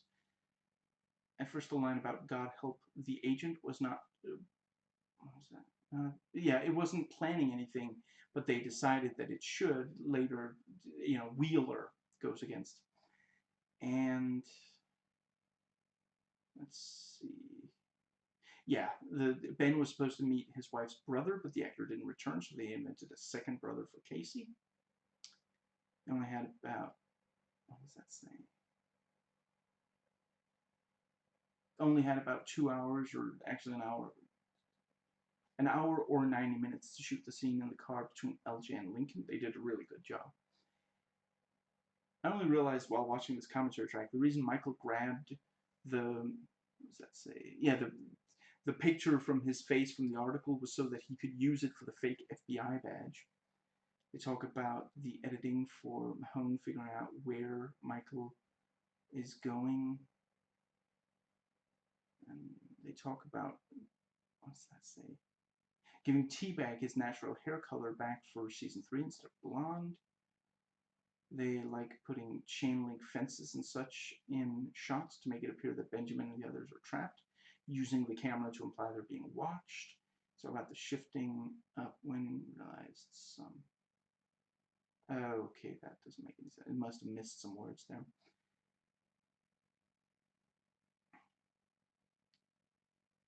Now, is that Khan touching my ex-wife?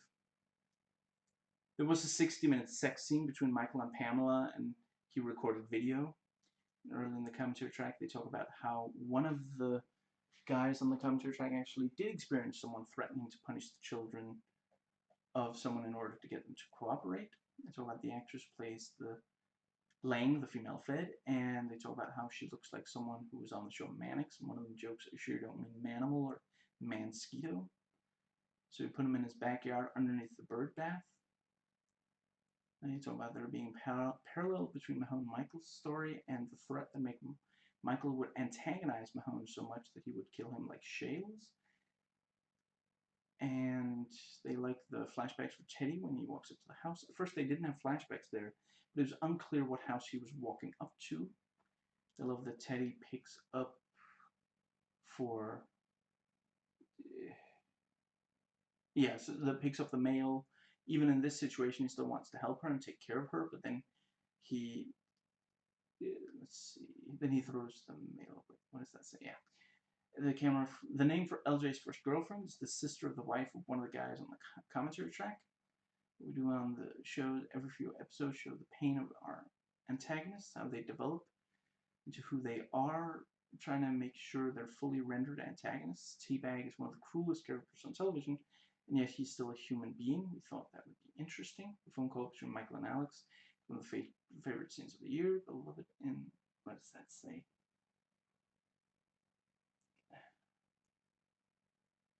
Right.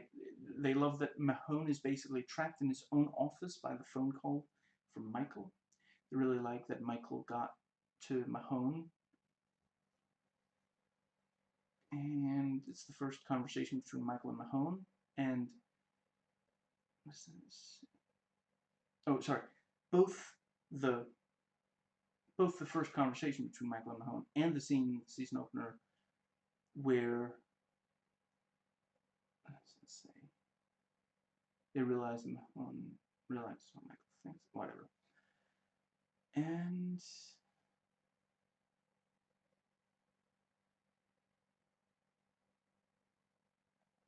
they talk about why they were so happy to get Dallas for season 2 since they were using Chicago like in season 1. Talk about how much They like William Fichtner digging holes. Yeah, how great he is at digging holes. They're circular, deep, and round. And then one of them asks, you use a little pencil on a string or something. And at the end, with Lincoln and LJ being caught by the cops, Father of the Year. Okay, so 410:40, Rendezvous. Excuse me. Great ironic music, walking on sunshine while he's sitting there in pain because of the stitch ripping.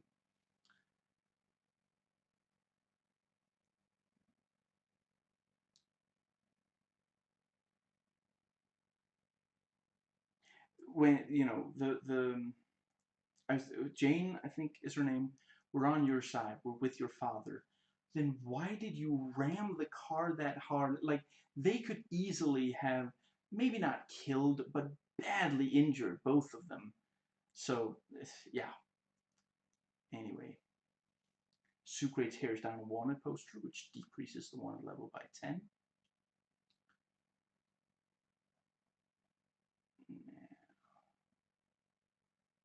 Mahone arrives at the hotel Sarah is at and gets the facts about the facts.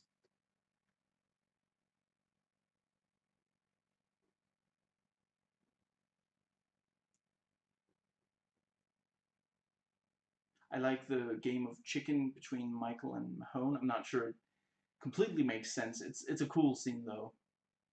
Like, how can Michael be so sure that Mahone is gonna, like, Mahone would probably be perfectly happy to crash anyway. And T-Bank swallows the key at this point. That's really his go-to move. And they take him to the toilet and start feeding him stuff that's going to expedite matters. Get it? Matters, like fecal matter. And let's see. Sucre wants to answer the phone, but the cops are there, so we get some flashbacks. They probably still don't have the actress. Excuse me. This is really the first episode where we find out that there are others who left the company, that, Aldo is not the only one. Michael never met your grandfather, and that's a clever setup because he just didn't know that it was his grandfather. Yeah, or his father, rather. Sorry. He didn't know that he was meeting LJ's grandfather. And to be fair, at the time, LJ didn't exist, so he wasn't actually LJ's grandfather. So there's really some, identity theft going on there.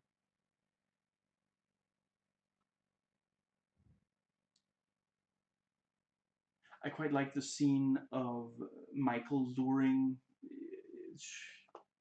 Mahone into the cage.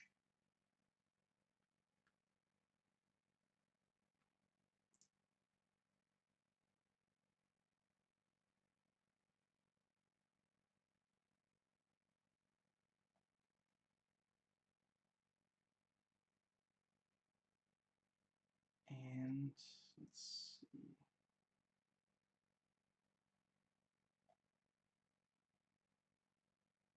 Next time you pick through the crap. Is that what they mean when they say my S word is expensive? $2.5 million for one dirty job. Because, he was going to give $2.5 million to Brad, but now he took them back because, Sucre leaves a message for Marty Cruz, very sweet and heartfelt. Just know I can make it work. I'm an excellent mechanic. Now, I do think that it's a little weird. This is basically the last time we see Hector in this season. And he's like, she went to Mexico, didn't she? She went on my honeymoon, paid for with my money. And that's it. You would think that there would be more with him, but I mean, I guess it's possible that it's coming up in later seasons. It just seems like a long time between setup and payoff is all. Maybe there was supposed to be a payoff, and something changed between them doing that setup.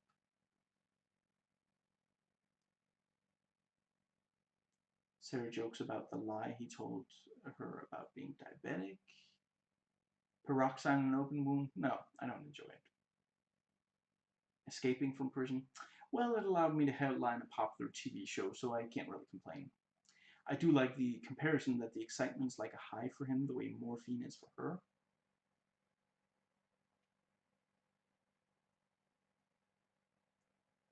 You named him after yourself. Wasn't going to name him Aldo. Aldo tries to convince... Yeah. The trifecta of boroughs. And Michael finds that Sarah left. This time I know better. I'm sorry. And then Paul gets to Dr. Sarah and aims the silenced pistol at her. And this has a commentary track as well. These are really slowing it down. Okay, I'm gonna speed run. Okay, so this features William Fichtner, Dwight Little, Amari Nolasco, and Paul Schering. They talk about how much Teabag rules. They talk about the surprise that the band agreed to allow the music used during a torture scene, and one of them jokes, maybe this is the time they find out about it. They talk about this wasn't the, let's see, yeah, though Brad, what's that say? Yeah, Brad wanted to kill Roy Geary, but he didn't get to him. Sucre and Martin Cruz don't have scenes together because that would mean, what does that say? Right, Sucre and Brad don't have scenes together because that would mean Sucre got caught, or no, Mahone, I think. Yeah, and Sucre's actor is happy about that. The clapping and happy, what does that say? They're clapping and happy. Nobody's clapping and happy when I'm around, says Mahone. Originally, it's the scene where they what is it? Did they just catch someone? I don't remember exactly, but yeah. Originally, the popcorn was supposed to end up upside down, but they couldn't get the actor. They're happy because they wouldn't have been able to get the actors out of the car. Oh, right. The car was supposed to end up upside down from the crash. I don't know what to say about the title sequence. We usually dance. Apparently, the house that they filmed the Burroughs trifecta in is actually someone's summer house, not even their regular house. One of them talks about they themselves wouldn't let someone into their house to film stuff, I think. So about that Sucre has really bad luck with cars in the season. One of them says you have bad karma. Talk about where Sucre keeps getting all of the chance. What does that say? They said the call he makes to Teresa was the last change. Yeah, one of the jokes. Every time he buys something, he asks for change, right? For the he always has change for payphones. That's it. Yeah. They talk about whether the rendezvous between Sarah and Michael came out the way they intended from the script and such, and they're pretty happy with it. So Dwight Little, who directed this, also directed Halloween 4, but he did a much better job on this one. I realize this is the only episode of the show. This is not the only episode of the show that he directs. I'm not sure it's the first chronologically to air. This is the first time he does a commentary track. One where he does the commentary track for it. It's the first time I've heard his voice. Now, they joke that no one does dust quite like Mahone. Discuss if Mahone would actually have plowed into Michael, and William Fichtner believes that he would have because of where he is in his life. They point out that this is the second key that Teabag swallows, and that it doesn't go down easy because it's a big key, where the handcuff key was much smaller. The Sucre actor wasn't sure if chewing tobacco would cause diarrhea, and the woman jokes that maybe they should try it on him right now. I would have picked up the phone. You think I don't want to? Look at me. They talk about the line that he's not trying to catch me, kill me, was in the promo, and when directing him, he told him, if you do this well enough, it'll be in the promo. It's kind of hard to define these nebulous bad guys when they don't have a face, so this year we gave them a face. I'm very happy with that decision. I do think that it's not a huge problem with Season 1, but I do think Season 1 might have been at least a little stronger if there was more of a face. I mentioned earlier in the commentary track that when they record this commentary track, Sarah is actually 6 months pregnant. One fictional jokes that Sarah learned hot wiring the car in Mexico. Compare Wade and Roy to Abbott and Costello, which, yeah, better come quick before he chews his hand off. They discuss if the bullet really would cause an explosion, and if Mahone would fire, even if that meant his death. They love the moment where, what is that saying? Right, where Mahone reveals to Michael that he knows about Panama, and, excuse me, and Mahone said, you know, everyone's so quiet, and one of the others says it's because they're caught up in watching the episode. Talk about that the Fox network wanted Michael to put on the seatbelts. They didn't want to send the wrong message. It's okay to escape from prison if you wear a seatbelt.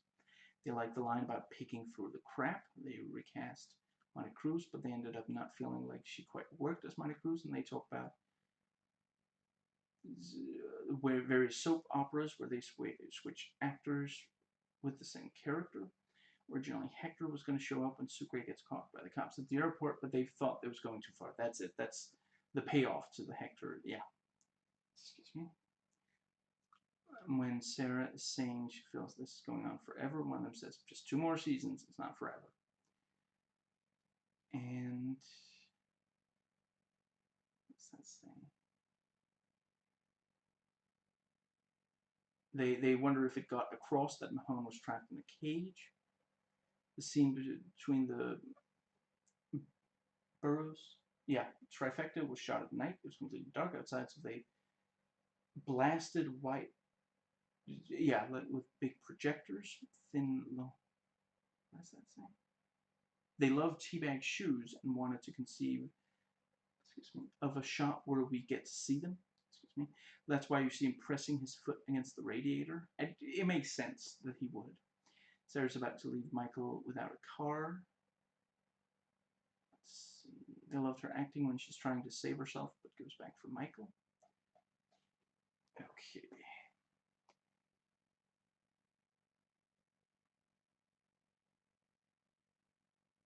Yeah, there it is.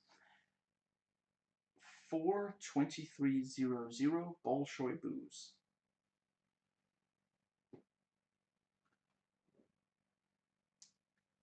I like them re-editing Roy Geary knocking out Brad. It looks like he didn't even get a warning in this version on the previously on. And Teabag full-on Coyote Ugly ripped off his hand. Just take it. Please don't hurt me, please. Genuinely unpleasant. And Michael flashes back to all the painful things he's either done or not been able to prevent from happening, or prevent someone else from doing. Michael looks at the cross and wonders, do I want forgiveness? Maybe I should get religion. And let's see.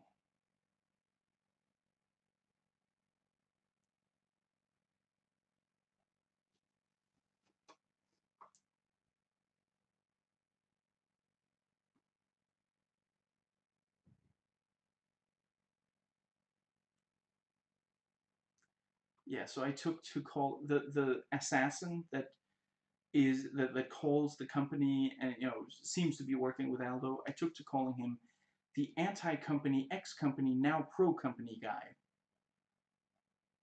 And let's see.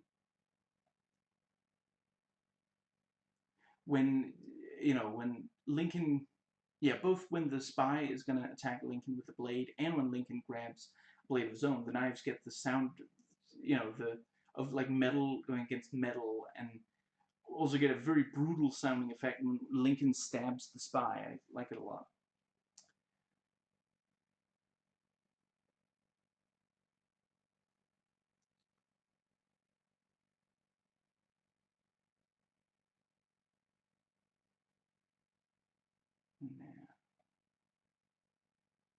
Where is it? I don't know what you're talking about. Where is it? I don't know what you're talking about. Where is it? I don't know what you're talking about. See, it's easy to write a script if you just repeat the same lines over and over. See, and seriously, that's just a reference joke. That's not a criticism. The delivery is different enough that it works. Sarah, the game is called two-line vocabulary, not one-line vocabulary.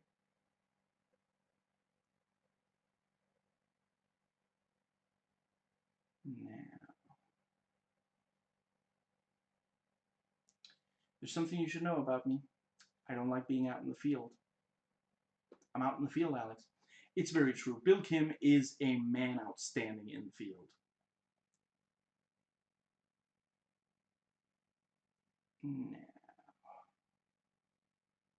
I thought it was clever that Bolshoi Booze is a set of numbers that, via GPS can get there. Now, do you think I'm withholding information because I like hanging out with you? She's channeling Sydney Bristow. She is sitting under pressure. And let's see, yeah, he holds her head underwater. I really appreciate that the show continues to depict torture as something that bad guys do to good guys rather than the other way around, like something like 24. And to be fair, I don't know if that show also has bad guys torturing good guys, but certainly it does show good guys torturing bad guys, and it working, saving lives, which experts say it hasn't, despite how many times American operatives have used it against others. Now, Michael's contact clearly does know this isn't the nitroglycerin, and Michael and the audience know that he lost the nitroglycerin. Now, and Teabag is struggling with the pain from the hand off. It really should require a proper tourniquet to stop the bleeding, which was a mistake the first season also made with this same wound. And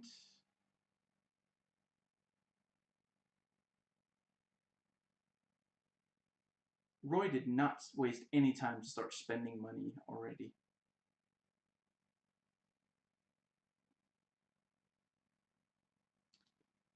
The cousin, one of the cousins is quality checking the supposed nitroglycerin. Sugar. I never seen sugar do that. In water. And Sucre's like, God damn it, stop pointing that gun at Michael.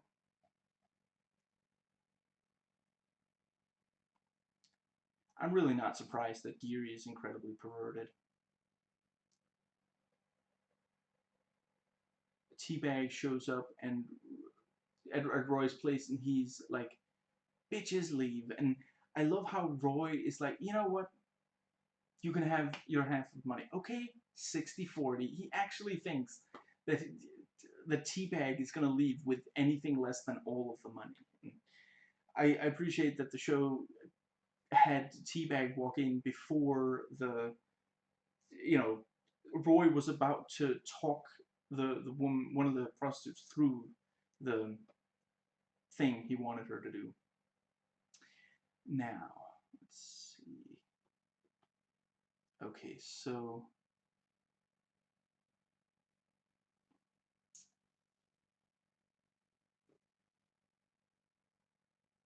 Michael, we'll get on that plane and we'll call when we land. I care about you. This is not what I wanted, Sarah. Oh, you poor dear. Are you going to be okay, Paul? I trust you've been persuasive? Yes. Then kill her. Oh, did you say persuasive? See, I heard persnickety. And Teabag is listening to both country and Western music, and the singer sings about how he smoked and Teabag gets a smoke, and yeah, the lyrics really line up very nicely with they really do a great job on that. And Michael lets them go so they can go to the hospital, and the guy in charge tells him that he was lying about the road. So you know, and now he tells him how to actually get on the plane. So in addition to being against torture, the show is also now, you know, very clearly in, you know, communicating a very clear message of being in favor of showing mercy. The latter doesn't always go with the former. A number of times the show and movie will just stop short of torture, but not being in favor of mercy. Although later the guy does tell Mahone where, in response to torture, where the plane is going to land. So clearly the show isn't completely consistent on it. Now, let's see. Yeah, and Michael sees Aldo and says, I've, you know, met this man before, and let's see.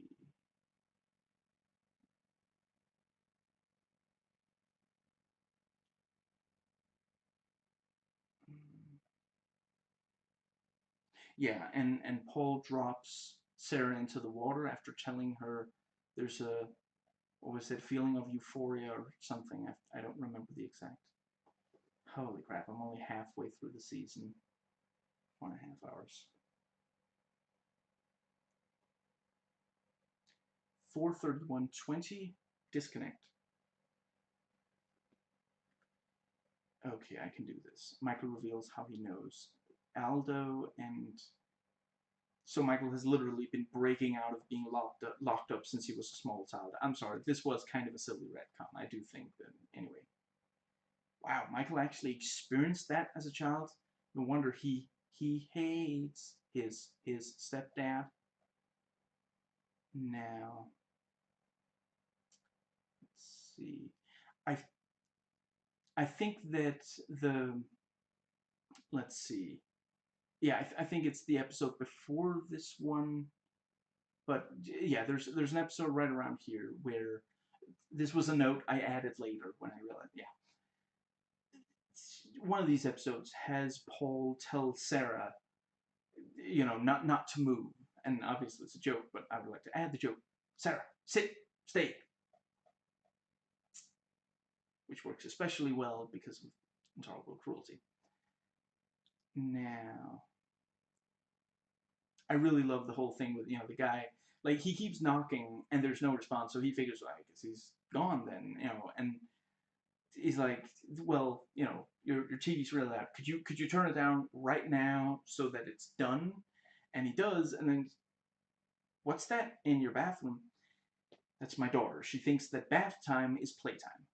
I will clean it up, Scout's honor. And it's like, you know, okay, he is not going out there if he thinks that there's like a girl in there. He's not gonna, you know, that's disgusting. No, he's, you know, he's not gonna go in there anytime soon unless something else happens. So Paul is thinking quickly, very nicely there. Now, let's see. And yeah, we see that Aldo killed the stepdad. Now, yeah, Paul clearly has to talk himself into killing Sarah, and that gives Sarah enough time to get completely free. And she comes at him with the iron and just, oh man, that's gotta hurt like crazy, having that pressed directly on his chest. And we see afterwards he's like icing, you know, you see a very clear burn mark on his skin. Just yikes! Like this is a show that is very comfortable with putting the bad guy characters into incredible pain. And Sarah jumps out the window and lands on a car, which makes it okay because cars are so soft and squishy. And let's see. So yeah, Michael has abandonment issues about Aldo, like Lincoln does, for slightly different reason. And let's see.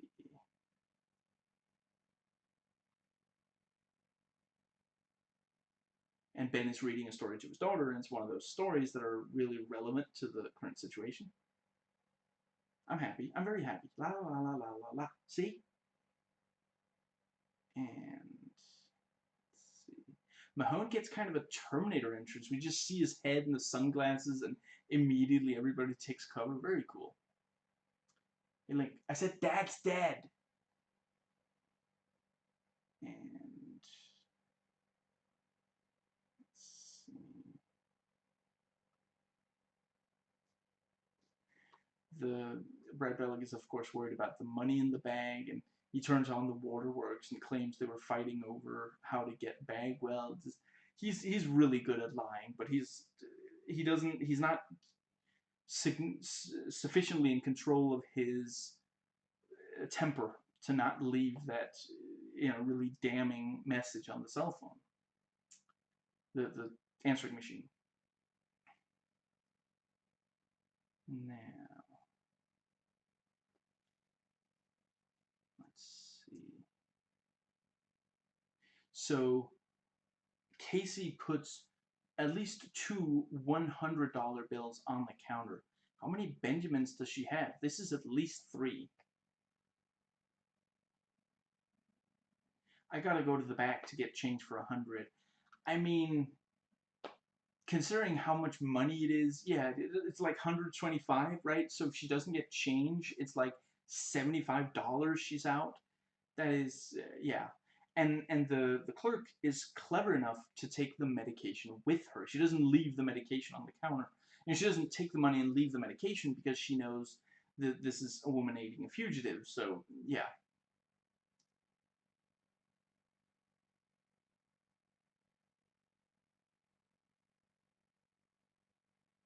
Then we get caught. I'm not going to let you die. You're going to be okay. Say the goddamn words. Now, let's see.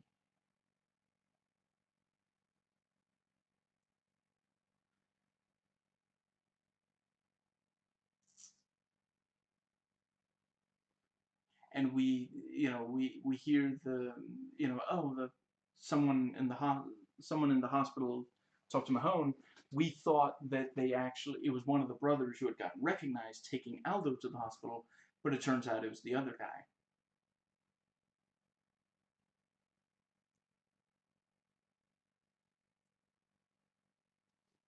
Oh, there it is. Okay, so Roy Geary used Brad's credit card. That really does, yeah.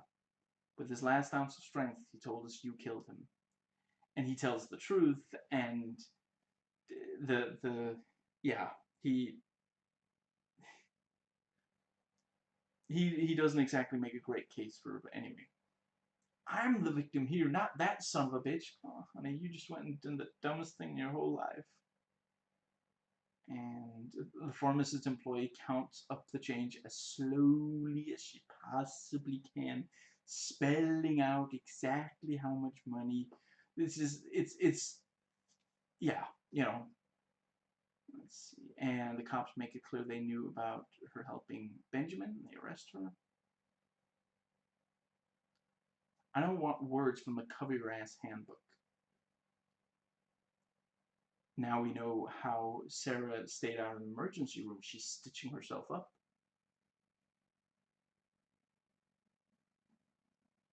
No pictures or trophies for this one.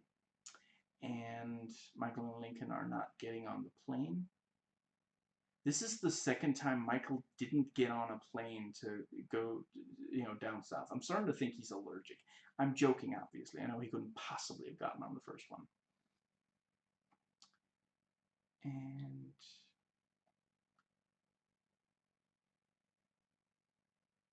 And we see that they found the cell message that Brad left on Geary's machine. And Brad gets up and gets very threatening with the female cop, so some other cops arrest him.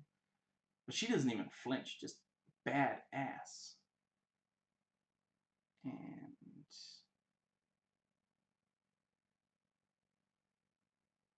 And Bill has a tech remove Kellerman from pictures. Looks like a very cool program. Not sure it exists in real life, but cool nonetheless. Turn around, bright eyes. And another car hits Michael and Lincoln, and there's an explosion. Lincoln's car, there it is. And Mahone has caught up to them. He was the one who ran into their car. I don't know why they had to store nitroglycerin in the trunk, but okay. And the episode ends with Mahone pointing his gun at them, and Sarah has picked up the phone, but Michael can't reach it. without Mahone realizing. Okay. Yeah, okay, that was like 9 minutes for one episode, so if I can keep this up. 440-20, the killing box.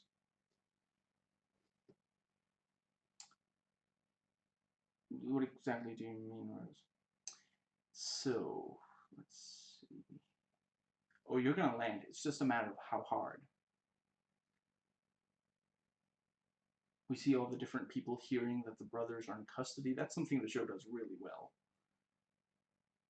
But I'm gonna mention that in the review also. So, let's see. Teabag asks a vet about how to get a prosthetic hand. We get some more criticism of the government post 9/11 with the point about vets having to pay for their own prosthetics. Really loving all this criticism, fair criticism of the government. And I do enjoy the unfair, like the stuff about the straight up conspiracy is obviously, some of that is not at all what, like, the point about that, they start wars for profit, for example, that's true. But the idea that they would go around killing all these witnesses, that's not real. So, excuse me. Very clear that, Teabag is going to steal the prosthetic from the guy, and once he starts insulting him and like implying he's gay or something, it really becomes like, okay, yeah, he is 100% gone. And let's see.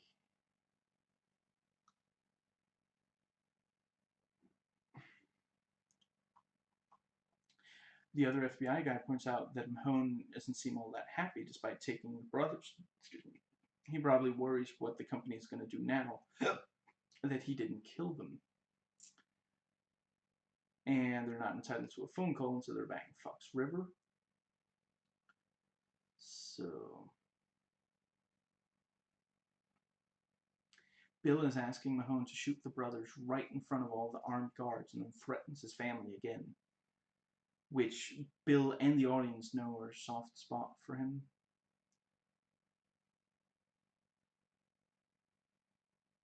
Teabag charms Denise. He really is incredibly charming, and you completely understand why women fall for him.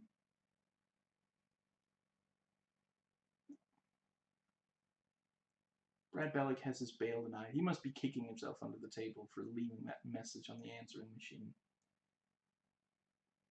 Now, I meant to say earlier, I think, what does that say?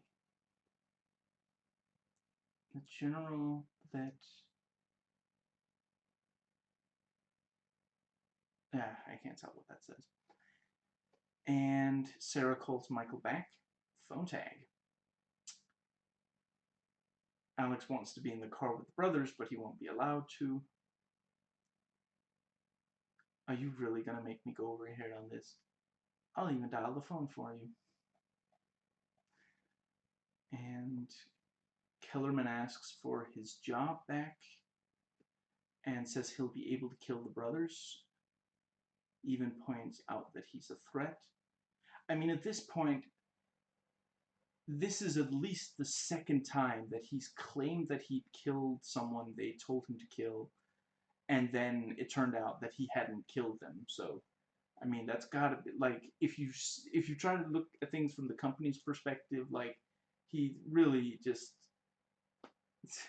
when you pay for, you want the job done. Excuse me. Okay, so I like that, we think that Teabag killed Denise already, but they had sex and she was like on the floor. Very good misdirect.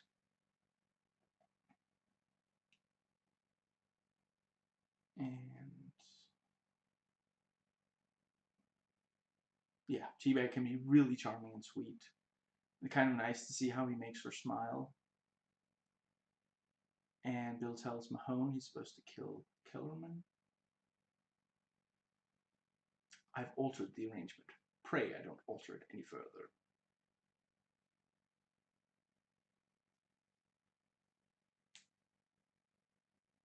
What is that saying?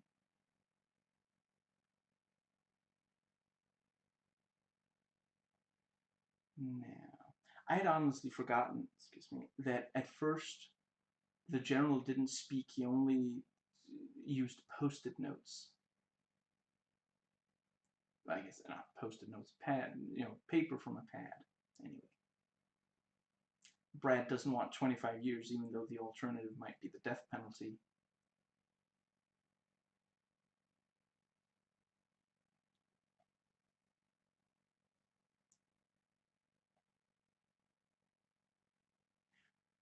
Now, let's see. Very nicely filmed and edited as the brothers consider taking the escape route, which Alex hopes they will. You want the rabbit to hop. You move the carrot, Alex. And Teabag gets the forwarding address for Susan, so that's why he approached Denise at all. I want to know you. I want to know everything about you. And then she sees his face on the wanted poster. I really wish you hadn't seen that. We all do. And he killed her and left her on the floor. And Brad is put in Gen Pop with Avocado despite requesting AdSeg because of the new warden. And the camera pulls out of the cell as we've seen a number of times in season 1. And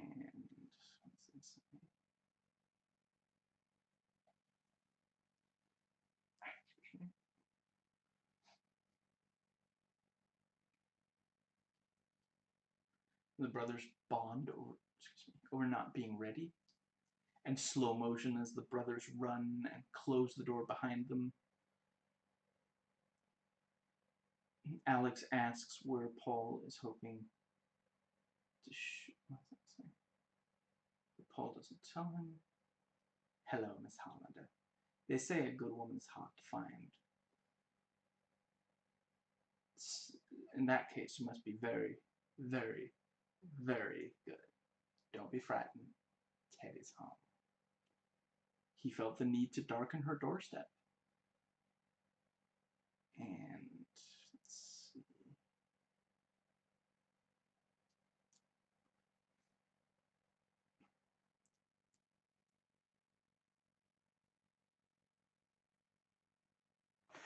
Excuse me.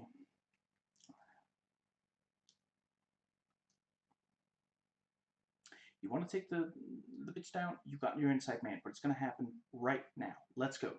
Frequently, the sort of twist will be at the very start of an episode rather than the very end of one, the one that came before it. But I'm not complaining. Now, let's see.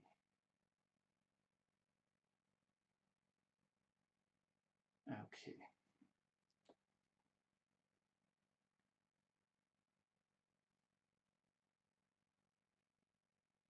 $448.40, John Doe. Okay, episode 14 out of like 22. So. Officer Toggle? Officer Toggle? That was a hilarious reaction. I really wanted to do comedy because that was incredible. I am the supervisor. And Paul bluffs he can take away their jobs, and the old guy lets them go. Now. And Lincoln has flashbacks to Paul trying to kill him repeatedly and attacks him while the car is driving. Something Paul really should have seen coming. I know where Terrence Steadman is, and that's why he had the guts to get in the car with Lincoln. Now, let's see.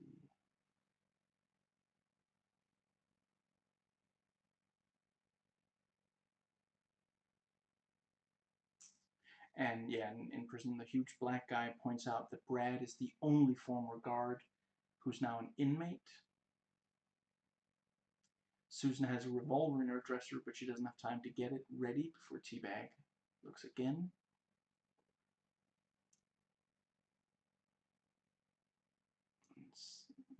Paul being sarcastic is really funny. Like, he really doesn't have patience with Michael thinking that he hasn't thought of everything and such.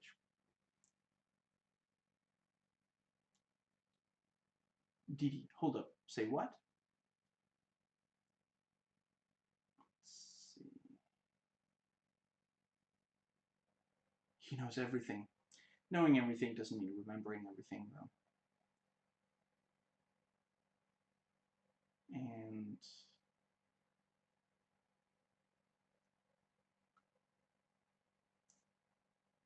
I had forgotten that basically, I think every time they mention a real news network on this show, and we see like someone reporting the news on it, I think every time it's Fox News, and that's because the show is done by 20th Century Fox.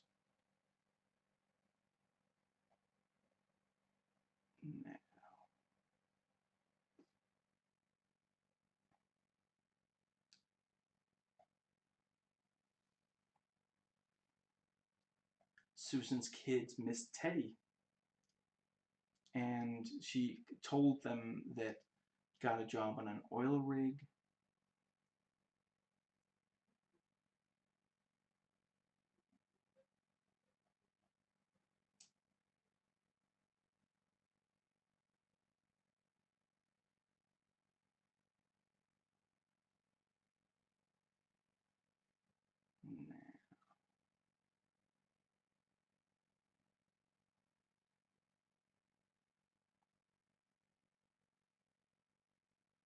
The car gets there too soon for it to be the one Bill sent and realize it's Paul. Very clever. And the brothers are clearly uncomfortable with Paul killing Stedman's security. And we find out that, the company had Cam, run over to get to Mahone. He's, what did they say? He was 5 years old? Yeah. You've been shot. I remember. Now, let's see. Teddy and Gracie make corn puns. Just, yeah.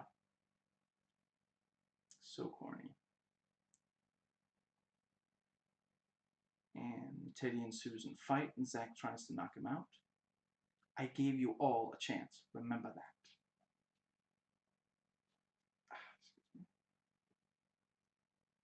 They're working nights because you made them work nights. You should have treated them better. Now,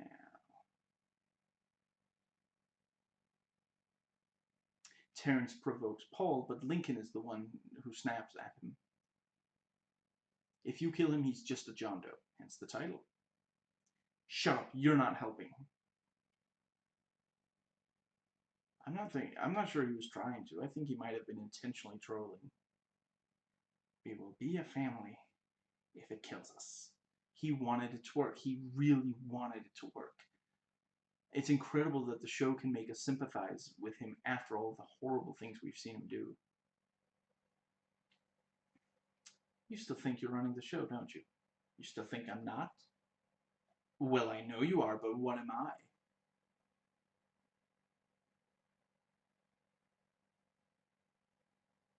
So, let's see.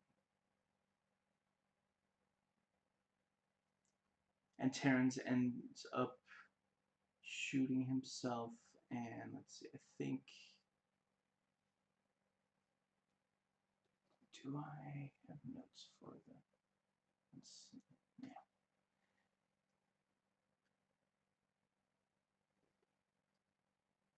So, the episode before this ended with Paul saying he'll be the inside man, which does logically lead to him leading them to Terrence. This episode ends with Terrence dead, so now they seemingly don't have anything.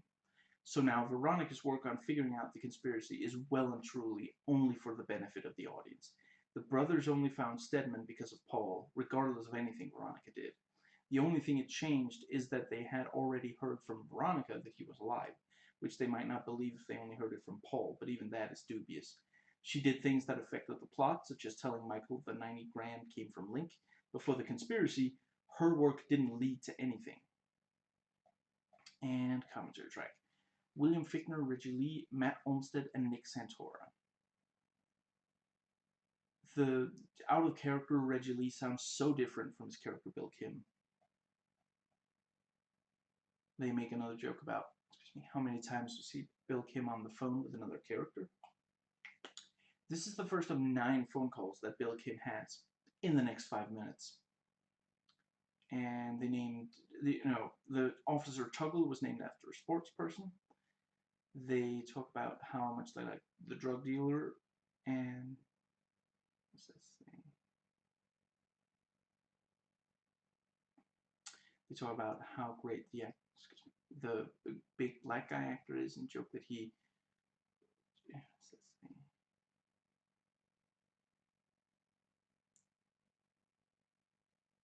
Yeah, I don't know what that means. The big black guy turning to his buddy and saying, "I didn't hear that. Did you hear that?" It was an ad-lib. Great stuff. Wentworth Miller ad-libbed the line about killing. Let's see. Killing and the others being pathetic. They ask Bill Kim if when he reads a script he hopes there is no phone call, and he says he's glad he gets to use a cell phone. He doesn't like the Bluetooth, and the others agree that it makes someone look like a douchebag to use that. And apparently, like, one of them did, and the other, like, said, please tell me you're not using, he's not using it for this or that, he's only using it for this minor thing or something, I don't remember. They wanted to bring the rapper back who played the brother of Casey, but he kept missing his flights, so they changed it to a new character. We're going to do an episode where Kim loses his charger and he goes crazy, just doesn't know what to do. One of the people on the commentary has the nickname Flam. If they had called Alex Flam, it would be Flam, Pam, and Cam, but it feels like it would be Spam. Alex can be quite the ham. This episode, they get into a jam. They're very happy with the guy who took over as Terrence. They debated whether Mahone should kill Blondie. They love the hangdog expression on Brad when he hands over the dessert. They talk about what's in the sock. Honestly, I figured it was a bar of soap, which would not be difficult for Brad to get his hands on. Bill Kim was very impressed with William Fichtner's ability to get into character immediately before the start of recording, and I wanted to tell him how impressed he is with his acting. They're really... What does that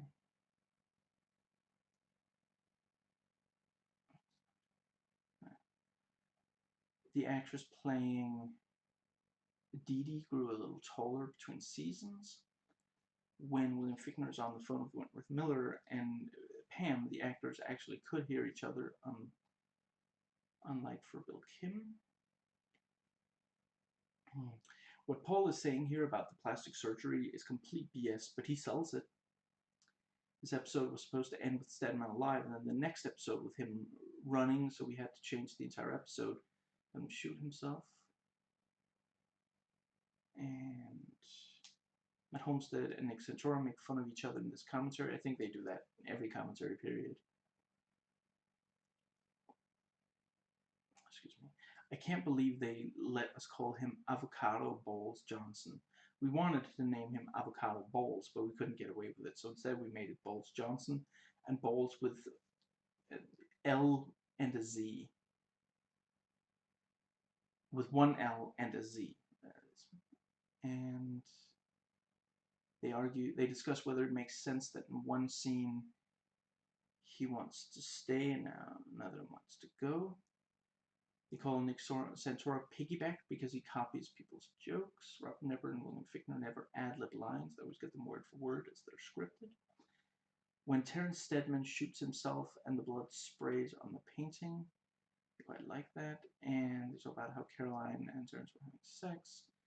This Is Us Season 3 is going to end its spaceship.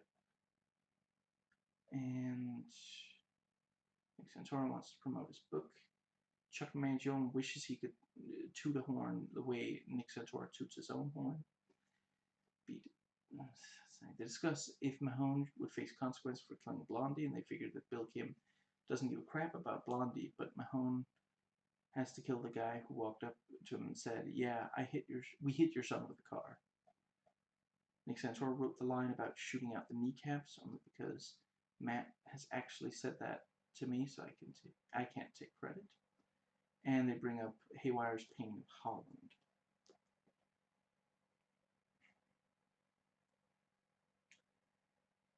$520. The message.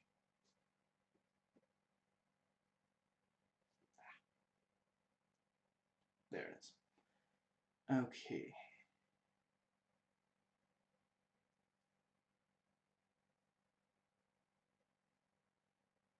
Let's see.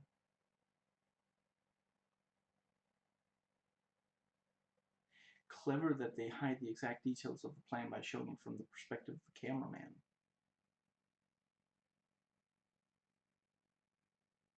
What's so important in Ixtapa that you would drive 1,000 miles? And let's see. I gotta admit, Kaylee Cuoco is always going to be synonymous with 8 Simple Rules to me, so it's very weird to see her in this.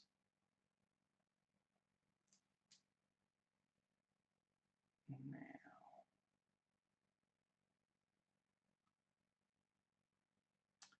Michael and Lincoln are on the news, clearly distressing Bill Kim.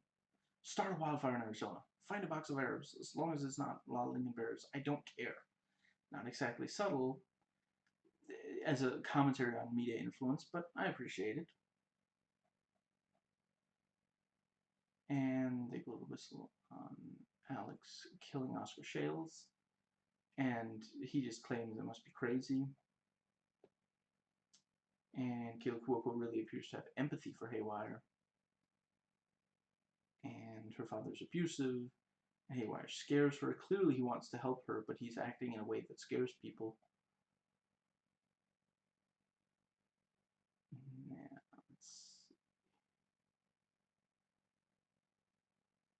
And the camera guy says what he heard, so they're trying to figure out what their destination is because of the 450 miles. And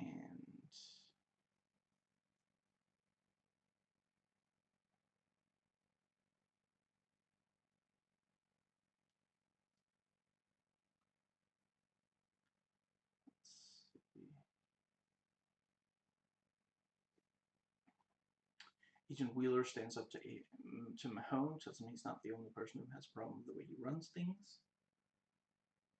Now,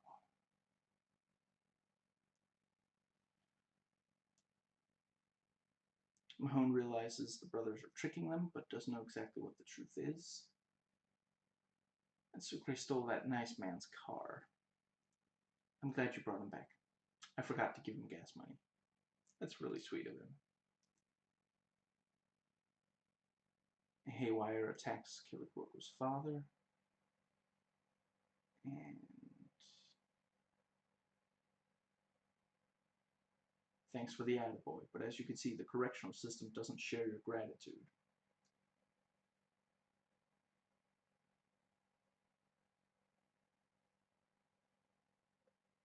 And yeah, it turns out that the code was Alcoholics Anonymous book. Wait, we can't wait anymore. Listen, we can't listen anymore either. Michael Crane, very cute, Sarah.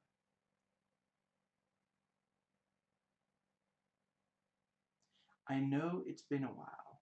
I'm calling to apologize. I forgive you for needing another job actress. And the ending hints very nicely that Paul is going to betray the brothers for Caroline. Okay, so another commentary track. Okay, Zach Estrin, Reggie Lee, Maureen Nolasco, and Karen Usher.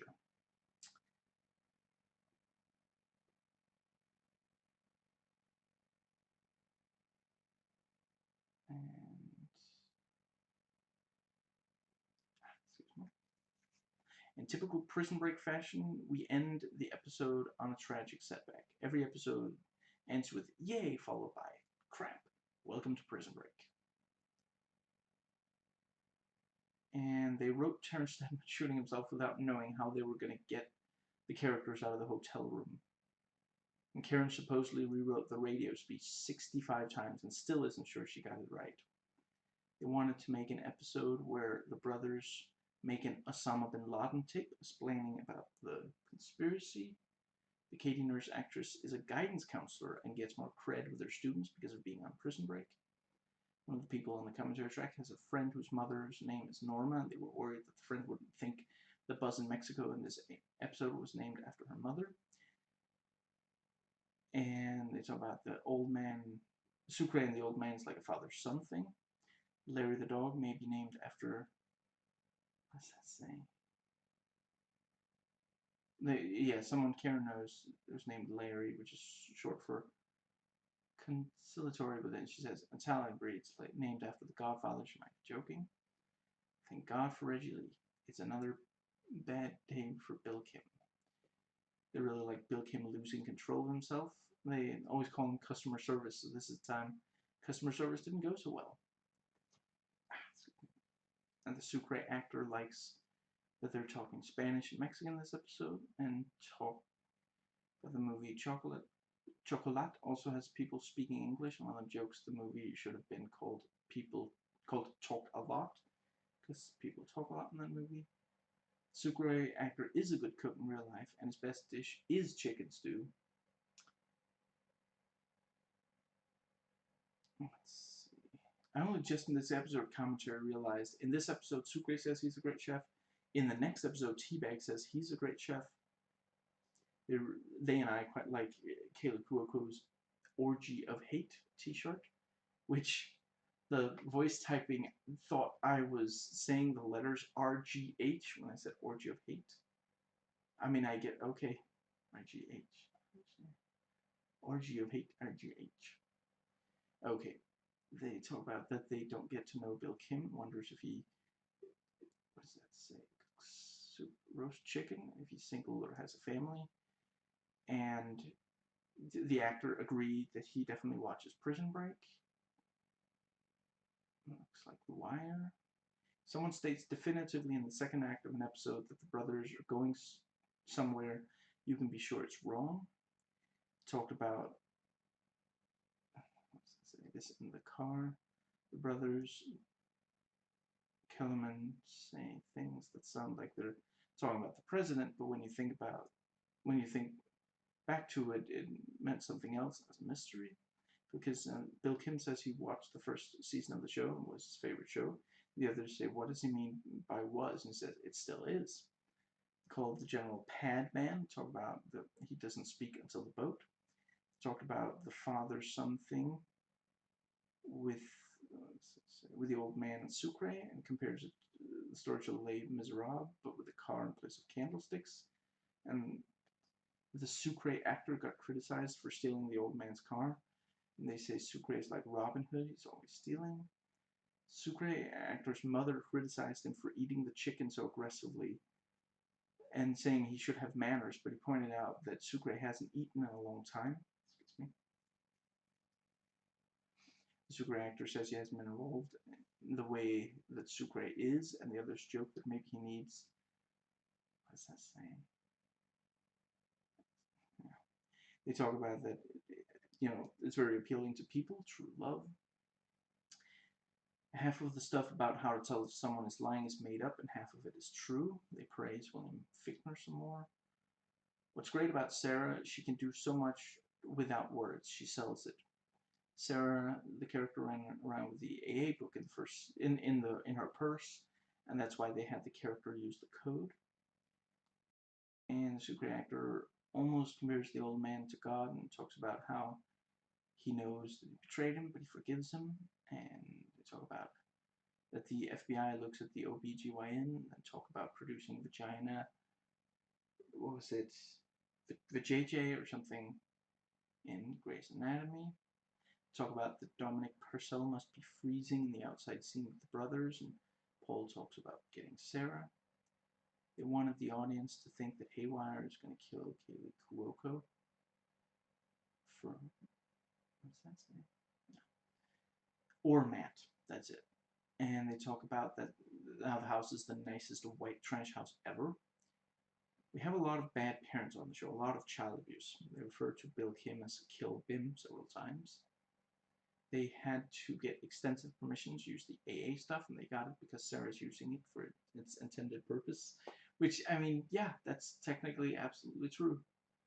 Several of them have fathers who are gynecologists. So do you really hear a page for a doctor outside of the hospital? Michael has bat ears. And they bring up how there's a lot of incest on the show. They managed to keep the romance going between Michael and Sarah, despite them only being in the same place in like 3 episodes out of 22, but they keep talking. And what does it say? They talk about how Sucre doesn't get to be with his love, and they talk about recasting Marty Cruz. What did people do on TV before cell phones? What did people do before the internet? What's the internet? Originally, the brother is... What's that say? Brothers...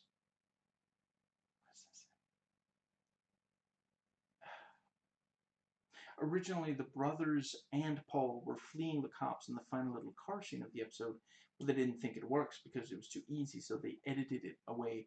They did a good job. There's barely any trace left. Like, tell the truth. If you hadn't just heard me say that they edited that away, would you have known that? Seriously, they did a really good job.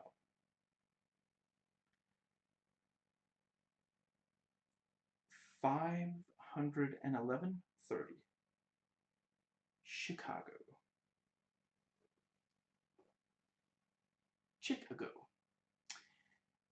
And all of this kind of go away. Can it? Okay. Now, Sarah doesn't look overjoyed that they're working with Kellerman.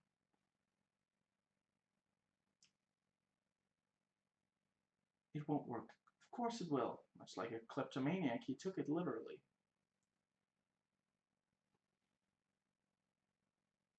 And let's see. No trouble at all. And he grabs the gun.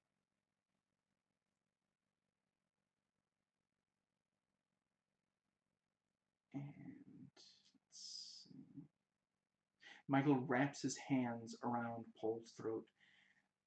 You know, just as he's telling Sarah, you know, what's done is done. Very clever of Michael to not give away that he was going to do that until they got around the corner, so that no one else can see it, you know, happen. And Lincoln, being a good brother, holds Paul in place to make it easier for Michael. And you know, and Paul's like, I didn't, you know, I was gonna come get her, and Sarah just straight up says, no, you were leaving me to die, you know, just. Yeah, now.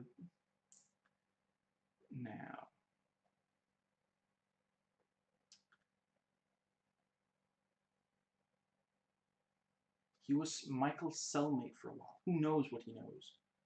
Well, he knows what he knows, but maybe someone else knows what he knows. Who knows what he knows? And let's see. I like the thing of how, you know, Paul basically says, you know, I'm transporting this dangerous criminal, you know, prisoner, and it's okay, just make sure that I have the entire car to myself, excuse me, so they don't risk being recognized. Excuse me. Teabag turns on the charm for the guest, and Zach tries to solve the hostage situation. I quite like, because basically there's 2 options there.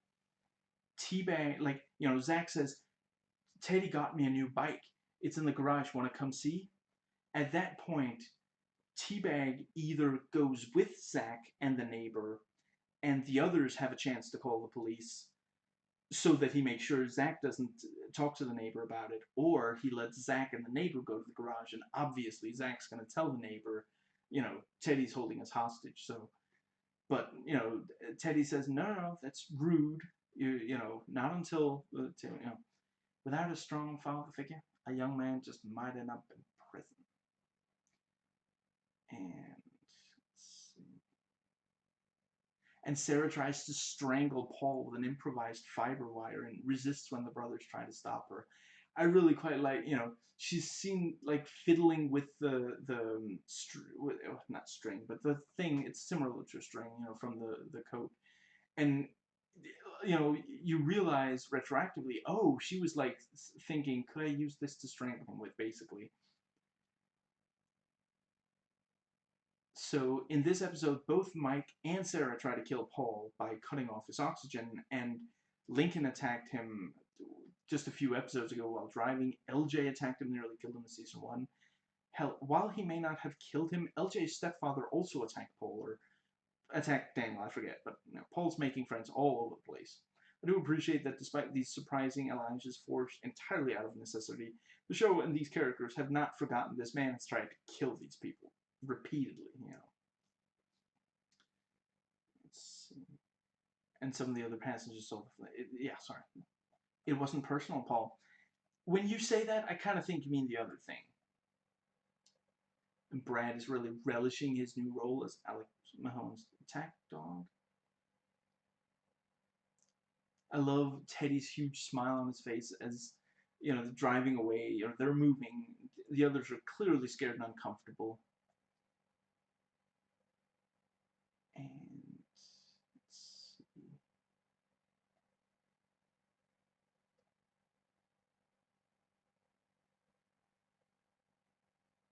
And yeah, they realize about the roadblock from the train. Hey, you can't come in here. You certainly can't get, and I certainly can't run the roadblock. And let's see. And Brad rehearses how he's going to introduce himself as a federal agent.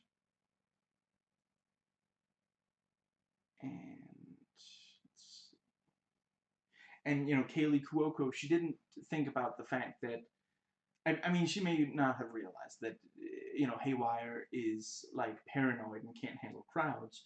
But what she said, obviously she didn't want to tell them where she saw him because she expects that he's still going to be there, still working on the raft. Either there or very close by, so she says, oh, he hangs out at the college.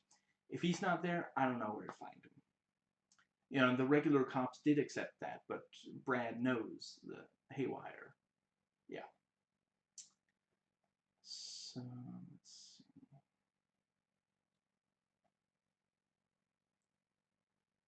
And great misdirect that, the people jumping from the train, the 4 people, that's not actually the, the 4 we think it is. They just gave them the hoodie and thing, or something that looked like it.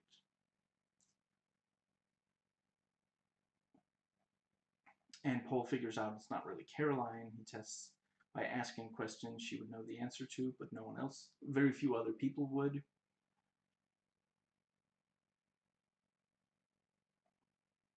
And Alex talks to Haywire, who commits suicide. We see the painting of Holland right next to him. I really appreciate that they didn't have him just have to return to prison and be miserable again.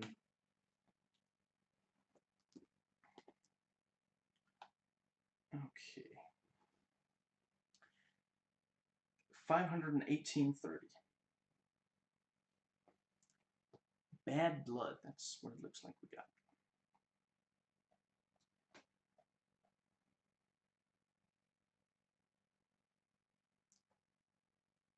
And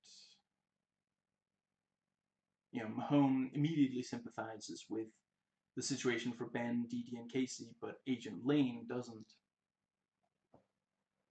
And let's see.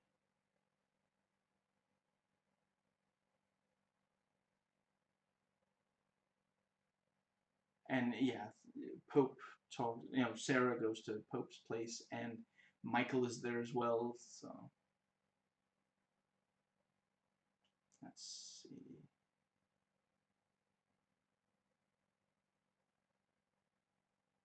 And Teabag, and the Hollander family. Susan points out we've been driving all day. They're hungry. They need real food. It's not good enough to, the snack thing he hands them. And he arrives at an old house, his old home. He got the new folks' home to the old folks' home.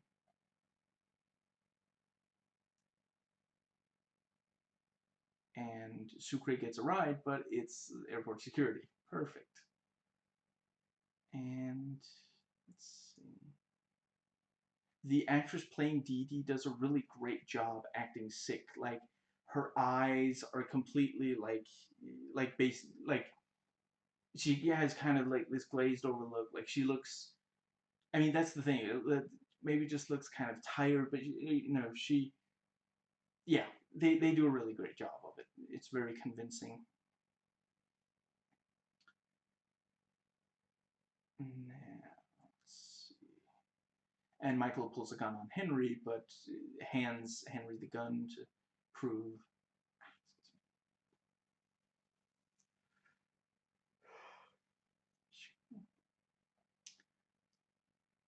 And let's see. Yeah, Mahone isn't going to shoot. Yeah, he's not going to shoot Ben with Dee Dee hanging on, and he doesn't like go up and like try to rip Dee Dee off. And the way I see it, I mean, basically, if Mahone really badly wanted to, he could go into the, like the train is right in front of him, and the automatic doors. Like, if he wanted to, he could get onto the train car himself. And the way I see it, he's basically giving Benjamin a chance to, like, he even says, "Don't, what was it? Don't ruin your daughter's life," or something. Do the right thing for her, something. Now,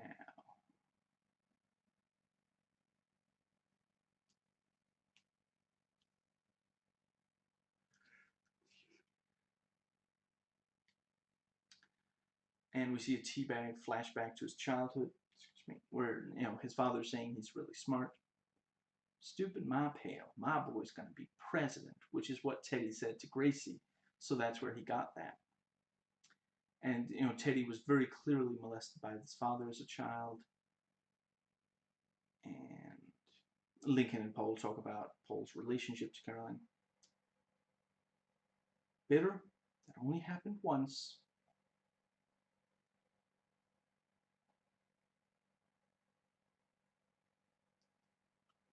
I got 3 words for you. We gotta run. And let's see.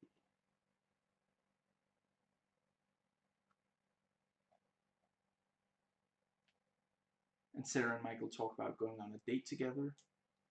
And they flirt some very cute together. And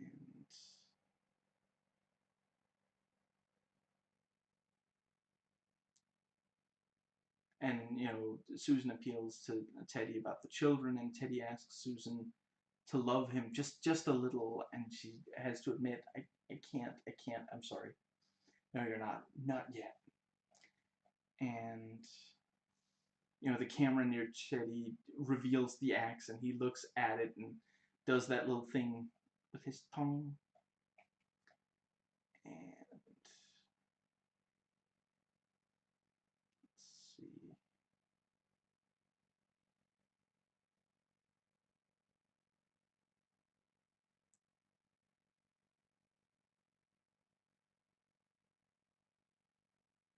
And Paul recognizes Bill Kim. He's the only of the 4 who has met Bill Kim, so yeah. I suggest you get out of my way, young man. And then Bill Kim reveals the pistol, and obviously, Pope might have some training, but Bill Kim is, using that training more frequently, so. And Michael straight up runs over Bill Kim, and then Lincoln stops him from shooting, and Paul shoots the other guy with him, and Lincoln punches Bill Kim more than strictly necessary, and then they abandon Paul there since they no longer need him, and they don't believe, they still think he might be working against them, waiting to turn on them. Now,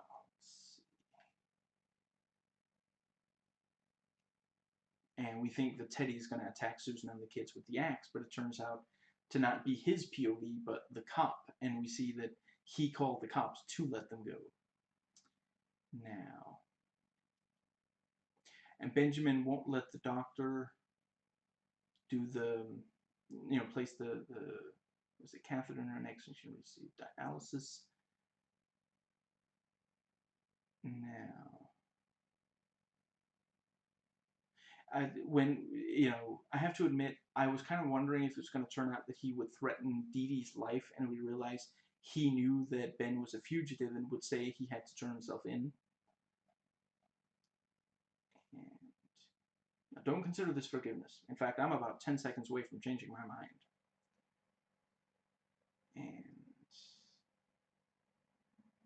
moving scene, Benjamin and Dee Dee, and he calls Mahone on the condition that his wife goes free and his daughter gets proper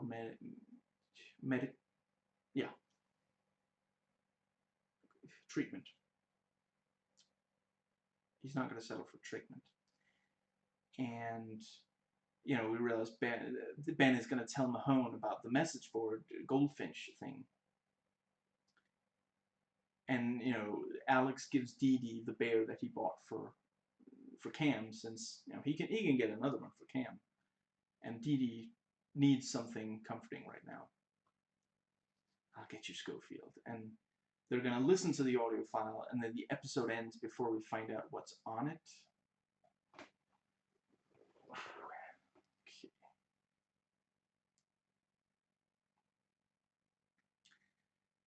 Okay. 526.30. Wash.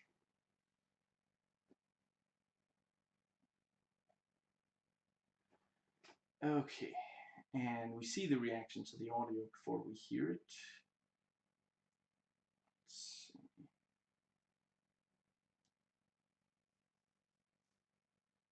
I have to admit, we saw Paul very close to Bill Kim right after shooting his guard, clearly working with the brothers.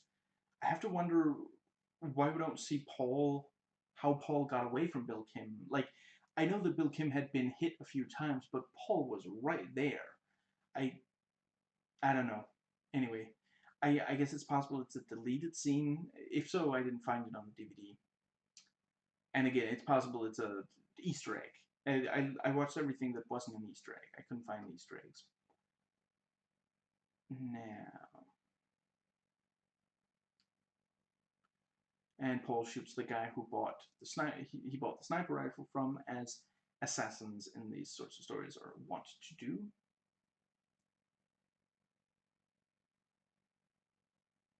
Oh yeah. Very funny delivery. I don't remember exactly what, but it was funny. And they get into a shouting match. I miss you. I miss me too. Excuse me. I know we said this before, but I think we finally found something that can end this. The writers are getting self-aware. And... oh, right, yeah, this is T-Bag killing yet another doctor, so, yeah. And Cooper Green is played by someone who's also on Without a Trace. Now, Bruce manages to convince Sarah that he didn't betray her.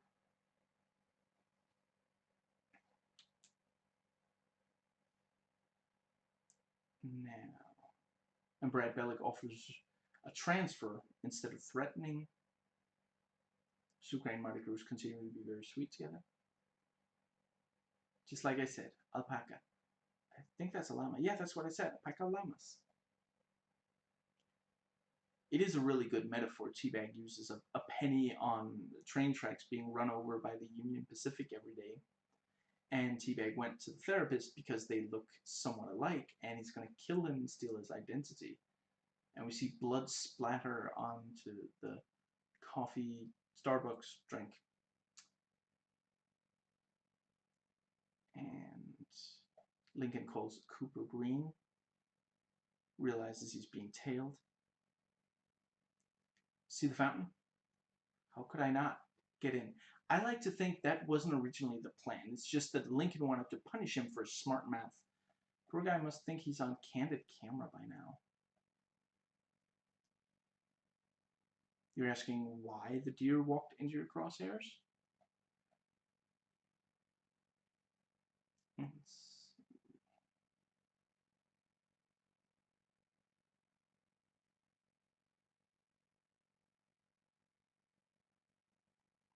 I appreciate that Alex is truly deeply upset at having to get Benjamin to kill himself. And Sarah follows Bruce and meets the real Cooper Green. The man Michael is with right now is not Cooper Green. The man Michael is with right now is not Cooper Green. A line so nice, she said it twice. Second verse and this is the first. Kind of intense and a whole lot worse. And Michael hesitates to give Cooper Green the recording, and he asks him something that only a real asthmatic would know the answer to. He realizes that he's lying to him. Let's see. And Teabag has a hard time agreeing to let the bag be checked instead of carry on.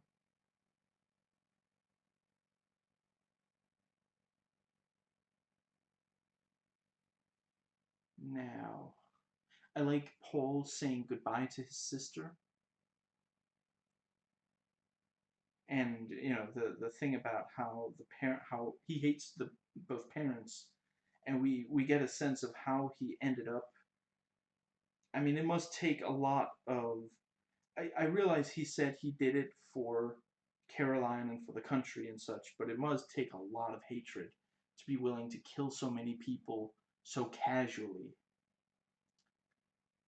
Now, I really appreciate all the dimension they've given Paul by now, where for most of the first season, he was essentially a fairly one-note, if memorable, right-hand man of the main villain.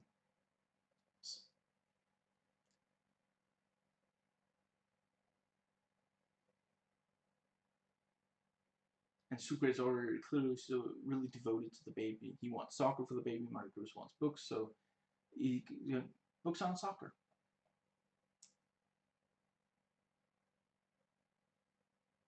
I like Brad is in like I don't remember what it's called, but regular flight, and Teabag is in first class, and gets more and more to drink, and she's like, right away, doctor, something. She knows his first name. It's whatever, she knows his name. And, the audience immediately realizes they're going to realize the other one is there when they land. Remember when he was 4 and remember you wanted to watch that video and you told her it's very important that after she watches you make a copy, and if not, then 7 days later she would get a phone call?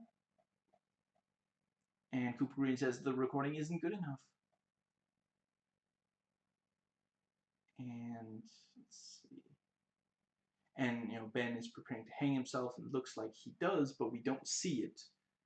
So makes you wonder if next episode we're going to see that he didn't. And yeah, and we still don't know what's on the tape. They keep talking about it in big terms, just that there's something on there that Caroline doesn't want getting out. I think Sweet Caroline is the episode where we actually hear it, but there's 2 whole episodes that, wait a second. Sorry, this entire episode with the brothers and Sarah knowing what's on the tape, but the audience not finding out. 533.40, Sweet Caroline.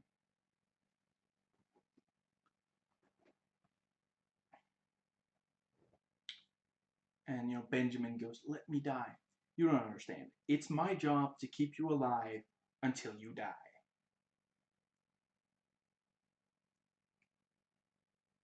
I think you better go. Other TV shows as well as movies need a that guy actor.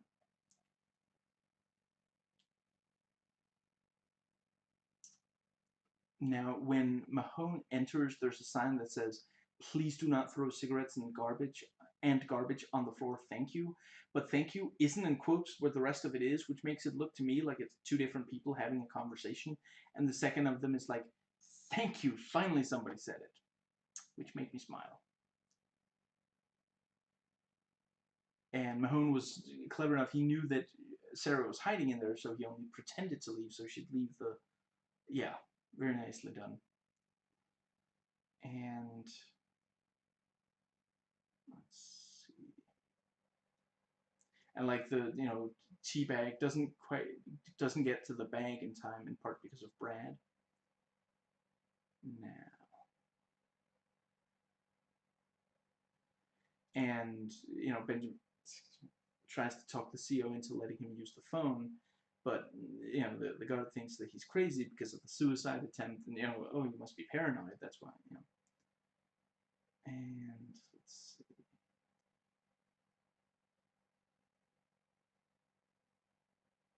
Benjamin has to leave a message with Agent Wheeler, which obviously makes Wheeler very suspicious, and he already was very suspicious of Alex. And the message from Ben of "Don't hurt them, please," doesn't exactly help matters.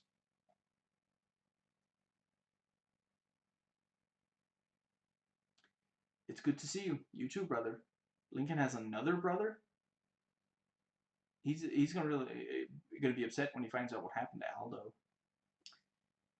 We see Caroline again for the first time in a long time, but not the first time in the entire show.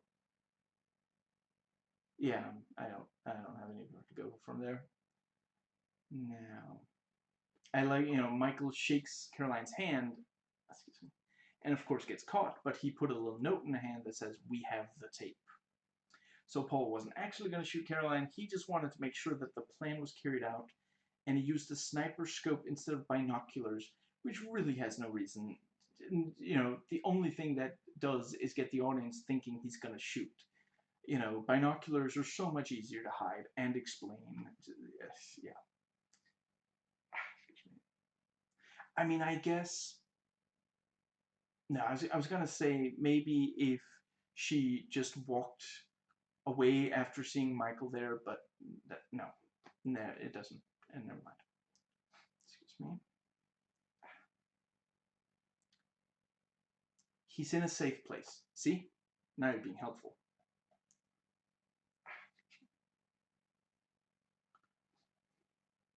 And Bill starts wailing on Michael. We haven't seen him really get physical like this before, so it really shows how far, this is a very extreme situation for him. And Monte Cruz wants Sucre to get something. I guess she has a craving. Sucre realizes the teabag. Yeah. Look, we have, if you really want to risk everything we have everything that we need here.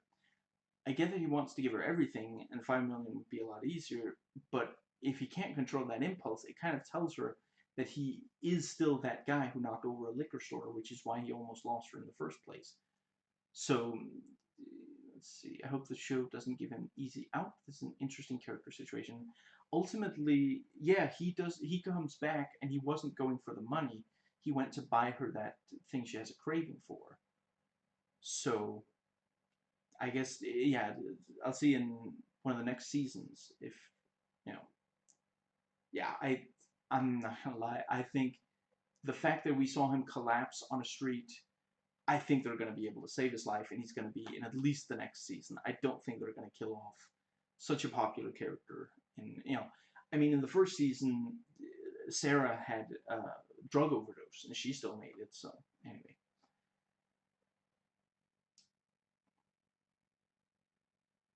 You gotta know it's really easy for me to recognize you're a junkie. I mean, you don't look so good. Holy crap, and I thought Dr. Shepard had bad bedside manner.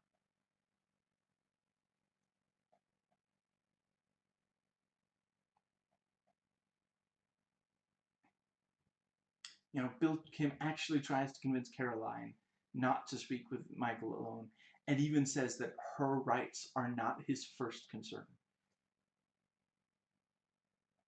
Do I really need to remind you who you're talking to? I think you just did. Holy crap, it's good to have you back. This tape. You have it with you? Yeah, because I'm so new at this. You might want to keep it in the family. Yeah, that's an absolutely perfect way to put it. Now she knows exactly what it is. She's literally clutching her pearls. That might have been pushing it a tiny bit too far. You can hear it on the on the phone, you could hear it on the news. It's up to you. And Sucre comes back and, like a Star Wars character, has a bad feeling about this. And let's see. Lincoln has to resist saying things to Caroline since Michael is in danger. And we hear the tape. And the episode is called Sweet Caroline because that's what Terrence used to call her. And we hear about the incest. And I appreciate, you know, Michael reassures Caroline about Terrence's death. I mean, that must have been part of why he, you know, he couldn't handle if the world knew about the incest. And, I mean, also, he knew he would go to prison. There's no way he wouldn't go to prison if they could prove that that's really him and he participated in this thing. You know, he'd go to prison for his participation in the thing. He, you know, the money from the shell company, I forget what it's, yeah. Now, let's see.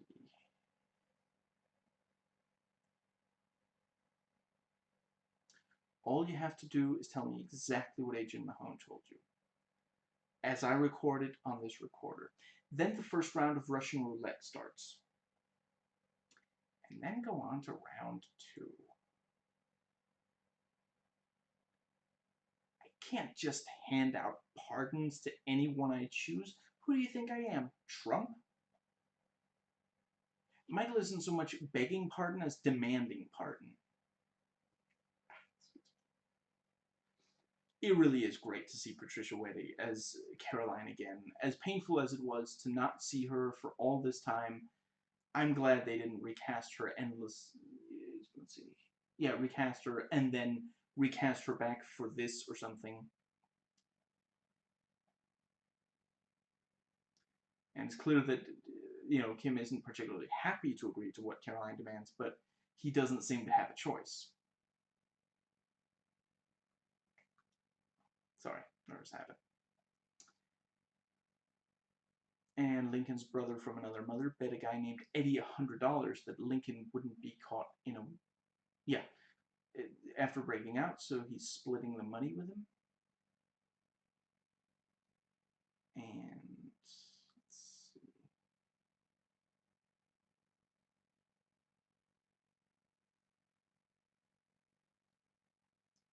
Let's see. Yeah, Michael sees that... What does that say? Yeah.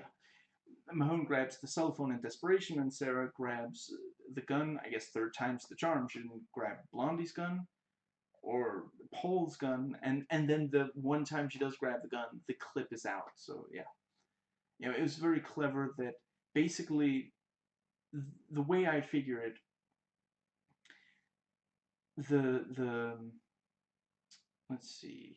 Yeah, I'm not saying that Mahone could have removed the clip in front of Sarah once they were both in the same room, but I figure he probably did intentionally remove it before entering the room, figuring he wouldn't need to use it on her, and maybe had already planned to set up the trap. It makes a lot of sense. It's not as though she's normally formidable against guys with guns, so the threat of a gun will probably be enough. You know, yeah, like if it was someone who had, like, you know, the like, yeah, like when Paul shoots those two guys who were guarding Terrence, for example, if one of them didn't have bullets in that gun, you know, they were already done for when Paul, excuse me, when they were told to shoot, excuse me, but it's, you know, that would have made it even worse. But yeah, it makes a lot of sense that, you know, he would pretend, like, he would let her see that he's a junkie and then make it look as though he can't, like, he has so little self-control that he's, you know, he'll put down the gun and then grab the phone instead. And let's see. Excuse me.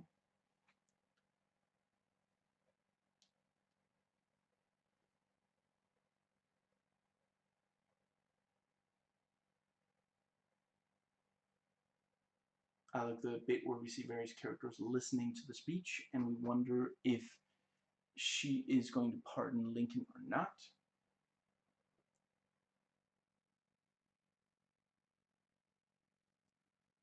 Let's see. I have been diagnosed with a highly malignant form of cancer. That did make me wonder if they were gonna like fake her death like they faked Terrence to hide the. But yeah, let's see. In the commentary track, they talk about no, it's because she referred to the company as cancer, which also gave that makes us realize. I mean, she has no reason to lie to Michael about that. What would she possibly have to gain?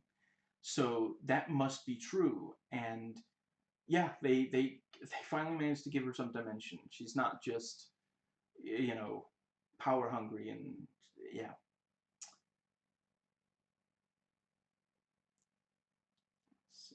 She can't pardon anyone. We got nothing. We got $50, and when you threw away one beer, but actually might have 4 left. So commentary: Paul Edelstein, who plays Paul Kellerman, Fernando Aguilas, who I want to say, was he not director? He was like DP, I want to say.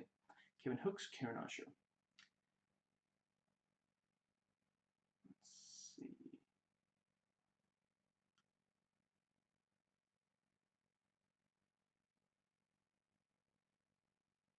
Now,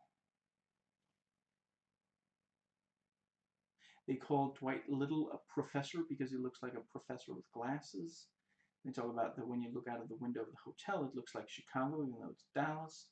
Mahone was going to kick in the door to the room, but one of them felt that he needed to find a way to get in, hence him getting the key from the cleaning lady, and then he does kick the door in after that. And Fichtner felt that if did not get these guys after all these near misses, he would lose it.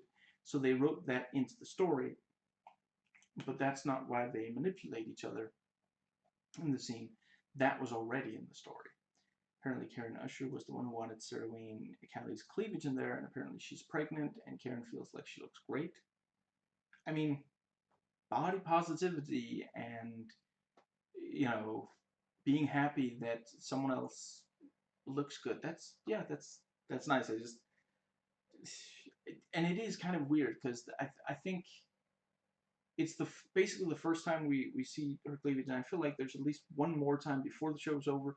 But I think those are the only two, so it just feels kind of weird. I mean, this is the kind of thing they usually do with like a character like Nika or one of the prostitutes or later in the season Bikini Girls. Now they talk about working on shows like being president of the United States. You age by a lot of time just doing it. Falling in love, and when they filmed the baggage retrieval scene, Teabag and Bellick, they used the actual lighting from the room, and apparently Karen Usher was one of the women that the camera pans across as Teabag gets into the area where he gets in a fight. They talk about how one of them has a friend who's doing another show. They're doing episode 14 of season 7, and they talk about how Karen usually leaves by season 6, and I would like them to get to more seasons. I mean, I don't know yet if, I mean, even if they were only going to be as average as season 5 is, but then I don't know how bad season 5 is. I've heard it's not good, but,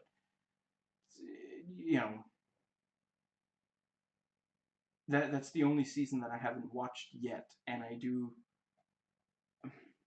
I gotta admit, I really feel bad for them that they didn't get to 100. They weren't, which is the number where you're assured syndication. That really, they got so close. That's not a spoiler. The amount of episodes is nearly 100, but I feel like it's 94 or 96, something like that. They love the editing in the motorcade and originally made 3 stops instead of only 1. I agree, that seems excessive. Fernando keeps complaining about the monitor they're watching on, and they make fun of him. They say that Michael is the sexy predator on the scene. There's a lot of violence on the show, but the violence against Michael in the scene seems worse because it's filmed in close-ups. It's very nice to have money back, but I think she's gone again. Great corpsmanship. Pray. What does that mean? They feel like it's a leap of logic. The secret figures out Teabag is based on a news report. I forget how much detail he knows about Teabag after this episode. But yeah, I mean, they know that he has to go to that baggage claim thing, which is where I don't know how that works, but yeah, I felt like it worked. They talk about what kind of film they use to shoot the surveillance footage of Teabag. They talk about that they don't like mixing video and film. It feels like a sitcom kind of thing, but they use video for surveillance footage on this show.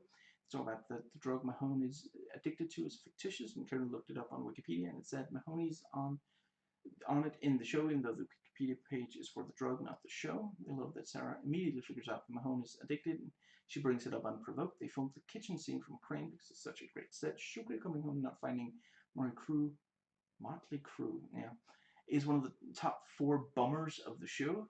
Karen Usher says the reason Brad Bellick has a taser is because she's tired of everyone waving guns, but then nobody's sure what he has, even though it does look threatening, and maybe it's a nail gun.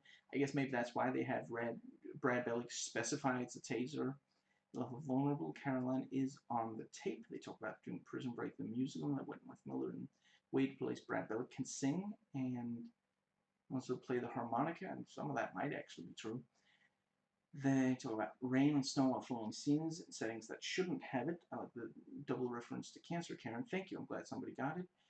When she refers to being diagnosed with malignant cancer, she's referring to the company, Watergate corruption, not actually having cancer herself. And they said there were some younger Fox viewers used the message board who asked if he actually had cancer, and Karen wanted to write that she doesn't, but didn't.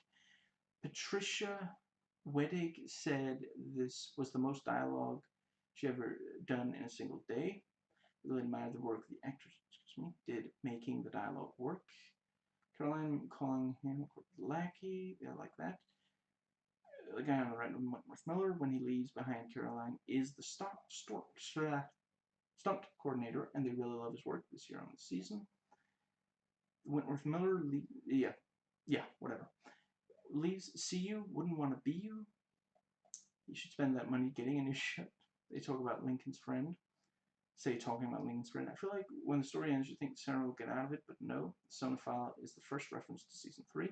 Hopefully everyone wonders what Sona means. Sona, what is that? Sonia? They talk about the payphone. What does that say? I think Agent Lang drives what the script calls an ND sedan, which stands for nondescript sedan, which is what feds in when in civilian mode do drive. The thing Michael says about if you want to take a ride, you have to buy the ticket is a reference to Fear and Loathing in Las Vegas from Hunter S. Thompson, where apparently they got the line backwards. Karen Usher added it, and they correct her on the commentary about the order of the appreciate from this episode. Caroline's more dimensions. She sacrificed a lot as well. She became president to deal with the company rather than just get more power. I mean, she has no reason to lie about that to Michael. It's not like he's going to simply sympathize with her more than his condemned to death brother. And they actually made the website that is advertised in the speech on the billboard. Okay, episode 20 out of 22, so we're almost there. This might be the longest video I've ever done.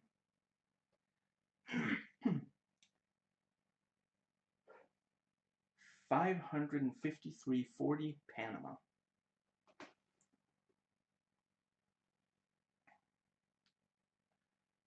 So, let's see.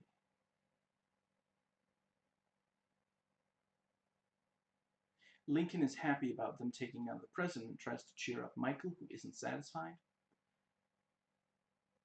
I gotta say, I will never tire of Michael and Sarah flirting.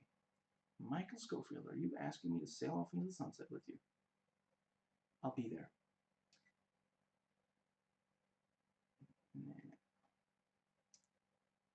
I'm already on board because she knows that if she gets to the ship, the FBI will prevent it from leaving and the brothers will be taken in. And if he knows about it, he might jump off the ship. Run off the ship before it leaves, and yeah. Get her a donut. Can we get a donut? Get her a dozen donuts. Lock her up. Pastries are illegal. Now, let's see.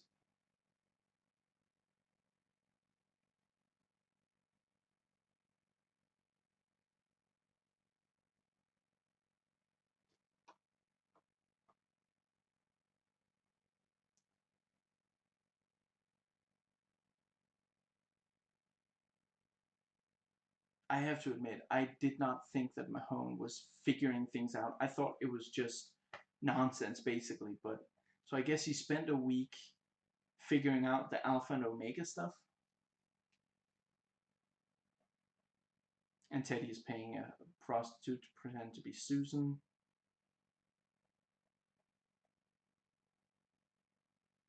Lincoln is like just so giddy, like a child going on a field trip or a summer camp on the bus, and Michael is brooding over Sarah. And Lincoln stops Michael from calling, and he really is the voice of reason here. There are 3 things I hate, Alex: traffic, hockey, and calling you asking the same question over and over. So if he was stuck in hockey traffic asking the same question over and over, he would be so pissed.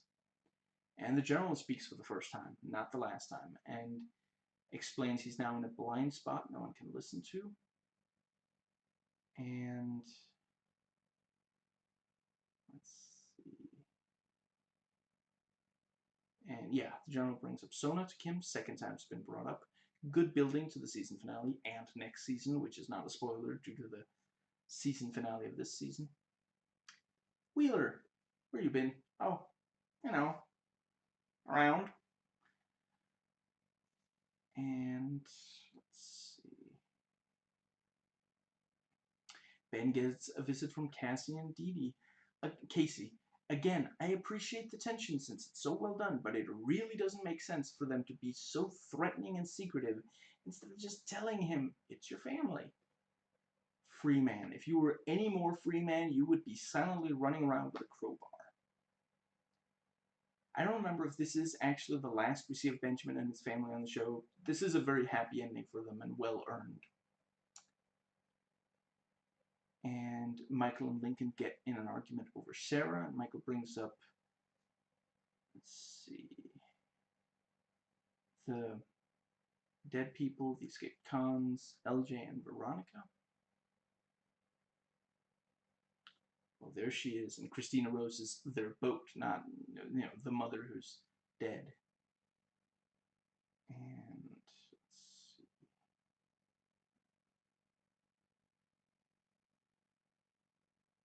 And yeah, the brothers are on the boat. We see that Alex is the one posting on the message board, and Lincoln realizes Michael left. So yeah, they're very nicely done.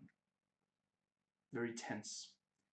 And another commentary track. I think, nope, it's yeah, there's this one and there's one for the actual finale. Okay, so this one features Paul Edelstein, Fernando Aguilas, and Kevin Hooks. They use the airport for a lot of things. Bellick is a bulldog or a Rottweiler. He never gives up. They talk about getting either cold and gray or warm and sunny tones to different shots and scenes in the show. The donut shop is apparently real, so they had to film very close by it. William Fichtner yelling after arresting Sarah is something they like. Excuse me. They talk about the guy who did the helicopter shot with the brothers leaving on the boat. Praise the intensity of Rockman Dunbar, and played as Benjamin. When he talks to the internal affairs guys, they compare Alex Mahone's intensity to that of a bulldog.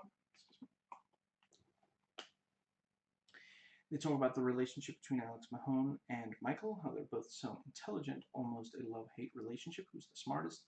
The only thing about Mahone is, even though he's trying to get himself out of the situation, he doesn't get mean, brutal, but not mean. Let's see. And they're very happy about how much Spanish is spoken in the South American countries. In a lot of shows, people just use Spanish accents. Excuse me. Just real quick. There. That should do it. To indicate is you know, it's not really like other TV shows, but it is like movies where you just get subtitles. The reason there are umbrellas and soft focus behind Teabag is they're in Dallas, not Mexico, and the city of Dallas would be obvious behind them, which looks nothing like Mexico. They found an actress for the prostitute looks somewhat like the actress played Susan Holland, or the next, what's that say?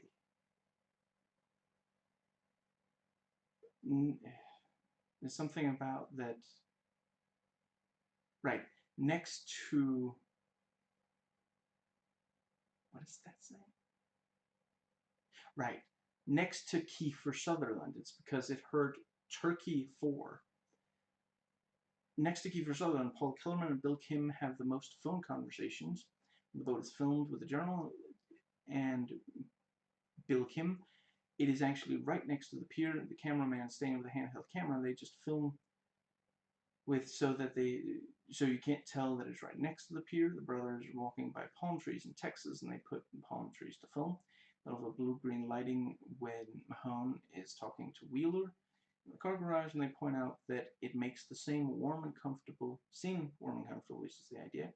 Your eyes adjust to the green light, but when you put up against the lights, you can see if it's green or white. They like having Michael express a guilty conscience over Teabag. Very interesting conflict to have Michael not be happy even though he accomplished what he set out to do, and Lincoln has to face Michael isn't the same anymore. Alex rips stuff off the wall like Michael did in the first season. They point out the Mexico scenes with Bellic and Sucre have warmer colors. Robert Nepper is like a kid in a candy store. The hat is very Hannibal Lecter, and the helicopter shot to end so nicely. Good episode, as they say. Yeah. Okay.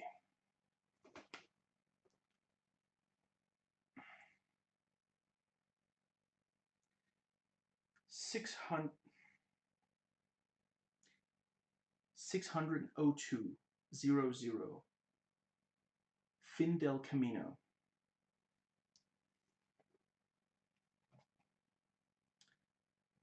Okay. The previously on includes the goodbyes of both. What does that say? Kellerman to his sister and Mahone to his ex-wife.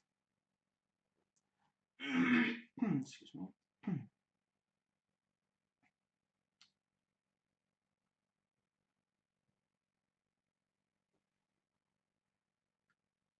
Let's see. Teabag has a gun on the nightstand. Michael sees him. He gets on the balcony. We have flashbacks to some of the most evil things Teabag has done. And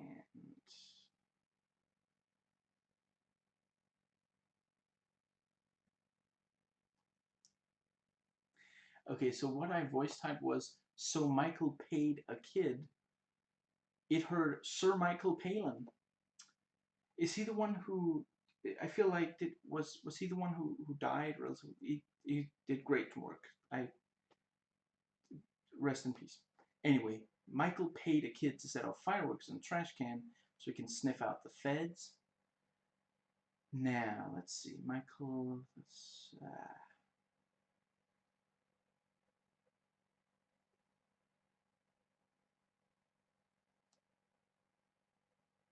now.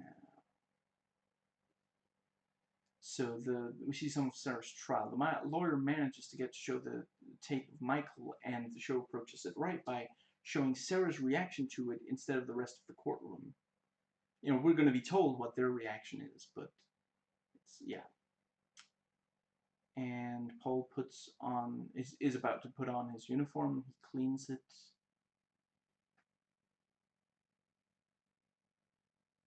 Now I am that guy, Michael. Look at me.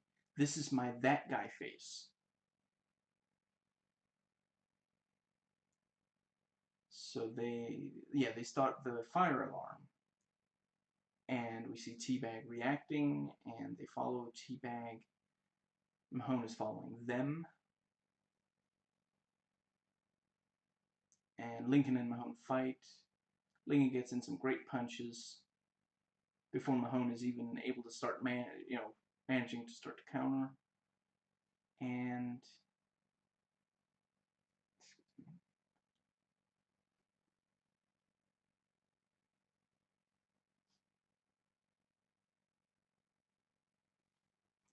Back away. Just back away. Son of a bitch that killed my dad, you're gone.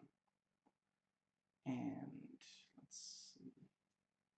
And Brad distracts the feds until Michael and Sucre can point a gun at them, and eventually hands over the gun. And we see that Brad took out the clip, which Sucre probably knew. Maybe he saw it. Maybe he knew it from the weight. That is a very clip. Like Brad goes up and he smiles like he does in real life in interviews, and he's like, "So you're American too? Ah, I really need your help with this and this. Wow, you're being really rude. I'm American, you're American, I thought you could help me." And so they end up focusing entirely on him because they're like, we have to get this guy out of there. And then they turn to the other side, and Michael and Sucre are right there. Very nicely done. So, let's see.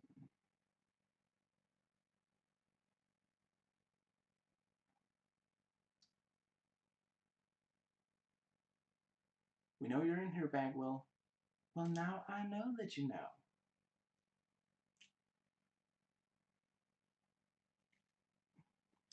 Where's the money?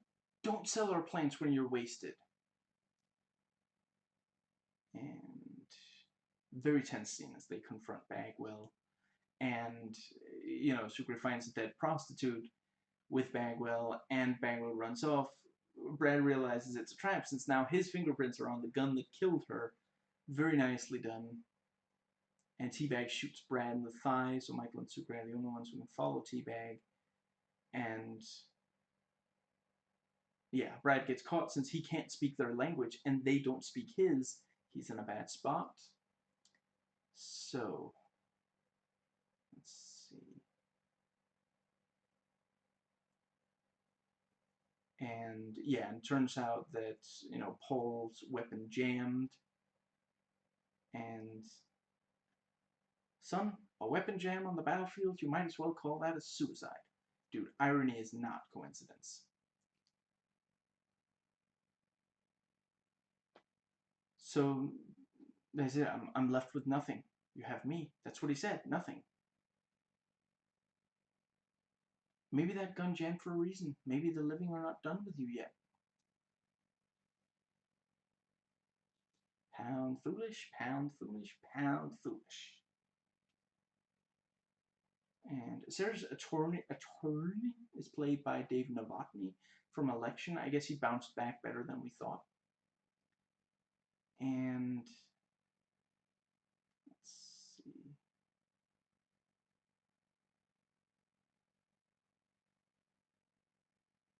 And Sucre begs Michael to go after Teabag. Finish the mission, Mike.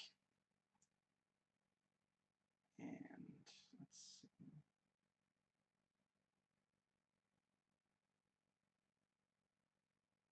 You go get your leg tattooed or whatever the hell you want. Well, I got my answer. Whenever you're done yakking, bring it, bitch. Who are you fooling? You ain't got it in you, Mr. Michelangelo. So why don't you just let me? And Michael stabs him, and you know, right in the wrist, I want to say. As the lawyer explains to Sarah the terms, she does great acting, especially with her eyes, as she tries to come to terms with it. So with good behavior, she'd be out in 9 years out of 12. Sarah, are you ready for this? Are you hanging by the edge of your seat?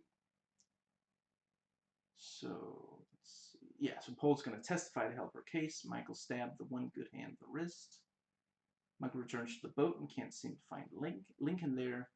Lincoln calls Michael and hands the phone to Mahone. And we get a flashback to see what happened with Lincoln and Mahone. And Mahone knows that Michael has the money and says that Michael isn't the only one who needs to disappear. Okay, final episode, and then yeah, I probably won't get into critics. So there's the episode and the commentary, and that'll be it. 609.30. Sona. Right. Oh, right, I forgot about. Yeah, never mind. Doesn't matter.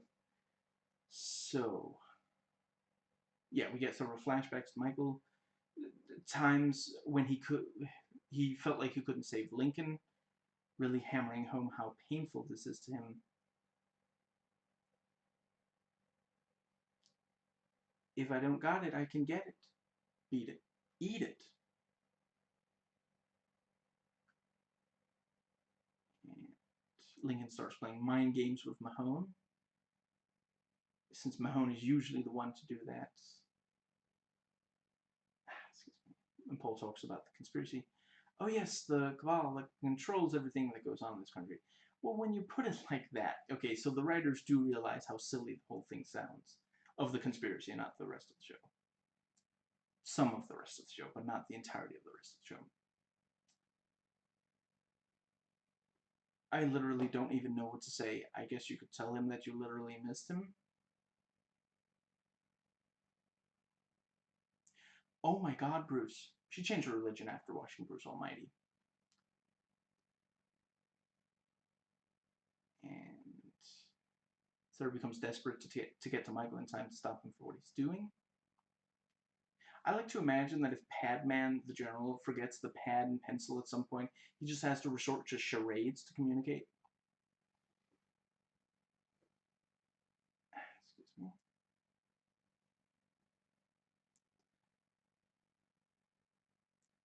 And we briefly see that Lincoln is starting to get free by unscrewing the pipe. Sucre is still really messed up, and the nurse gives us a status update, so we understand just how dangerous it is for him to keep going. And let's see. Nicely done. It looks like DeJesus is going to hit Michael, but instead he hits, what was it, Chaco? Michael tells him to look up Michael Schofield online. Very clever.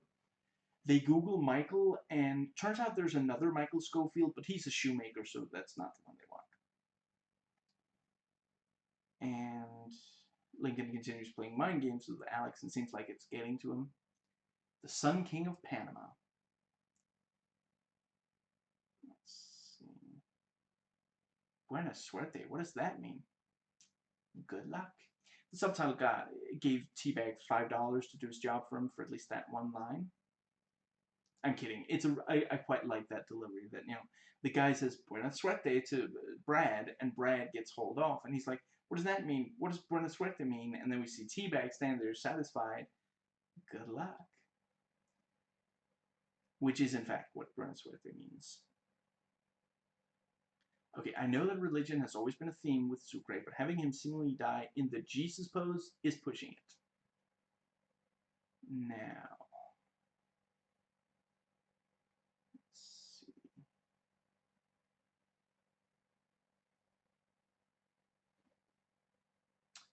Bill came and figured out that Alex Mahone was going to double-cross him, so he did the same thing. And then there was a firefight. I know the drill. Tool operator. Tool operator. Let's see. I like that Paul is clearly not even surprised about the hit. Like, the moment they start talking about the check engine light, he's like, oh, here we go. Now, it looks like Paul is executed, but then we don't see the body, so I have to wonder if he's going to come back. So, let's see. So, yeah, Mahone is framed for smuggling. They call it coca, so it must be either cocaine or cocoa. Either way, it drove the cops cuckoo. She's very pretty. She'll take us where... She'll get us where we need to go, right? Not the boat. Well, it's a nice compliment to Sarah, but I do wish she didn't engage in boat shaming. I'm kidding. I'm progressive. Yeah, if you haven't realized that by this point in the video, you skipped ahead from the first part. Now, let's see. It means you don't have to run anymore.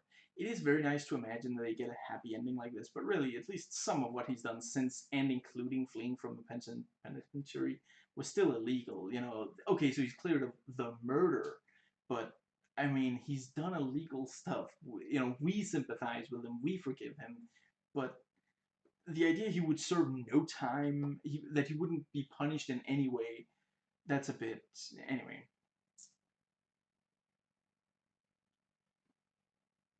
So, yeah, Bill Kim holds them at gunpoint and kicks the money into the water. It's still good, it's still good. It's gone, McCready. And Kim was going to shoot the brothers since they're no longer criminals and wouldn't go to Sona, but Sarah shoots him to save them. Now, the voice typing apparently didn't know the word Sona, so it gets Sona or Sonar, which those are not quite as intimidating to be in. I'm not 100% certain I understand why the cops showed up, knew the brothers. Oh, wait, are they I mean, no, they're not. They're not still close to the place where Alex and Bill shot. Did they follow the tracks? Okay, fair enough. I guess that's it. I mean, it wasn't that Bill called them. Or wait, no. Since if he was going to shoot them, maybe make it look like self-defense. Maybe they're there for backup in case he failed or something. And Sarah and Michael kiss again, and Michael finally says the words "I love you" to her, which is very sweet. And Michael claims he was the one who shot Bill Kim to repay Sarah. Sarah protests, but they don't listen. And to be fair, you know, they see him come out and have her as a hostage. So of course they're more keen to believe him saying he's a criminal than her saying he did nothing wrong. You know, he's done nothing wrong. Change my mind. Which, to be... Again, I just feel like she's saying he's done nothing wrong. I mean, apart from just using me as a human shield, he's done nothing wrong. Now, yeah, and Mahone calls Pam to tell her not to come see him now that he's going to prison, but he doesn't tell her why. And Lincoln misses Sarah, and it turns out Teabag was working. It seems like he must be like a company man. Yeah, I think they say in the commentary he's a company man. So, but they won't help him since he got caught. Michael and Mahone spot each other and go into Sona. Nice moment. You know, and I mean, Mahone knows that Michael is the reason he's going to Sona, so they're not going to be the best friends. Great reveal on the sign saying Sona. I think this is the first time we were told that Padman is actually a general. So, let's see. Excellent atmosphere created. Michael walks down the halls into Sona. You know he's going to break out. It's in his blood. That's exactly what we want him to do. And that's a great hook, because now the audience is like, why would they want that? Now, yeah, you know. Now, let's see. I do get the distinct sense that the audience is supposed to think that the two trans individuals are unappealing. I really wish the show didn't do that. Let's see. We don't get a look at the actual Sona. We just see Michael going through the door and into the, yeah, excellent final shot of the season. We badly want to see what this place looks like and wonder how Michael is going to escape it. And really, they probably didn't even have a set for Sona when they shot that. So, commentary. Paul Edelstein, Fernando Aguilas, Kevin Hooks, and Matt Olmstead. They like the kid who sells soda, beer, and drugs to Michael. Dominic didn't want William Fichtner to maneuver his character into the bad position, but they felt like it worked. I agree. They cut down Paul giving witness testimony since it got very repetitive, and they had to trim other lines as well, not only Paul. Less was more. It was really big when, in the end of this episode, before this one was Paul's character turning up, and someone's dad thought it was great. Lots of heads turning here, lots. It helped a lot to see the kid selling to other people. He's not alone on this beach. The crane in the courtroom helped a lot. It's ironic that the scene was shot about a block away from the book depository where Kennedy was shot. You can actually see through the windows. You can see the place, not where they filmed. And the other thing is interesting, the courtroom is this specific courtroom, but across the street from it is where Lee Harvey Oswald was arraigned, and Jack Ruby, he was arraigned there as well. Some trivia for you. Let's exterior of the building there. More praising of, what's that saying? Of Reggie as a character who's on the phone a lot. They have a little bit of leeway for commercial breaks, 3 to 4 minutes. This one was 7.5. It's kind of interesting. The guy in the center of this Conspiracy is standing in front of the place where Kennedy was shot. It took a lot of trimming down what Padman wrote on the pad when playing the. This is regular on Rescue Me, and they were Mahone's ex, and they were nice with letting her be on for longer on this show. I really love it. Someone says really love the female actors. They wanted an excuse to get Sucre shirtless, even though he looks sick. Talk about that it was actually not a great temperature for it. And the camera dollies in on Bellic. That was an apple cart. And they like Bellic and Teabag, and they're together. Michael sees that the Jesus on the Boat is a Miami Vice tribute. That's one of my favorite lines. It's Cheshire. I love that Brad is like Mr. Malaprop. Exactly. They love the last shot of Bellic and Sucre getting close to each other. Sucre is one of the only people who can have look good with a bullet in his chest, dying on a South American street. I love Michael and Mahone going toe to toe. Reggie in semi-casual wear. It's kind of a vacation for him. His pandemonium outfit. We should have him in a clothing store picking up a few things. I'll be right there. I love the conference so much. We know what Michael is planning to do, or we don't know what he's planning to do.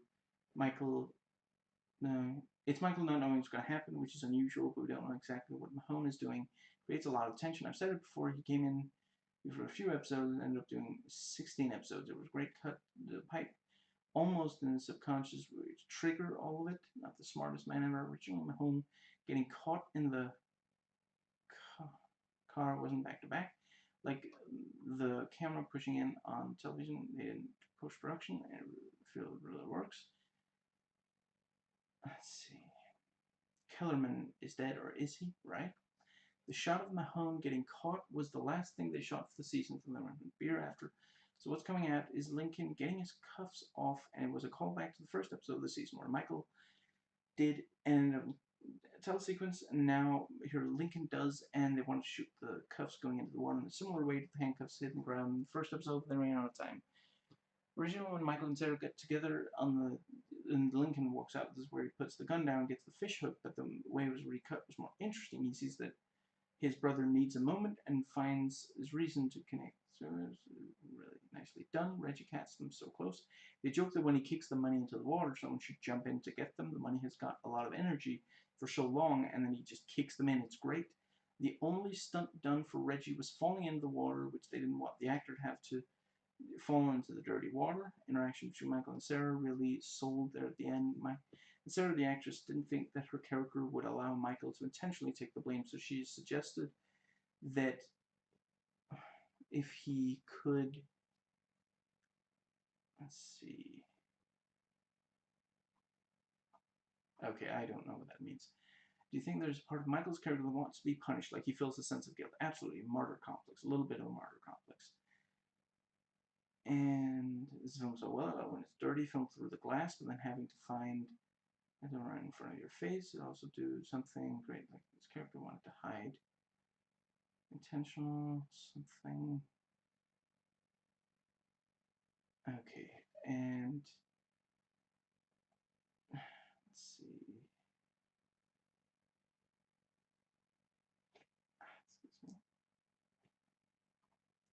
Yeah, so they wanted Lincoln to try to find Sarah.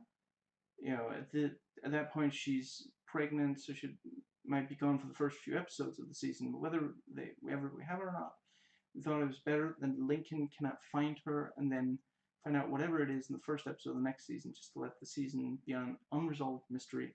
Excuse me. Instead of solving it, this part made look Panama, made Dallas look like Utah, Chicago, everything, Panama, Mexico. Now, the guy who plays the company man did a test for them, and chose making, let's see, okay, so a lot of stuff that doesn't, yeah, I think after a while I just voice typed every word, and a bunch of them it got wrong, so, okay, let's see.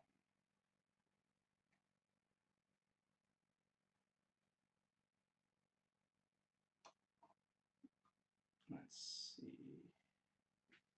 Okay, yeah, so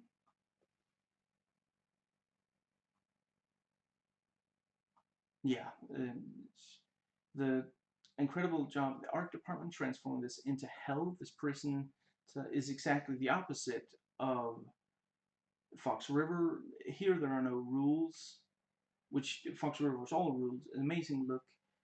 It's scary like a nightmare. All these faces. The ending, he's in a picture with a cross. That's quite an ending of season 2. Okay, so great, great season finale and great overall season. Okay, let's see. Yeah, okay, so just briefly. Season 1 ends on several major reveals, so I wanted to talk about whether or not this season delivers on them. Among the reveals, Caroline is sworn as its president after she has some of the people working for her murder the actual president. I feel like that really, I get it, they lost the actress, but I don't know, I guess recast or find some way. I really feel like that I had honestly even forgotten that was such a strong moment, and then like for most of this she isn't even in there, and then when she gets there it's like, oh, but you know, I'm one of the victims here. Okay, so Veronica reaches the lake house and comes face to face with Terrence, who faked his death. I already talked about, you know, yeah, that's also a huge anticlimax. Westmoreland amidst being D.B. Cooper and where he hit the $5 million, which is heard by Teabag, Tweener, Sucre's cousin Sona, Michael, and yeah, I feel like they delivered on that very nicely. That was a great, yeah. So let's see. A number of the cons are now out in freedom. Teabag, Tweener, Sucre, Lincoln, Sona, Michael, Haywire, and see, I've already mentioned that you know, John and Tweener, I felt like should have gotten more, but I was satisfied with the rest, including Haywire, who didn't get very much screen time. So, does this do a good job of giving the women something important to do? Season 1, Veronica doesn't aid the escape. She helps discover the truth and the conspiracy, but if you cut out every single one of their scenes, okay, the escape would be completely ineffective. Nika helps a little, so does Sarah, but that's it. Does the season keep up the no girls allowed thing? Kind of, yeah. I feel kind of bad about the following, but I do think it's worth noting. In the years between the first 4 seasons airing and this rewatch, I'd forgotten everything about the character. Oh, never mind. I don't think I'm going to get into that. Okay, so there are some. Yeah, that's right. There are some special features. I guess. Oh God. Okay, I'm going to really quickly run through. There's one called Reinvention of a Series. It's 30 minutes. It's quite good. It's all about having to reinvent the show since it's no longer at Fox River. Season 1 was a slow burn. Season 2 is firecrackers going off. I was at the show's called Prison Break, not Prison Stay. Yeah. And it's all about, excuse me, the brothers, all the 8 characters from the prison have different reasons for running or going different places. They talk about how they have a lot more freedom about where to go geographically. Some of the supporting characters of the first season now have to be leads with new extras, so see if they can carry their own storyline. Like, the Michael actor talks about losing surrogate fathers of Pope and Westmoreland, the relationship with Sarah. We see the new sides of Sucre, darker side to him. Robert Knepper talks about there was a sense of family in season 1, and I don't, and you miss that in season 2. They talked about Mahone and an intellectual match for Michael, so the season would be a chess match between them. Michael talks about not seeing his character as a one-note bad guy. Sorry, Williams still, yeah. They talk about Reggie Lee was made the face of the conspiracy since Caroline, the actor, left for another show. They didn't want to build him into a one bad guy. The actor smiling was powerful for Bill Kim. He talked about how the various characters risk everything for the loved ones. Fallen for various of the main characters, including Teabag. They talk about that season 3, maybe another prison. Ended up doing a lot of conspiracy ideas in season 2. The actor playing Kellerman says the actor might not be dead and that you would go out with a bang, so the cast and crew thank the fans for their support. And then there's one called Turning Dials into America for 11 minutes, also very good. Talk about how it was great to turn. It was a great time in Chicago. Season 1 that helped define the show, part of going to Dallas, was that the weather would change too much if they stayed in Chicago for season 2. Maybe 11 to 14 small towns within a radius 30 to 45 minutes of Dallas, which gives a lot of variety of locations. Every single one of these cities are different. Desert or rural close to Dallas. Dallas can be New York if it needs to be. They do use stock shots, establishing shots to fully sell what part of America it's set in.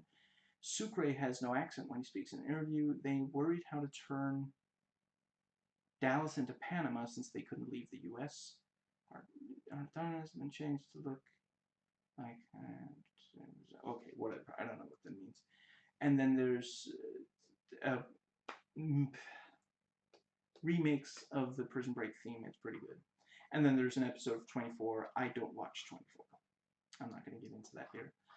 Okay, I am not going to get into very much of... Okay, are there some brief quotes from reviews? Okay, let's see. Okay, so one person said, Prison Break has clearly run out of creative gas. What was a darn good show in the first season deteriorated badly in the second. The drop in quality has been so precipitous, I shudder to think what season 3 would look like. I kind of understand what he means, but I do disagree. In the first season of Prison Break, it was mostly enjoyable guilty pleasure. The second has been by turns uninteresting, unbelievable, and unwatchable. I see what they mean, but I wouldn't go that far. Prison Break has a share of comic book histrionics, including a dastardly villain, the President of the United States. But the pursuit of the convicts promises as much drama and suspense as the first season's oft-delayed escape. I would say they pretty much succeeded there. Freeing the Prison Break characters from prison also frees the show from the repetitive cat-and-mouse plots that dragged down the show in its first season. I agree that I do think this one has more freedom and they use it well, but I don't think it's that bad in the first season. Anyway, the enormous risk taken by the Prison Break creators for this season seemed to have paid off for the most part. I agree. As before, though, the action is loose and ludicrous. Viewers who like their stories underpinned with verisimilitude will soon find themselves choking, not least at one of the silliest ever portrayals of a sinister government conspiracy. And yeah, kind of. The show's characters made season 2 a fun season to watch. Times flirted with season 1's greatness. Okay.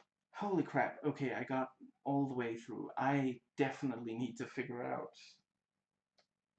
Wow, this one got even longer. Okay, anyway, I'm still happy with the video.